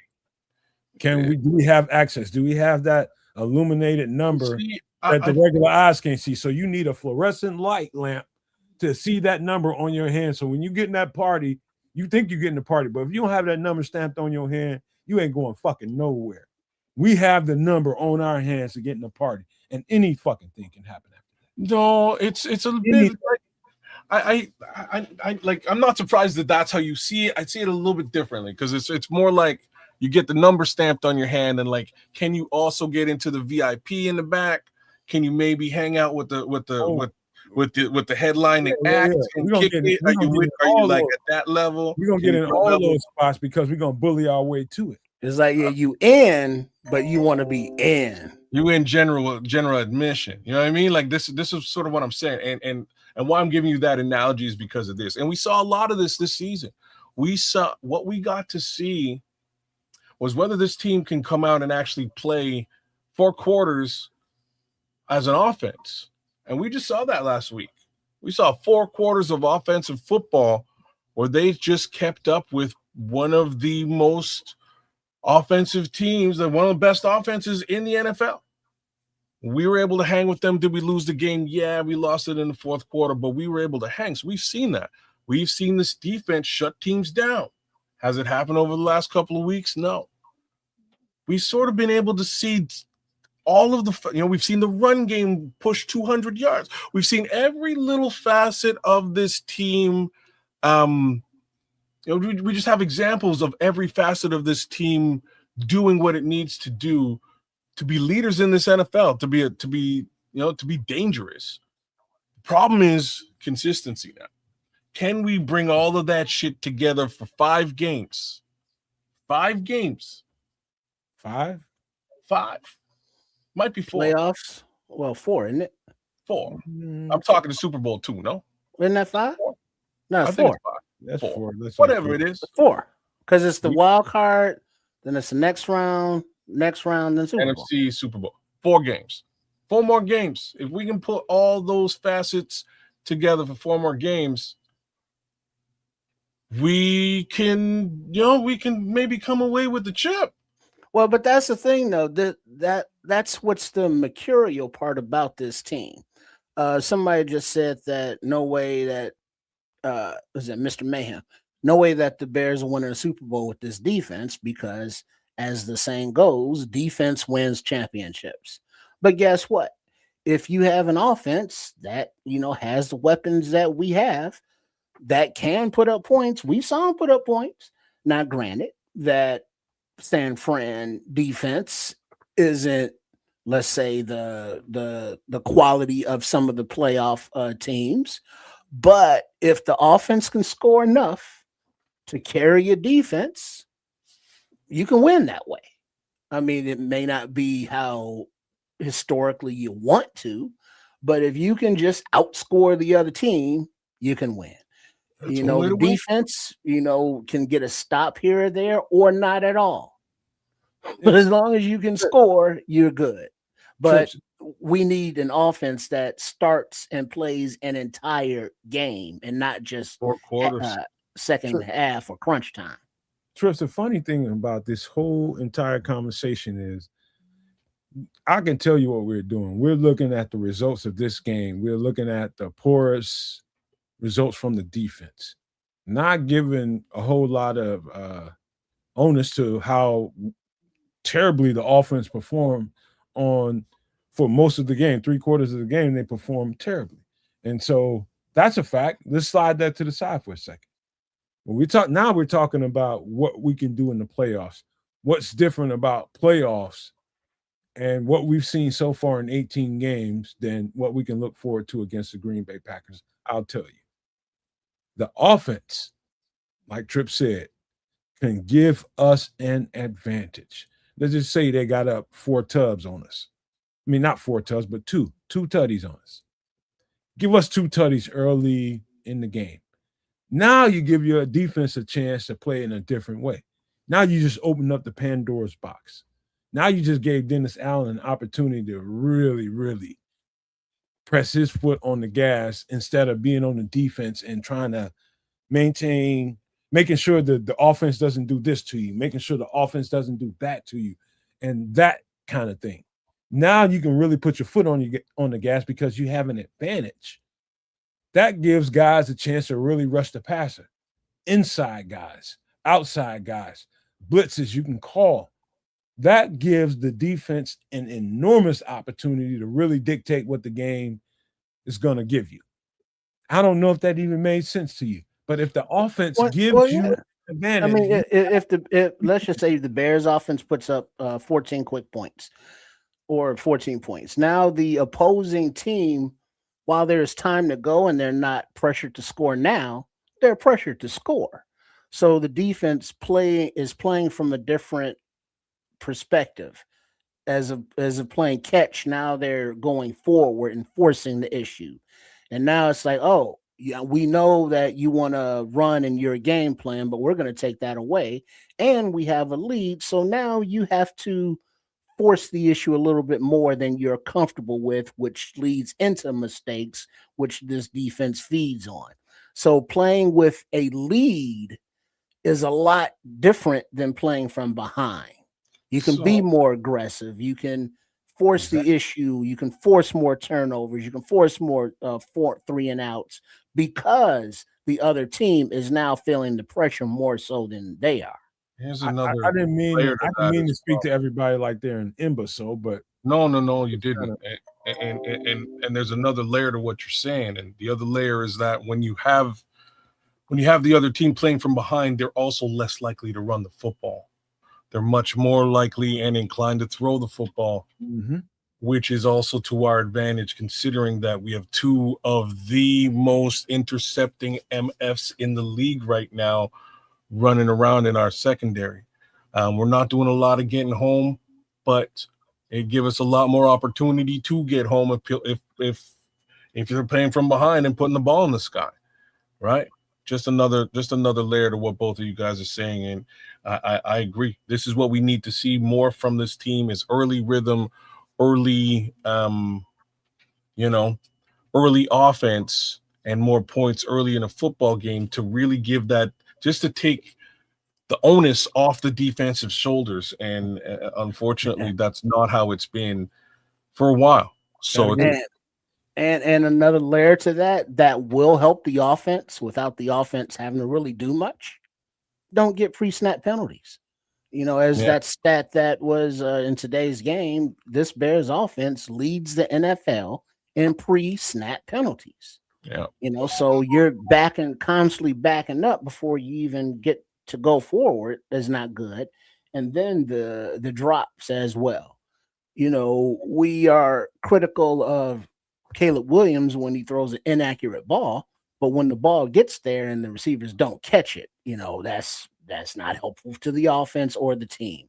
So minimize the penalties and don't drop those balls. Now you're moving the sticks. Now you're keeping the defense off the field. Now you're getting points on offense. Now you're more efficient. So just those mistakes, those errors, those self-inflicted ones, don't make them. Okay, I will say this, and Sherry, thank you for being here, my darling, and everybody else, man. Everybody else, man. Make sure you guys hit the subscribe for the Nomad Network, Sports Chicago Style, and Kez the Canuck, man. Please, we're asking, we're not telling. We appreciate you guys. I got to say this way. You hear coaches on a regular basis, Kez and Trips, say that you have, and everybody in the chat too. You've heard this enough times to say, okay, that has a lot of sense to it. You have to earn the right, quote, you have to earn the right to rush the passer. What does that mean to you? Let's start with you, kids. What does that mean to you? You have to earn the right to rush the passer. What's that mean? Just considering what we're just talking about, in my opinion, it means you got to put some points on the board so that you put them in passing situations. Now that they're in passing situations, or if we're talking defensively, you need to stop them on first or second down, and again put them in a passing situation. If you're in a third and long, fourth and long situation, rushing the passer, you've earned it. Okay, what do you think about that, Trips? You gotta earn the right. So that means you gotta put them in a situation, first of all, where they have to pass it. So you gotta stop the run. You have to force the issue. And so they're in the opposing offense is in a situation where they have to throw. Now you can rush the passer. So you don't just come out rushing the passer. You gotta stop the run, control your gaps, and play sound football, and then get after it. Guess what, you guys? Both of these motherfuckers are right. Both of them are exactly right. Kez was talking about it in terms of giving us an advantage with the points. Trips was talking about it in a layman's terms of what a defensive coordinator would be thinking. You got to get them off the field. You got to make them, put them in third and long, stop them on the ground, and give yourself an opportunity to rush this passer. That's just what it is, and it's dumb fucking smart and dumb fucking commonsensical. The fact that you have to put them in at a disadvantage, don't allow them anything on the ground. You hear coach after coach after coach after coach say that. But do you, as a fan, do you realize what that means? That means you give them nothing on the ground and you put them in at least a 3rd and 8, 3rd and 7. Now you're at the advantage. Now you can pin your ears back and really get after the quarterback, right? But if you don't, if you constantly leave them in a 3rd and 1, 3rd and 2, 3rd and 3, what are your options there? Can you really get after the quarterback with your pass rushers? No. And they ain't rushing. They're running the ball anyways. They ain't rushing shit. They're just trying to stop the run. So you got to understand where we are. Right now, we have failed to stop the run game. And that right there, that deficit has put us in the position that we are in right now. And everybody that's listening to my voice, within the sound of my voice, understand this. You have to understand that part. That part right there. You have to stop the run on the early downs in order for your pass rushers to be effective. Am I right or wrong, y'all? That's what you got to do. Indeed. That is exactly it. I'm just putting a period on it because everybody's complaining about we don't have this, we don't have that. We've got guys, but guess what? The run defense sucks. And I'm talking about the front 7, the defensive line and the linebackers really, really have not performed to the ability that I think they have. But maybe that Dennis Allen doesn't have the personnel that he needs. I told you, for the first time in my adult life, I talk bad about TJ Edwards. That's crazy. Because I think TJ Edwards is a bomb-ass fucking linebacker. He is. He's too slow in this defense. Too slow. Now, was he extended before DA got here? I think so. I don't. I'm gonna check that one out. Okay. I don't feel Yeah, like it's yeah. See, that's the thing though. Dennis Allen, he's kind of at a disadvantage because he doesn't have his players that fit his scheme. He's working with Fluce's players, and we were as fans were perturbed for pretty much the entire Fluce regime because he never got his dominant 3-tech. And because he got his never got his dominant 3-tech, his defense never really took off. And so now to hear it's like, well, Dennis Allen needs this guy or this guy. It's like, yeah, I get you need a dominant guy like a Garrett or a Crosby or name one. Well, a very short list. But scheme wise, schematically, he knows what he's working with and what he's not working with.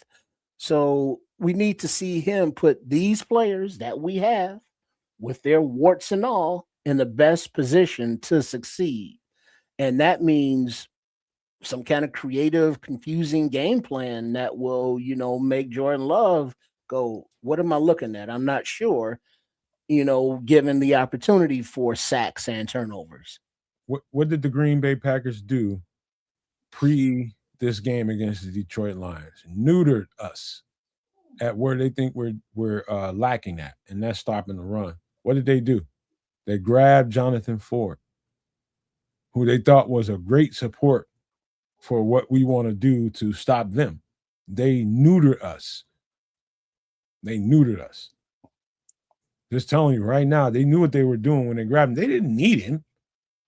They didn't fucking need Jonathan Ford at all, but they neutered us for the reasons that we're talking about right now. Because you can't not stop the run, we feel like we can use that to our advantage. Matter of fact, we'll kick you in your nuts a little bit more, kick you in the gonads, and we'll take Jonathan Ford off your hands so you don't have him to rely on. I'm telling you, that's what the mindset was inside that building in Lambeau. Take him away.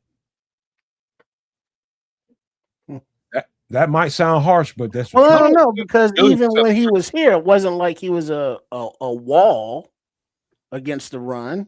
I mean, he was another body that we threw at the run, but he wasn't like a big stopper or anything. Look at the Lions fans coming out. It's Sound Services. It's cool. You guys won your Super Bowl against your former head coach. It's cool, but take we that got home. bigger conversations to have. You got a candy cane on Christmas, motherfucker. We got PlayStations. We got all kinds of technology and shit. But look, yeah, it's gonna be interesting, and this is sort of why, much like Triple R beneath me, I'll be shocked if this team goes to the Super Bowl this season. If there's a possibility, sky's the limit. Yeah, they can do it. You know what I mean? Anything can happen. But I will be shocked. There are just a couple of areas that I believe require addressing before this team is really ready to do the darn thing. But here's the facts, and this is more nomad type shit. The facts is, I'm just teasing you, Silent Sir. We just teasing you, man. Yeah. Shout out to the Detroit Lions. That's just healthy banter right there. It's healthy banter, bro. Shout out to the Detroit Lions on a tough season. You know what I mean? They're happy. Their loss of Ben Johnson hurts deeply, but they beat him twice. So congratulations. And don't be surprised if Kevin Stefanski winds up being your offensive coordinator next season. Just throwing out crazy things. That just might be the case scenario for you. And if it is, I think it's a great thing for the Detroit Lions. Back to my beloved Chicago Bears. Never wish the Bears well. Ooh, look at this mother. Anyways, back to the reality of the playoff team that is the Chicago Bears. There's no better time than the present, man. They're just mad because they're back in the cheese line. Ouch.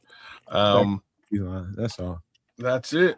But like I said, there's no better time than the present. And if if this team can sort of pull things around and figure out what they need to do and get the job done and execute, I'm 1,000,000,000% with it and for it, and please buy it.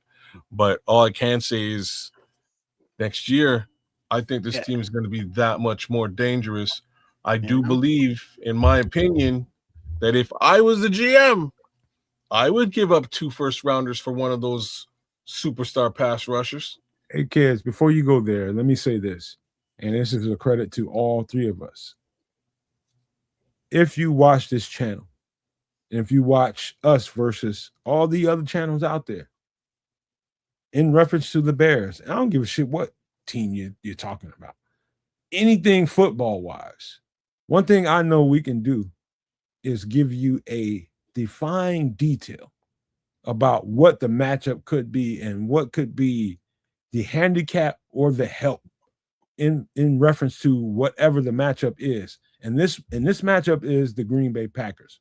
What we just got through breaking down is things that we can do to really help give the assist to the Chicago Bears and help us win this game versus what we know the Green Bay Packers are good at doing. We've done that in detail. I don't know another channel that can break that down and give you that kind of specific. I don't. And I'm not saying that because this is our channel. But these boys right here, I'm telling you, you come to this channel and you're looking for entertainment, we got a little bit of that going on too. But I'm talking about football. When you break down football in its naked form, we just broke down exactly what the Bears are going to need to do to stop these guys. We just broke down exactly what the Bears are going to need to do to keep, if we want to get a pass rush on the Green Bay Packers, this is what it's going to have to be.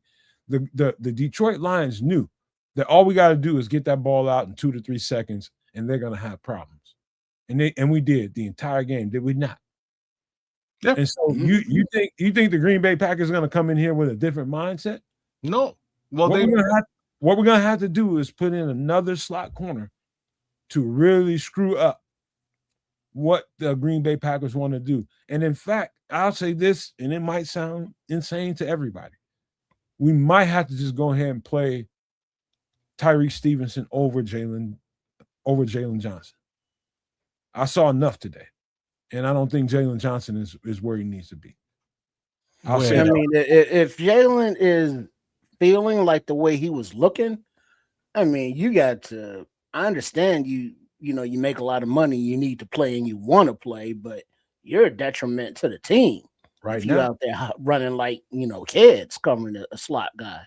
Yeah, right now. No offense to kids, but damn. I was about to say, hey, I resemble that remark. Like, because if kids is out there, man, I'm kicking a right square in his nuts. Hey, I resemble that. Taking off. Man, hey, check this out. Here's a little something that maybe puts a smile on some faces. Caleb Williams, 2025 regular season stats: 3,942 passing yards, which is a franchise record. 31 total TDs, 7 INTs, 6 fourth quarter comebacks. They ain't happy because he didn't get the 4K. No, he is happy. He is happy. They ain't happy. I'm just talking about everybody else. No, that everybody else just give me a second with this one. You gotta have an arrow, a barometer. So that's next year. It's cool. This year, and this is really what I was hoping he would do. I didn't expect him to get to 4,000 yards because I don't think everything I didn't think everything was gonna click, even to the level that it did this season.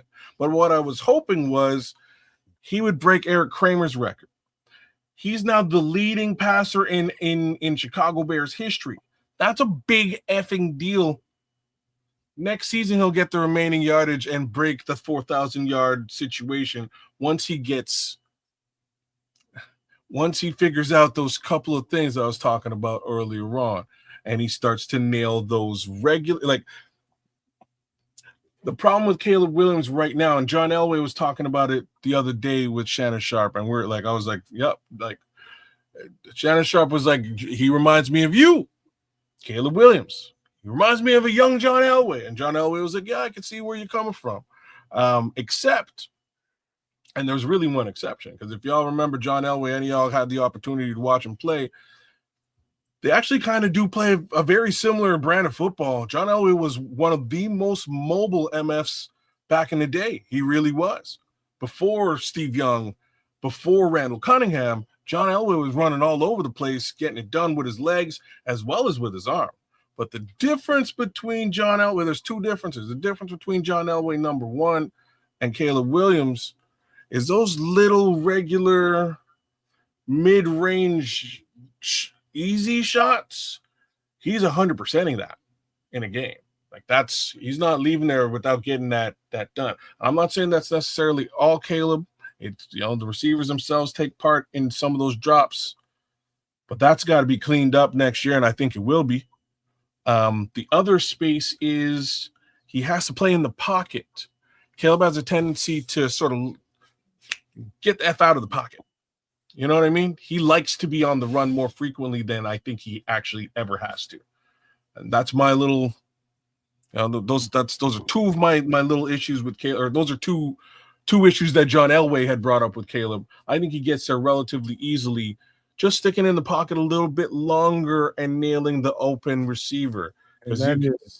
And that is before we get ready to get out of here, because I haven't eaten dinner and I need to eat dinner.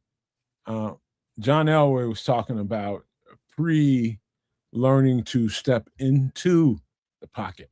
Yeah. No, Caleb Williams is very, very horizontal with his evading the pass rush, and he'll go left, he'll go right, but he won't step up into the middle of the playing field. And that is, some later on stuff that Caleb Williams can notice in the offseason that will make a difference in his gameplay. Huge difference. And he'll get there, but right now he's not there. That doesn't mean, and I think everybody is kind of padding their bed, and I'm talking about you two guys as well. I'm talking about the people in the chat. Everybody's padding their bed and waiting for the downfall and waiting for they're cushioning up the fall. No. Let me finish. Everybody's got that mindset because of the kind of history the Chicago Bears have had, and they're already ready to, okay, we're not going to do shit in the playoffs. We're not going to win it this year. And so what I want to do is set the situation up for when we don't win it. I was right in the first place. I told you guys that we weren't going to win it. No, fuck that. I'm telling you guys right now, today, the Chicago Bears can win an NFL championship. I'm telling you guys that. They have everything it takes to win it. They just got to put it together at the right time. Period. Ain't no setting up for next season and what we can be later, what Caleb can be. Fuck that shit. The Bears have everything it takes to win now. You got my word on that. You just have to execute the game plan. Period. And that goes for Caleb Williams. That goes for the offensive line, defensive line, and all around. We can win it right now. Stop patting the fucking bed for the fall. We ain't failed shit yet. So that's not why I go down these roads. The reason I go down these roads is because I strongly believe that this is going to be a bit of a fucking dynasty. My expectations was not for this team to get to the Super Bowl this year. If they do, fantastic. I'm with it. I do expect, though, that for the next 3 years, the way that numbers line up, players line up, the quarterback's talent has started to skyrocket. The next 3 years can be a very serious contention. Like, we can be very serious contenders in the NFL. Let me tell you the flaw in that conversation. And Detroit should be a very strong indicator of how that can go left on you really, really fast. They're not. Let me just tell you. The thing is, when you are in those opportune moments, when you are in that window, if you don't grasp on the opportunity at hand and stop thinking about how good we can be down the line, if you don't grasp these moments, you're in that window right now to win an NFL championship. Now, if you don't take full advantage of that and not look down the road about how good we can be in the future and we can have a dynasty. Fuck that. We can have a fucking NFL championship today. And yeah, you're right. We can be great down the line. But fucking take advantage of the opportunity now. There's nothing prohibiting us from winning an NFL championship right the fuck now. And I agree with you. I'm not saying that we shouldn't. What I am saying is that once his team fills the missing links, later they're going to be that much. If they're able to win a Super Bowl this year, I don't know what stops us from winning it for the next 3 to 4 years. Like I'll do it your way. I don't know what stops us from winning the next 3 to 4 years, because all we're missing, real talk, is an edge rusher. What do we have now? We are missing an edge rusher. That's what we have. We have everything but an edge rusher. Do you believe in your heart of hearts that we can win now? I need honesty. Honesty. Don't try to cover it up. I believe that we can. Look, I believe that we can win without an edge rusher. I believe that we will be a dominant force in the NFL with an edge rusher. Do you believe we can do it now? Yeah. Yeah, you said that very convincingly. I don't know what else to tell you. I kind of need, like, this defense requires an edge rusher that we're missing. Yeah, we need some dominance at the edge. Yes, that's what we're missing. But can you win? Can you win a championship? Yeah, we've won 11 out of 6 games. You know what I mean? 11 out of 17 games this season without an edge rusher. That's the medicine I'm trying to push into your face. That's all. We can do it. I believe we can, and I think we can. And I'll be but the thing is,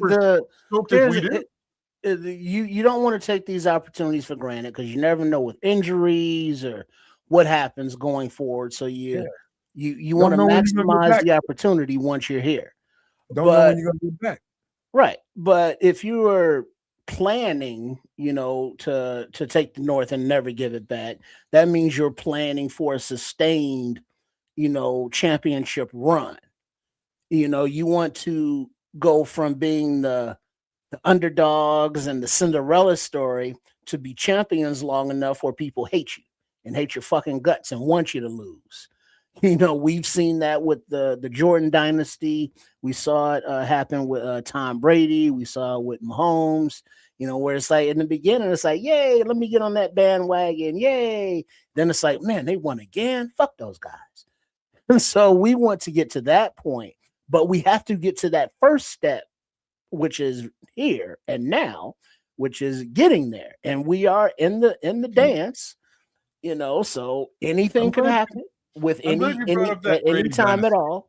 But I think that there's a difference in enjoying the ride and seeing what could happen, as opposed to having expectations. Because this season, there are no expectations. Going forward, there will be expectations. It just depends, Trips. And I'll say this. Just depends on what kind of mind you have and where you are individually. And I understand how everybody thinks, and I understand how everybody feels. I'm unique that way. I definitely get how people can take the road of, okay, we got this going on, that going on. We can be really good in the future and for a long time. I get that. I am just one of those people that I'm a creature of the moment. I really am, man. I'm a creature of right now. And I'm one of those people that when you get a chance to get in that window and have these opportunities, and I know that they don't come, like, it's now no guarantee we're going to be a winning team next year. And if you think getting this player, that player, and how well we can perform in the draft, you think that's a guarantee that we're going to be in this conversation next year, I got news for your motherfucking ass. It ain't. And I'm telling you, right now is the moment. You capitalize on the moment today, because tomorrow ain't promised. As far as where we could be, we ain't guaranteed no fucking playoff spot next year. We ain't guaranteed to have a great team next year. We ain't guaranteed that any of this is relevant next year. None of it. what we know now is it's relevant today. And that's the message I got for everybody. Think And about now. before we get out of here, just a closing thought. What the discussion we had at the end of the game about that fourth down play, should the Bears have gone for it? Ben Johnson said that he thought about going for it on 4th and 5, but opted to punt because, quote, because we had 3 timeouts and thought we were going to get the ball back. That's why they didn't go for it on 4th down. He went the safe route. And exactly what we thought it was, right? How we was talking about it. It was a safe route is one way of putting it. I would just say like the non-aggressive route is probably the better way of putting it. He's been aggressive for the better part of the season. That was a moment where I believe that Ben Johnson should have been aggressive, and I think we're all in agreement on this one. I think he should have been aggressive on that 4th down. Yeah, I think have it to do again, he would. I think so too. But also a spark in the right direction as the regular season ends. Colston Loveland, rookie tight end, 762 yards. DJ Moore, 688 yards. Rome Odunze, 661 yards. Luther Burden, 652 yards. Cole Kmet, 347. Alamde Zacchaeus, 313. DeAndre Swift, 299. So it was funny. All right, receivers with 600 yards. You motherfuckers in 8. I have not eaten. Y'all can go on for the next couple of hours. I cannot. So those stats, I don't give a shit. All I know is the opportunity is here and it's now. It's now. And you mean the opportunity for you to get some dinner. All you have is today, kids. All you have is today. And I'm hungry. And he hasn't had anything to eat today. He wants to shut the show down. You know what, y'all? Big ups to all you Bears fans. Big love. Bear down. Shout out to all of you guys. Shout out to Kwatu in the chat. I will eventually get my ass to Mars. AC Adam, Mr. Mayhem, Joseph Archer. Saw some other heads like Neil Red Pill, Crystal Woodard. Shout out to Paul Rodriguez out there in the chat. The Scrolls, Minister Charles, as always. Big ups to all you guys. Silent Service, even though you're a Lions fan, shout out to you. No love, absolutely zero love for Don Burr. He knows what it is. Shout out to Sherry Arkin and Ralph Love and Mr. Mayhem and Miguel Goncalves. Thank you for the memberships to all those Super No Maniacs out there. Big ups to Ralph Love as well. Noah King, ATF was out there. Shout out to all you guys. Shout out to our beloved Chicago Bears for an 11-6 season and making it to the playoffs. We'll be back at it, doing the darn thing here Wednesday night, 8 p.m. Central. For some extra sauce, we'll be saucing it up as we do. We'll be looking forward towards that game against the Green Bay Packers in the playoffs here in these NFL playoffs. With all that being said, Happy New Year. Thanks again for joining us. And go ahead and say it. Scrolls to the Squatto keeps telling us to go to Mars, but he never mentions taking our wives. It's that kind of party. Mm-hmm. Hey, you know what, man? I gotta say this. And I have to say this in sorrow because it really bothered me that the last 3 shows at least that we weren't able to get all the way back into the saddle, and that was due to the holidays, and we weren't able to give you the extra sauce that you guys know and love and are looking for all the people that love the extra content that we do besides the Bears. I'm talking about, you know, the otherworldly stuff, the doomsday preppers and all the stuff that comes with extra sauce. I'm so miffed about that. I can't tell you guys how much that's bothered me in these past few weeks because we weren't able to do what we wanted to do. But guess what? Come Wednesday night, we are completely back in the saddle and we're going to bring it for you all. We're going to make up for it. And that's just my energy to you all that love that stuff. We're going to make sure we bring it on Wednesday night. So make sure you stay tuned to that show. Hit the subscribe button, hit the like button. And I'm telling you guys, it's going to be a great show. I guarantee you that. Word up, Trip. Yeah, shout out to everyone that tuned in.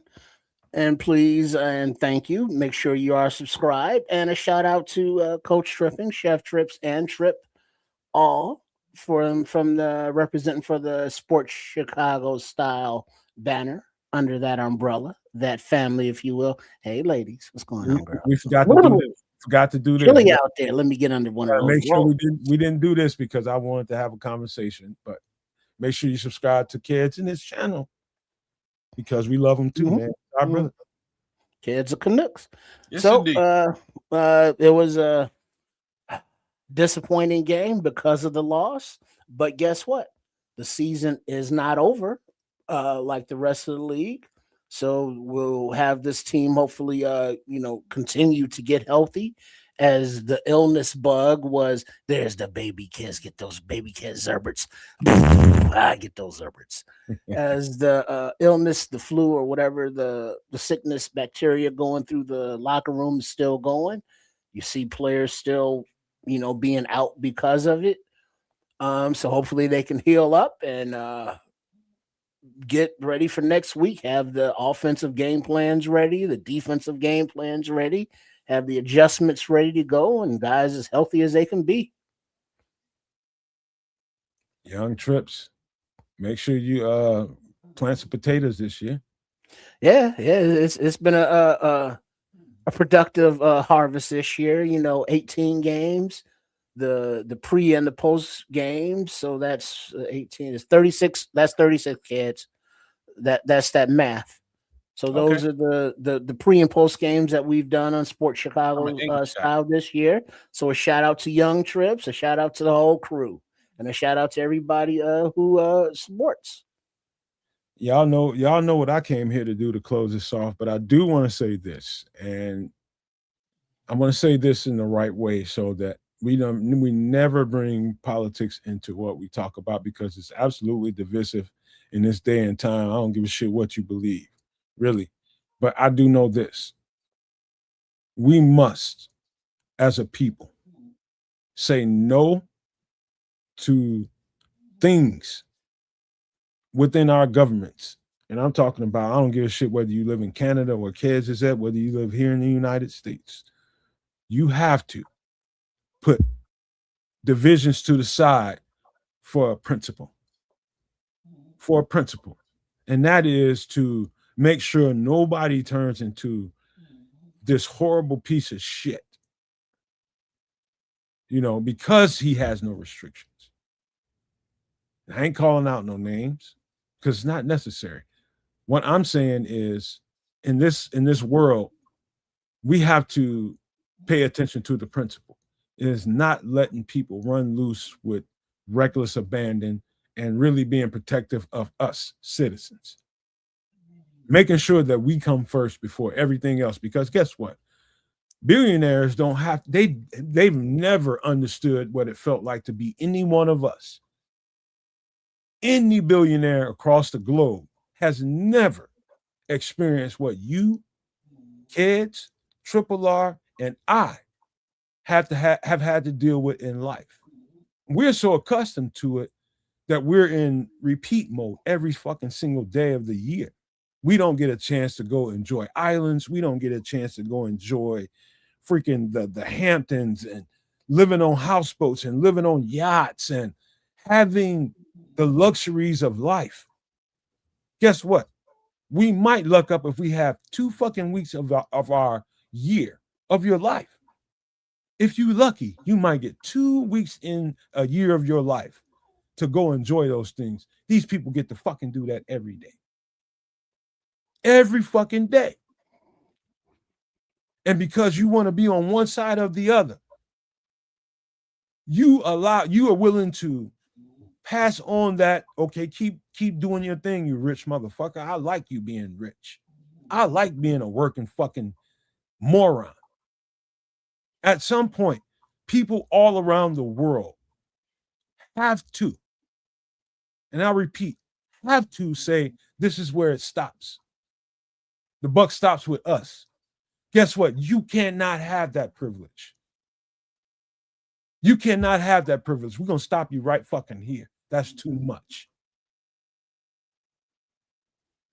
Just because you want to see one side or the other win, you're willing to hurt that other side just to see this rich motherfucker just fucking take advantage of you. You'll hurt yourself. You'll hurt yourself, but that's okay. So long as that person you think is the enemy next to you in the opposite party doesn't win. You fucking moron, you. I mean that with my soul. Don't be fucking stupid. Start thinking of ways you can get together with the people that you think are your enemies. And make sure that these billionaires don't fucking take away all of it. Because it's going to make you the victim in the end, even if you don't feel that way right now. You're a fucking victim. And you just don't know it yet. And I'll say that getting out of here. And I want to say I love you all. And I meant that with every bit of my fiber. We love you all. But that's real right now in today's society. We got to stop these motherfuckers with all this money and power. Guess what? If we don't, you have considered yourself a subservient to the power. And you will never be no more than a subservient figure to it. And I mean that. And I love you all. And I want to real talk. Wait, no, before you go, Nomad, the Falcons fired Raheem Morris. That was a mistake. Hey. All right. So we got to get out of here. Really? We got to get out of here and leave you all with these famous words.